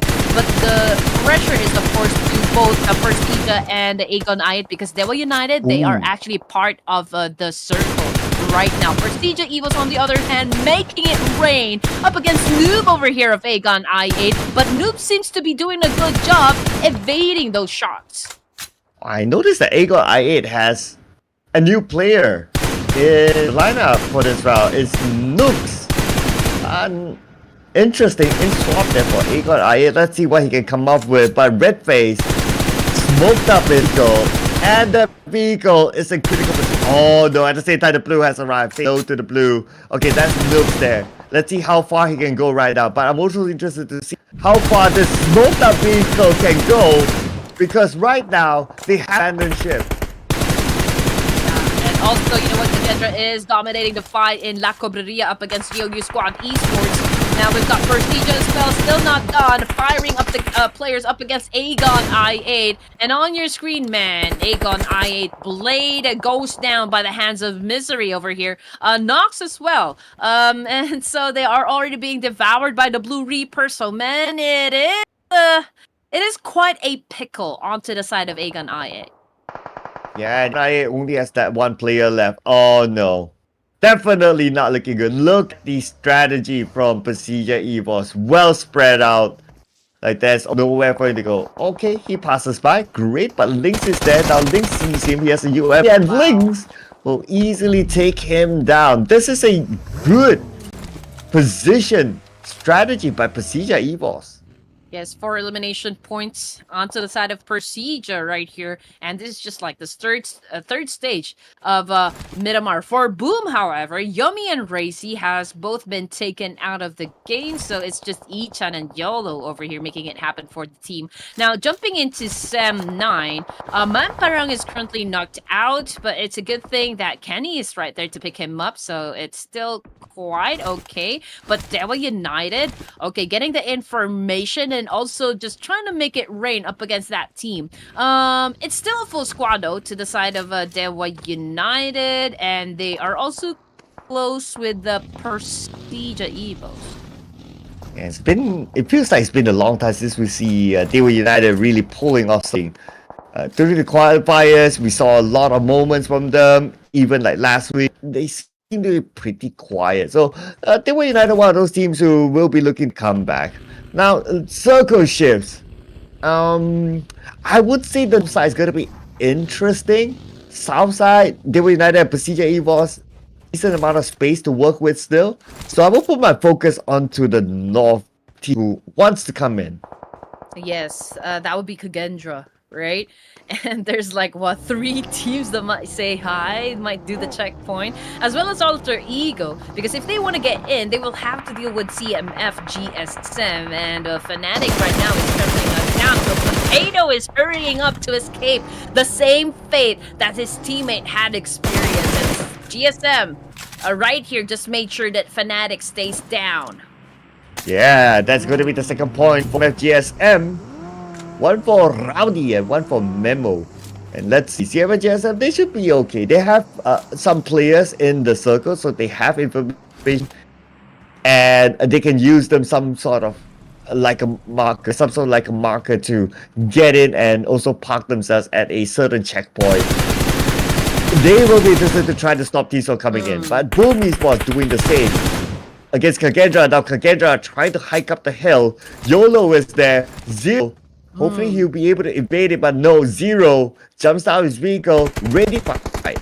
I just know that YOLO is really aggressive, but you know what? Yeah, he is aggressive, but kind of reckless as well, because he did expose himself up to STALWART Esports, who is actually right there on the top, right? Just to pursue that 1 elimination point. Here we go, Dewa United. Play by the rear of the circle. Chicho Galaxies, PERSIJA right below him. Almost getting knocked down. Second time try around. Lucky enough, the second nade onto him as well. Chicho Gala needs to reset. He needs to get away as far as possible before another nade lands.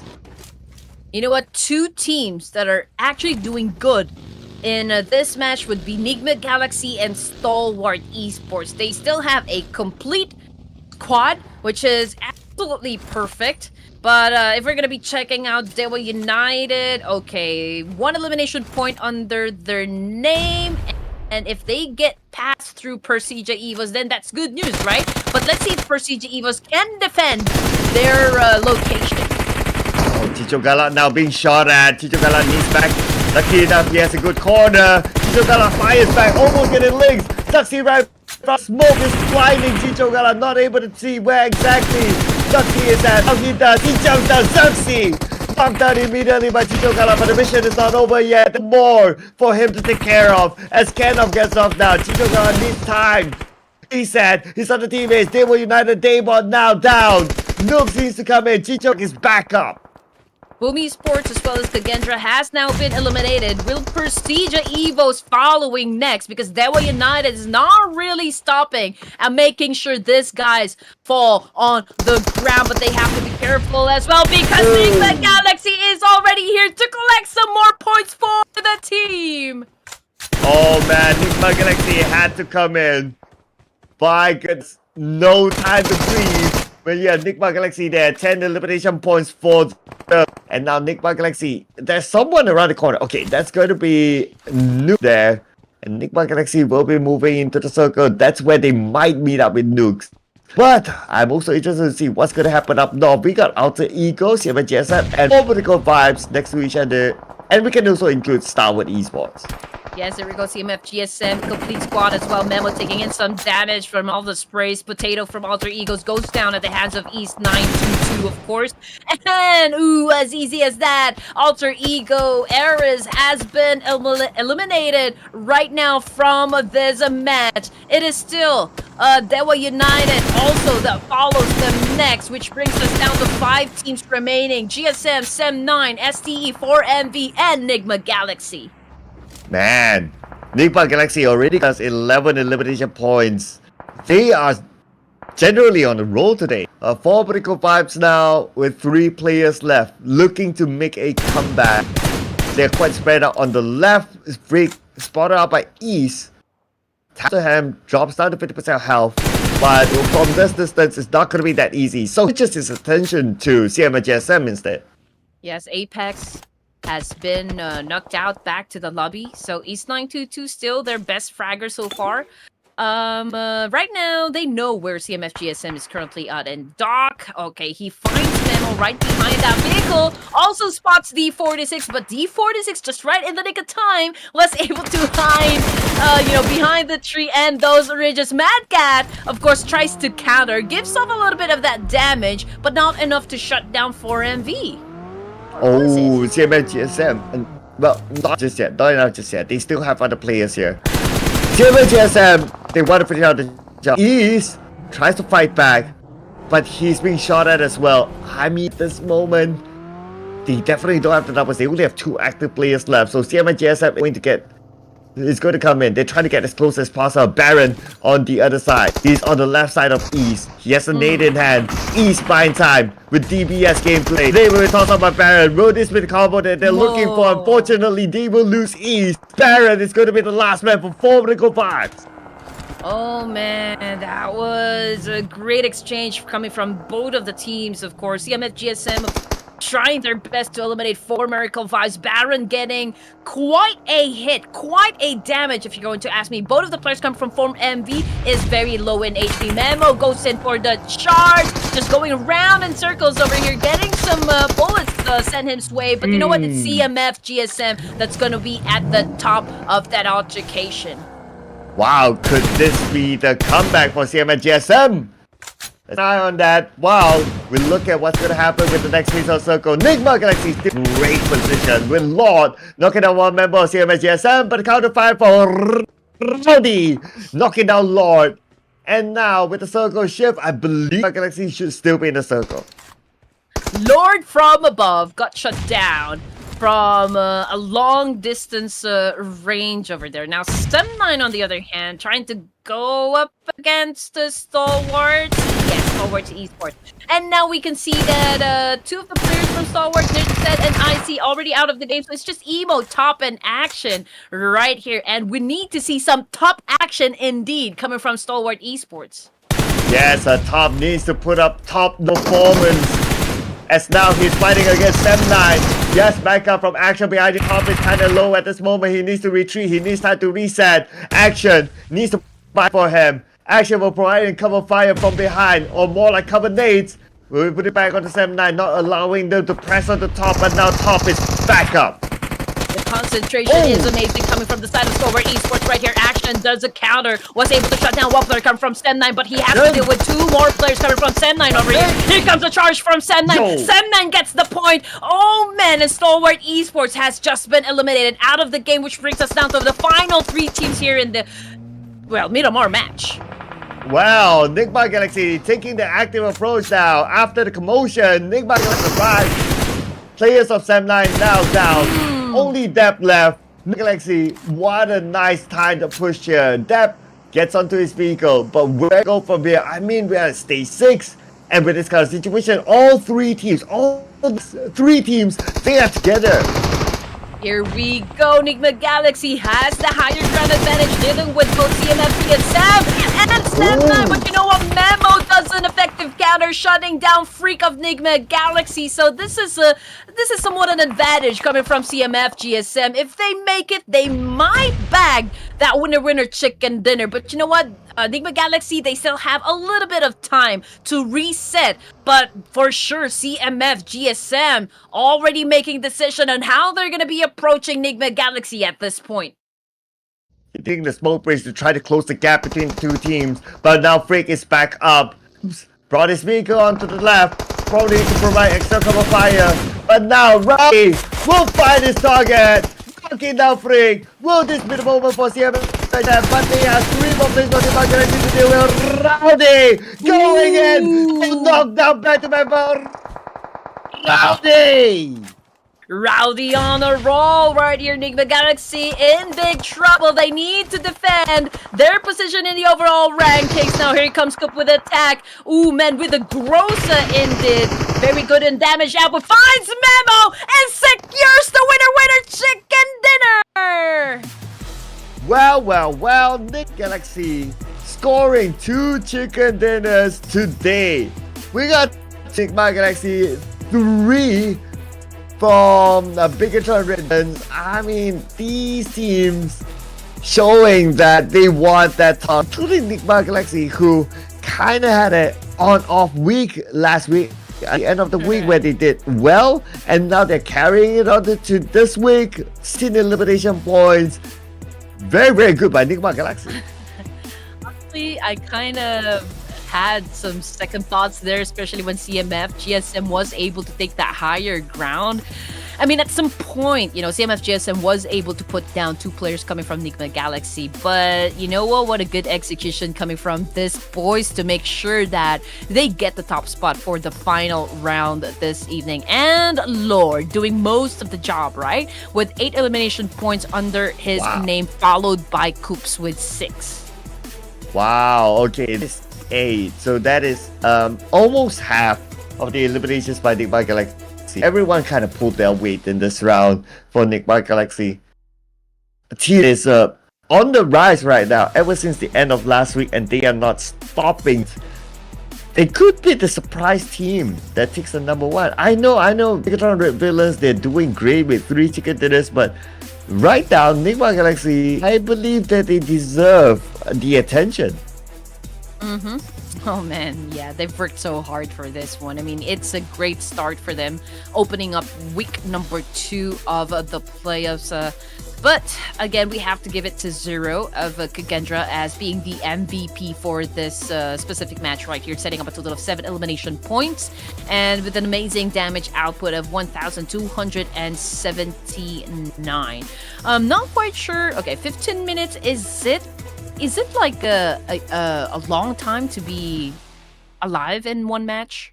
Probably in the middle, I would say. If you hit like the 20-minute mark, then that's pretty nice. So take into consideration, like in 15 minutes, which is somewhere in the middle, but you're still able to gather that amount of eliminations. Yeah, if we were like the map, I think that's kind of impressive. Yep. Exactly my point as well. Now, highest elimination still goes to NIGMA Galaxy. Lord, highest damage, highest knocks comes from Zero of Kagendra. But then again, okay, high damage, you get the MVP title, right? But it's still the eliminations that would count more compared to the damage output, because that would set a point onto the scoreboard, right? And 27 points in total. That's how much of a performance that NIGMA Galaxy just showed us for the final round this evening. Yeah, these points. I can't wait to see like the overall, right? Like how far are they from BIGETRON Red Villains? I'm pretty sure PR will still be up there because it's like 3 chicken dinners. But probably NIGMA Galaxy will be at second. So we'll keep an eye on that later on. Other than that, Morph GPX, only got 1 point. GLU8 Esports still yet to recover. And if they continue to perform like that, because of also how their performance last week, I worry that we won't see GLU8 who impressed us during the qualifiers not making it into the finals. And oh my lord, again, with the longest elimination distance, 393 in total. And out of this match, we've got 2 airdrops that was looted. Okay, that is a great stats right there. But when it comes to the throwables used for this specific match right here, it's 124. So it's a little low compared to the previous matches that we've had for this evening. Yes, it is. But I guess it's also with the factor that like teams just like there are certain teams who just ran amok in this. It kind of had that feeling of like it is the last round, so you just like kind of got out. Yeah, although it's like last round of the day, so some of the teams just like went berserk, and it feels also that this round is kind of fast as compared to like rounds before. And also, Sir Cloud, it's 3-2. Oh yeah, you got it right. Yes. Oh yeah. Okay, that's pretty nice. Oh yeah, I almost forgot like what sort of prediction, because you know like we change it like every round. So great, congratulations.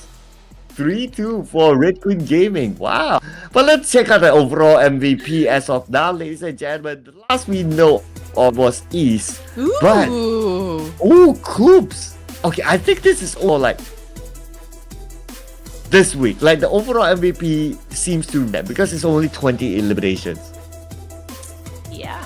So we've got 2 teams that actually are quite doing okay, at least for day number 1 and of week number 2 of the playoffs, right? So that's NIGMA Galaxy and BIGETRON Red Villains. Yeah, so it should be either one, right? But pulled off like a clutch against Hale Esports, definitely deserves a mention. So road to MVP there. Besides him, Lapa deserves a mention as well. Multiple times helped BTR to get the chicken dinner being the last man. And we have the Mr. Handsome Top still there in the mix. Lord as well, NIGMA Galaxy, and Lapa's teammate GenForce at number 5 as of now. Yes. Okay. Again, I will have to give it to Rowdy, you know, just before we ended the final round, right there. He did his absolute best, of course, and just really went for some insane moves that I have seen, you know, trying to close down that game up against the NIGMA Galaxy. So I'm also still waiting for Rowdy to join the overall fraggers or top fraggers, and of course those players that are gunning for the MVP title. Yeah, all fraggers here. Pretty much the same names except for East. Actually quite surprising that we don't see East in the running for the MVP, because he was amazing last week. But this time, maybe because it's also the overall performance of 4 Bricos that kind of affected East and his journey to being the overall MVP, so kind of dropped down a bit. But it's only day 1, so we got 4 more days to go for 4 Bricos to come back up and not themselves, but also for individual players like East to snatch the overall MVP. Yeah, I mean, these teams are probably saying to former Kavais, hey, you cannot take things easy now. I mean, we are out to get you, right? So BIGETRON Red Villains remains at the top of the food chain with 68 points. But you know what? NIGMA Galaxy seems to have closed the gap. It's only 4-point lead onto the side of BIGETRON Red Villains. STALWART Esports coming in at 3rd with 44. Boom Esports moved up 1 rank, setting a 35 points in the overall rankings, followed by Morph GDX, Genesis Esports, NB Esports, and amazingly CMFgSM. Man, welcome to the first page. Oh wow, yeah. They were at page 3 last week, and welcome to the first page. Now it's a question of whether they can maintain that or not. You kind of think about it, their performance was also due to how Rowdy performed fairly well today, I must say. There were a lot of good moments that Rowdy did. On page number 2, Formidable Vibes. What are you doing there? Something is not right. You're not in an unusual spot for them. Yes. Good job coming from the side of Kagendra, PERSIJA, EVOS, as well as SEM9. They all moved, quite a significant number of ranks in the overall. So, again, we're always going to be saying, okay, I hope that you guys continue on to the kind of pace that you guys were able to set for today, the consistency and whatnot. Continue on doing your homeworks. I mean, those kind of things, because whatever that you do inside the game, it's always gonna be showing how good you guys are or how much you guys have prepared for it, with the consideration, of course, of like how the zone will move. But speaking about movement, we got some slight movement here. They were the only one on page 3 to go up, so they're at number 18 now. But also, kind of surprising that YOODO Alliance, the only team without placement points, is 3. So only 2 points for YOODO Alliance the entire day. Out of 4 games, super duper low. I don't know. It's hard to tell when you don't see much of what they're doing. By the time you know, it's like, oh, they're out. So it's hard win. YOODO Alliance, come on guys. This is also an unusual spot for them with their kind of status in the international stage. Yes. But then again, there's always that possibility that they don't want to expose whatever like aces they have with their decks, right?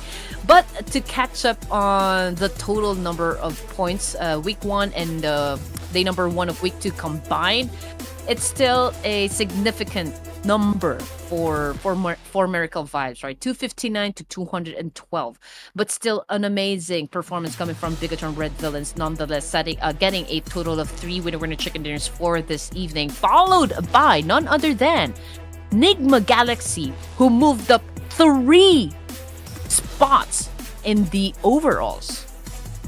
Oh, okay, so we're going to get the overall per se as well for us to talk about. If we take into the consideration of Formidable Vibes' last performance, then well, they are unshaken at number 1. I mean, they opened up like what last we saw was like a 17 gap, 80-point gap, so they'll definitely be fine still. But for page number 2, overall, Alter Ego, welcome to the top 16. Welcome to page 2. PERSIJA was moved a bit, and they were United drops a little, but that's only like 1 point different. 1 point. Yes. Well, ladies and gents, take a long, hard look at the top 16 teams, opening up day 1 of week number 2, because those are the teams that will fight for their position, of course, just to remain in the overall rankings, or like being part of the first and second page, only because this is something that they would want to avoid, of course. NB Esports, and then they've had a set of bad games, so they moved down 1 rank. Same thing with AGONxI8, followed by CMFxGSM, YOODO Alliance, GLU Squad, D Savior, Team RQ, and BN United. But as for BN United, well, they missed quite a number of games, so not quite sure as well if they will be joining us for the entirety of week number 2 of the playoffs. Yeah, I hope they'll be able to return tomorrow, because they're kind of missing BN United, I mean, it's always nice to have a full league, like all 16 teams, all 64 players, then you get a little bit more excitement. So BN United, if you're listening to this, hopefully you get to play tomorrow. Also entertain us, and also I'm sure the fans will be wondering where you guys are, so back tomorrow, BN United. And to keep you guys up to date with what happened to this evening, BIGETRON Red Villains, 3 winner chicken dinners. NIGMA Galaxy, well, 2 winner chicken dinners, right? Morph GPX with 1. Amazing performance coming from BIGETRON and NIGMA Galaxy.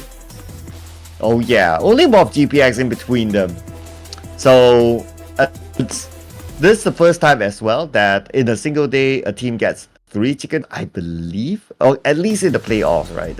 And then NIGMA Galaxy has come back for them, bringing the momentum from the second of last week, or towards the last few days of last week onto today as well. So they're starting to get into some momentum. So great work there for NIGMA Galaxy. Yes, and for NIGMA Galaxy, I believe they hold the most damage compared to all the teams that were able to get that winner chicken dinner out of all the 6, or like perhaps out of the 6 matches. So still a wonderful performance. What a great end to this evening, Sir Cloud. Oh yeah, absolutely. Great one for today, ladies and gentlemen. But it's only day 1 of week 2. Tomorrow we will have more. We're coming back with another set of games. So make sure you do not go anywhere tomorrow. That is, come back same time, same channel. My name is Sir Cloud. Together with Red Queen Gaming, we'll be signing off for now. But we'll get tomorrow. See you again. Bye.